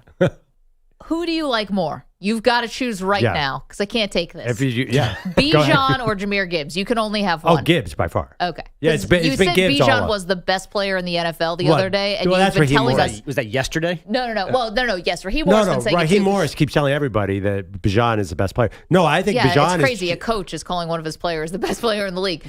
But you've been telling us this is what the shot you've been calling is that not that you love Bijan so much, is that he will be the face of the league. Absolutely. And okay. So Bijan is there was during the game, I think it was Troy Aikman's like, I've done many interviews in my life. Who did the Atlanta That was game? Sunday Night Football. Sunday Night Football. Collinsworth said, I've done many interviews in my life. Bijan Robinson is the best interview I've ever had in my life. Here's a guy. He was great with Melissa Stark pregame. We've interviewed him. He is the most charming. Like, you just can't help but love him. And his numbers, he's about to set the all-time record for yards per scrimmage. So he looks like a face of the NFL. This could be weird. He's good looking. Jahmyr Gibbs, a little quieter, more of a, I can't remember. Is he Knuckle or Sonic? He's Sonic. I was trying to explain to Andre yesterday, and she was like, I don't know what you're talking about. How do you not know Sonic and Knuckles? I thought they did the Spider-Man thing last night. They did do a Spider-Man celebration. That was kind of confusing because it was Spider-Man and Superman. That was awesome. Marvel and DC, but it was still cool. By the way, is Will Anderson... You can't mix genres. Sorry to go back to nickname. Will Anderson is the Terminator? Apparently. Apparently. I didn't know that. Brian Burns is Spider-Man. Will Anderson's the Terminator. Aiden Hutchinson gets every commercial. I am so confused. But wait, I'm just saying that Gibbs is the most exciting. I'm not saying he's the best player in the NFL. Got it. Just wanted to make the distinction there. Yeah. He is. I mean, every time he gets his screen pass, you're like, what's going to happen here? This is crazy. He might go 3 yards backwards. He might go 3 yards forward. I still think 78 yards forward on that Lamar one. when he's at his best is still the most exciting. Okay, this is another question I posed to Perloff before the show. You got 1-5 Ravens, and you've got 2-4 Texans. Who, if either of them, who do you think could actually get a wild card? I'll answer first. I think the Ravens seem more dangerous to me. Okay, the Texans destroyed the Ravens before the break, but before their bye. But I don't know if that matters. That's not the real Ravens. That's true. I mean, Lamar might not play this week again, so I think I'm gonna go Texans because of that. The Texans' defense is so good. It is like they can find anything on offense. They could be a good team. That's why I think it's Texans. If Lamar looked like he was closer to coming back, I would say Ravens, just because I think the Texans' offense is really disturbing. But he didn't even practice. They came off a bye. I don't know. How long is he gonna be out? CJ Stroud's kind of tough to watch right now. Yeah, he is. But that's not on him. I mean, he can barely get a screen pass off before he gets hit. They're giving him no help. I know he's not playing well. I'm not trying to excuse it, but he has no line and he basically has no receivers now. Remember when they traded away Larry Tunsil? Yeah, what's he up to nowadays? They should have re-signed Stephon Diggs. Like Stephon Diggs, like he was playing okay for them, and then he got hurt, and then they just gave up a second-round pick for him. Yeah, and then they just gave up on him. I was playing like, pretty well, actually. Yeah, I didn't understand that because I had Stephon in fantasy last year, and he was playing okay. He wasn't like getting huge yards, but he was scoring all these touchdowns. I mean, the problem, like, what is the run game? What is that? Like, what's going on? Like 1 yard. And everybody, the announcers are like, do not hand the ball to a running back. You have no chance of getting a yard.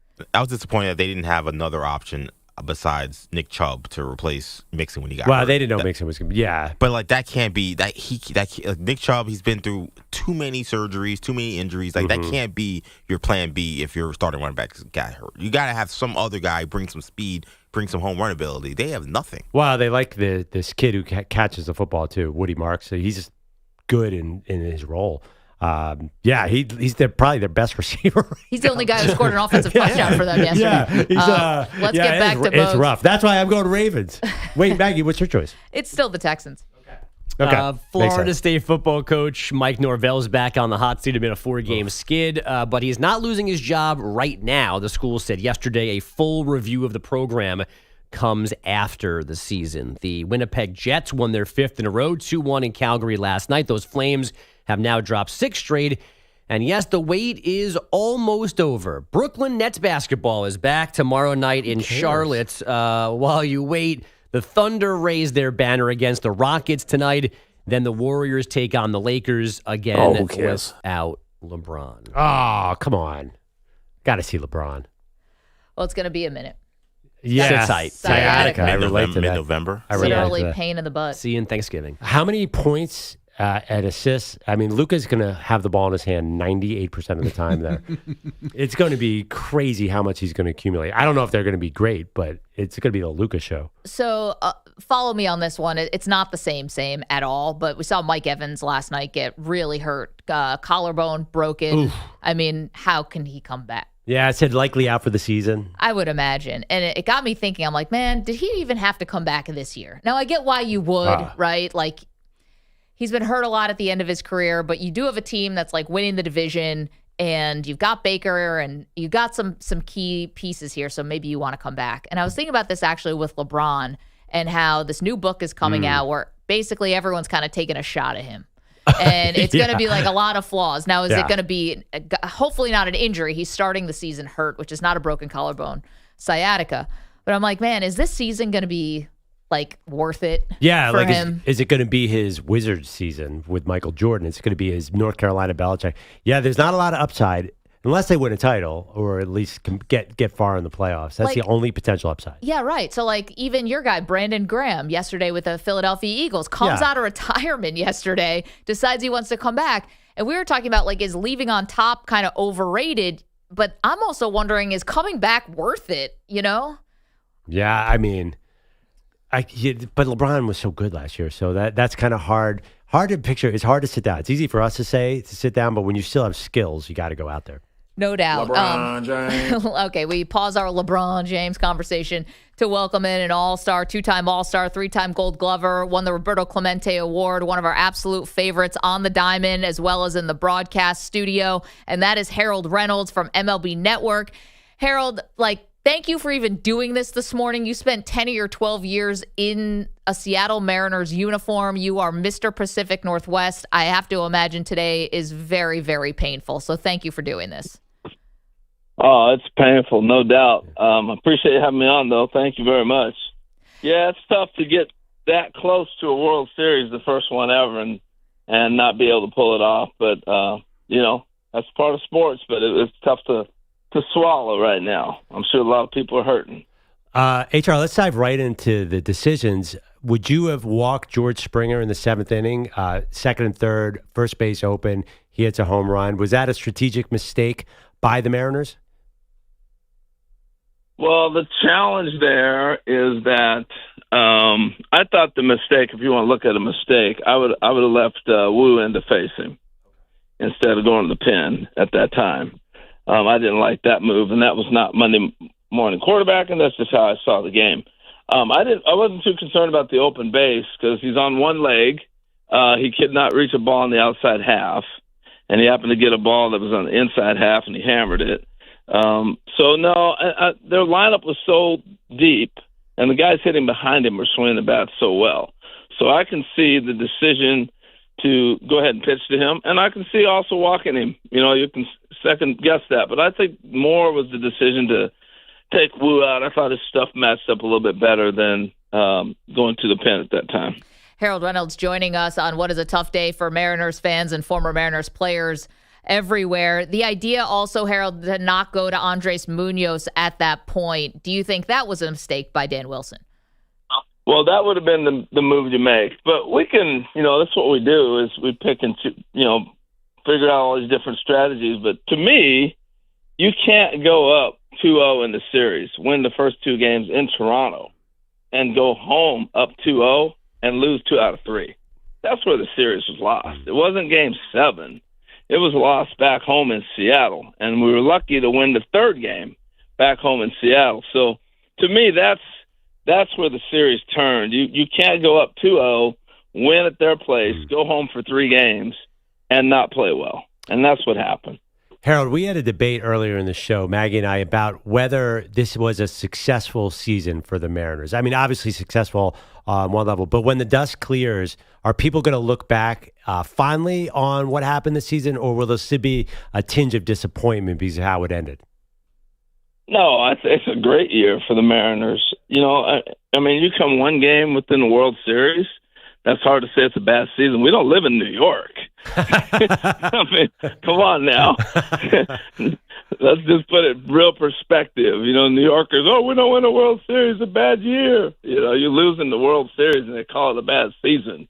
You know, so I don't live by that. I think it was a great year for the Mariners. You had a lot of young players play and develop. The staff is young. And the biggest thing is ownership made moves at the trade deadline that put them in a position that they're one game from a World Series. That's huge steps for the Mariners. And so I'll look back even today and say it was a successful year. Harold Reynolds is joining us. MLB Network does a fantastic job. All right, the Seattle side of it, they go home, Harold, but we have a World Series we've got to get to. Toronto, the Dodgers. Obviously, Toronto is a pretty good underdog to the Dodgers. What will be the keys for Toronto to win this series? Well, I think they got to keep the momentum. They got a little bit of an advantage that the Dodgers are going to be sitting a little bit longer than they did right now. I think playing is important. It's a game of rhythm. It's a sport that you got to play every day. So I think they got a little bit of an advantage, plus they get to open at home. But this Dodger team, if these guys pitch like they did, looks like Ohtani's starting to come out of his little slumber he was in offensively. This is one of the best teams we've seen come in a long time, and it's going to be very difficult to beat them. I just don't see the Dodgers losing this series at all. I just can't go across any breakdown, any matchups. I just don't see them losing. And so that's a hard one. This would be a huge upset if the Blue Jays beat them in 7 games. I can see it in 1 or 2 or 3, but not 7. Are you surprised by how dominant the starting pitching has been for the Dodgers? I'm not surprised because that's what they signed up for and paid them for. And as we were heading into August and they were starting to get healthy, you know, most of these guys have not pitched much. I saw a graphic early in the year, and this is how we misread things so much. It was like, well, look at Ohtani's success in September, and he hasn't pitched in October. And I'm like, yeah, but it's May to him. You know, you got to look at he hasn't pitched. This is May. And if you're looking at the stride of their staff, outside of Yamamoto, you're looking at Blake Snell, you're looking at Glasnow, you're looking at Shohei. Those 3 guys, even Sasaki in the bullpen, they have not thrown at all. So now they're like mid-season form as we head into October when everybody else has got some fatigue on them. Harold Reynolds is joining us. Of course, he's an MLB Network analyst. You can see and watch him on MLB Tonight national pregame show, 6 o'clock Eastern time before every World Series game. And it's been an awesome season. Harold, the Shohei Ohtani, closeout game against Milwaukee, obviously we all know the 6 shutout innings, the 10 Ks, the 3 home runs. Is it one of the greatest postseason games of all time, or to be considered in that category, does it have to happen in the World Series? No, it's one of the greatest. I think it's one of the greatest games in sports history, not just baseball. I mean, if you have to look at, like, the guy threw 100-mile-an-hour fastball for strikeouts. Yeah. And he hit a ball out of a stadium. I mean, you just don't. Those are the feats that have to stand out. It's not just the numbers. Like, people have had 10 strikeouts, and guys have hit 3 homers in a game, but they didn't hit it out of a stadium. And they didn't strike out guys throwing 100 miles an hour. That's the separator for me. It was incredible to watch. Just absolutely amazing. I mean, we're sitting around going, is that like Jordan when he was lighting up the Boston Celtics for 60-something? I mean, you got to think about the moment that you were in, not go back and look at numbers. And to me, that's one of the greatest moments of watching an athlete perform. It was incredible. One thing that stood out to me about the Dodgers was Mookie Betts playing shortstop. Harold, you were a Gold Glove infielder. What do you think of his ability to adjust to this position now and what it means for the Dodgers? It's remarkable what he's been able to do. You just don't see guys come from outfield to infield, and he's up for a finalist for a Gold Glove Award. But if you watch his work ethic, you watch him every day, you can see the development coming. And you got to remember too, Mookie was drafted as an infielder, and he came through the Red Sox system as a second baseman, and they moved him to the outfield because they had a guy named Dustin Pedroia, or else he'd have been playing second base for the Sox for all those years. So he's not just all of a sudden figured out how to catch a grounder. He grew up doing that, but he'd never been trained as a shortstop and never really to this level. And his work ethic is a separator. That's why he's so great at what he's doing. Harold Reynolds joining us, MLB Network. Harold, you seemed before when I asked you the question about keys for Toronto to win the series, you didn't think there were many. They could be overmatched here by the LA Dodgers. Are we, obviously if the Dodgers win back-to-back, that's kind of the beginnings of a dynasty. Do you think we are watching the beginning of an LA Dodger dynasty?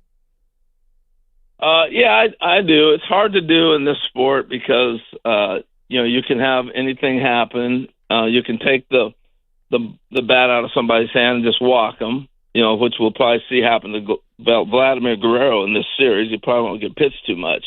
So you can neutralize a guy in our sport. In basketball, I'm going to inbound the ball. Steph Curry's going to get it. He can go the full length of the floor, and he can shoot. It's a different sport. Football, the quarterback's going to get the ball every snap. So it's different in that sense. But the reason I think we're on the verge of a dynasty, similar to the core four of the Yankees and all that, it comes down to ownership. And Mark Walter is dogmatic about not worrying about spending and putting players around the best players and going to get them. And right when you thought they were going to be happy, they go out and go get Roki Sasaki. And, they picked up Yamamoto. And all of a sudden they're trading for Glass now. And those are the things that the Dodgers will continue to do. And so I think that's why they'll continue to be somewhat of a dynasty in this time of free agency and big money. It's way different than, my farm system is going to develop players. HR, real quick to cheer you up. Nice, but that doesn't work as much. Real quick to cheer you up, Maggie was at the Rutgers-Oregon game the other day and can report in person. I was there, Maggie. I still look for you. Were you in the press box? No. No, I was down on the field. Oh, I was there you go. down low. Slightly better view than I had. But it looks good. Yeah. It looks good for the Ducks. Yeah, it was a nice bounce-back game. I mean, the Indiana game, we just did not play well. And it was great to see them come back. It's a good squad. I've been watching Oregon football since I was a little kid and a ball boy for my brother's teams back in the day. And the athletes are just ridiculous. It's just a different game. Explosive, fast. Dan Lanning's tremendous. So I think we got a chance to make a good run. Hopefully I don't end up like Oregon and fall short of a national championship. End up like the Mariners or something. But, yeah, so we'll see. But it's a good team. Fun team to watch. Harold, not shockingly, there was basically a scout from every single NFL team that was up in the press box watching Oregon. I don't think they were there for Rutgers, no disrespect. Last one for you. And, again, you can watch Harold, MLB Tonight, national pregame show, 6 o'clock Eastern time before every World Series game. Who do you have for AL MVP, Aaron Judge or Cal Raleigh? I got Cal Raleigh, and it's not Mariner bias or nothing like that. It's just he's a catcher. You just never if it was numbers against numbers, right? Aaron Judge's numbers against Cal Raleigh's numbers, we don't even have a conversation. It's Aaron Judge hands down. The difference is Cal Raleigh's getting foul tips. Cal Raleigh's calling games. Cal Raleigh's got to deal with 13 people to put in front of himself. It's just a whole different game when the catcher is having this kind of a season. So to me, that's where the value comes in. You just take Cal Raleigh off that team, they're done. And I just don't think that's the separator for me. I don't even think it's a question who's the MVP. Think about it. In the building the other night, Harold Reynolds, me, and the Rizzler. Yeah, the Rizzler. my kids had to tell me what this was all about. I didn't know about the Rizzler, and he dominated the place. He took over. I know. Awesome. Some of the biggest cheers were for the Rizzler at But that I knew Rutgers about Oregon Maggie. game. You know, you're world known. I knew about Maggie. Everybody knows about you. So. Didn't get me on the Jumbotron, though. Good. Bad job by them. Harold, thank you so much. We love watching you on MLB Network. Enjoy the World Series. We'll catch up with you soon. All right, guys. Thanks for having me on. I appreciate it. Take care. Appreciate you. Harold, what a trooper. Yeah, I mean, what a pro coming on the night after his Mariners get eliminated. Credit to getting the season into perspective so quickly, not being down. That line, he says, hey, we're not New York. We don't expect to win the World Series every year. That is true. Okay, we've got lots more to do, including one story that we must get to you before we say goodbye today. It will be done in just a matter of moments. M&P. You're in a 5-minute break.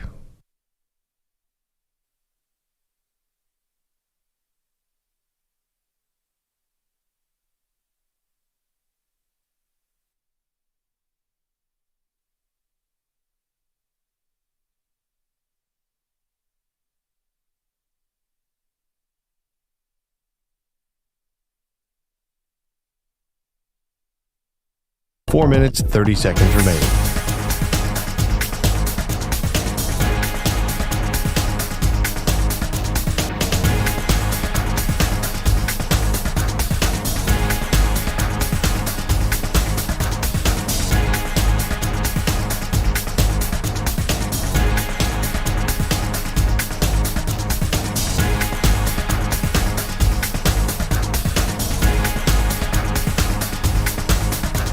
Four minutes remaining.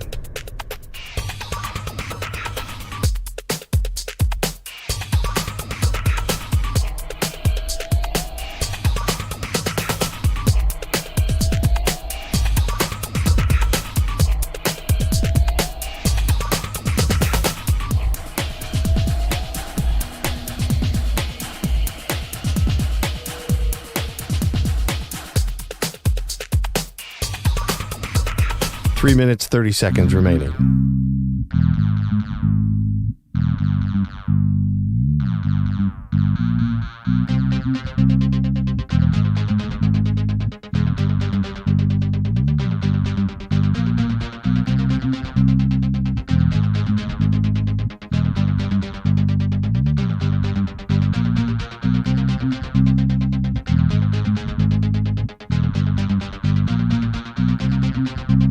Three minutes remaining.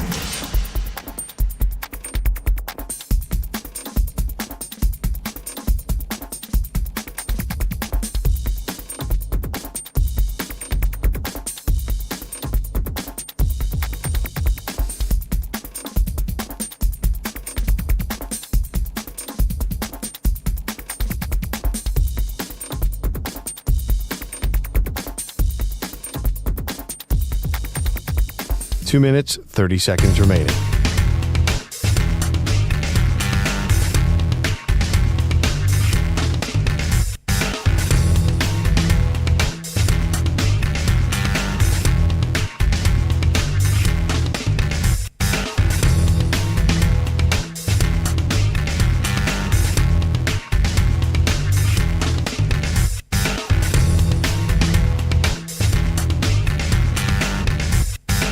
Two minutes remaining.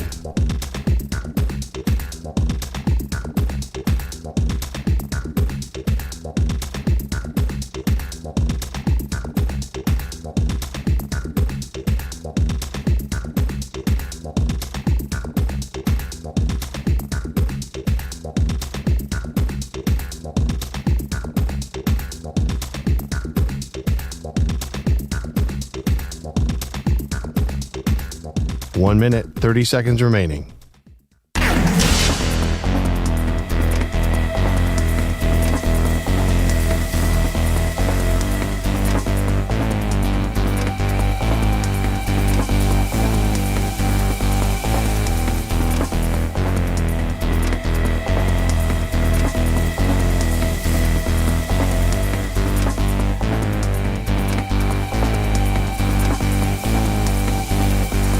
One minute remaining.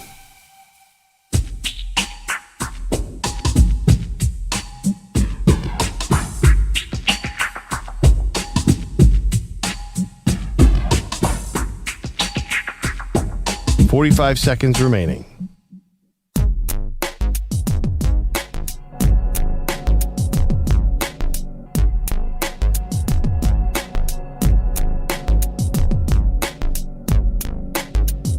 Thirty seconds remaining.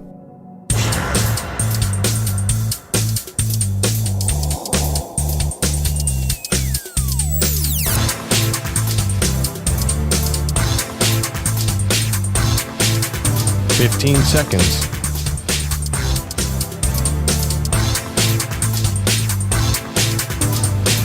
Break ends in 5 seconds.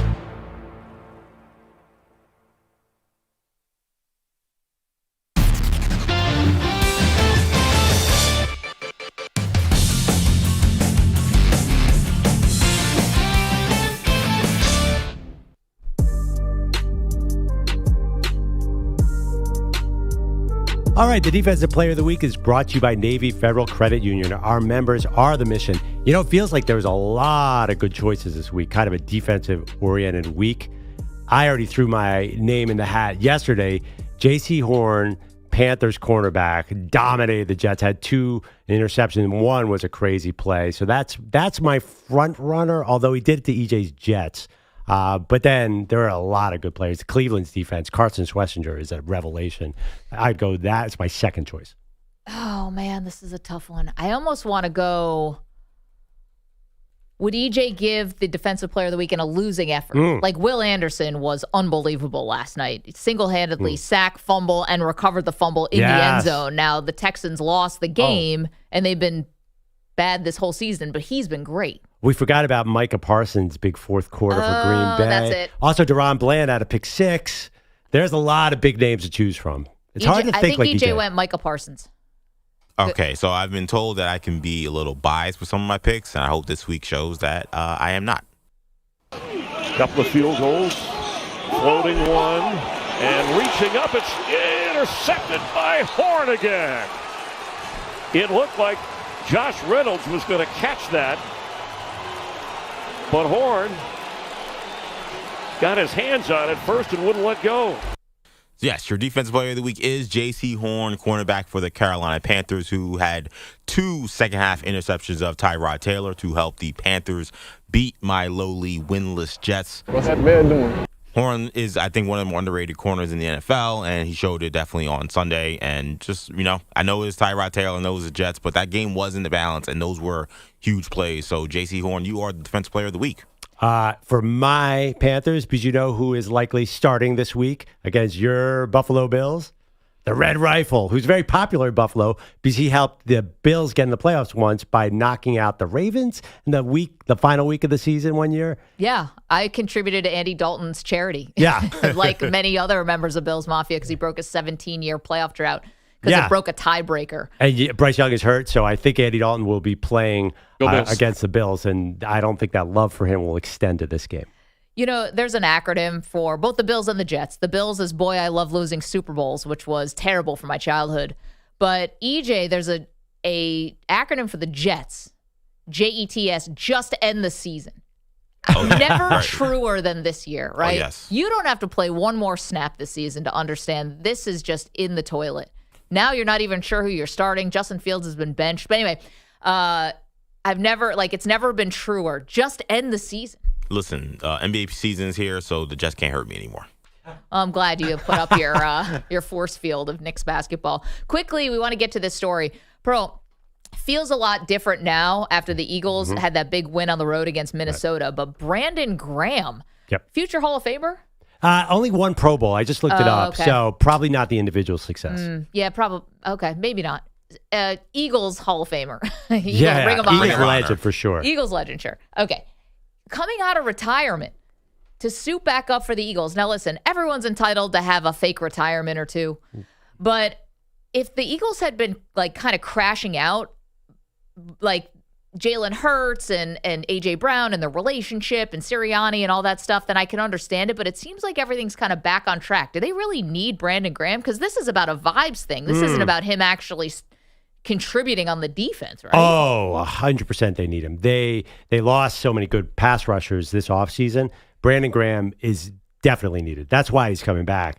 They just don't have the firepower to get after the quarterback consistently. I've never seen a football team, 53 guys plus all the practice squad guys. I've never seen a football team come down to 2 players. It's Lane Johnson on offense and it's Jalen Carter on defense. Yeah, no, you couldn't be more right about Jalen Carter. Man, they are so different when he's there. Okay, so is it basically off the BrandonGraham coming back?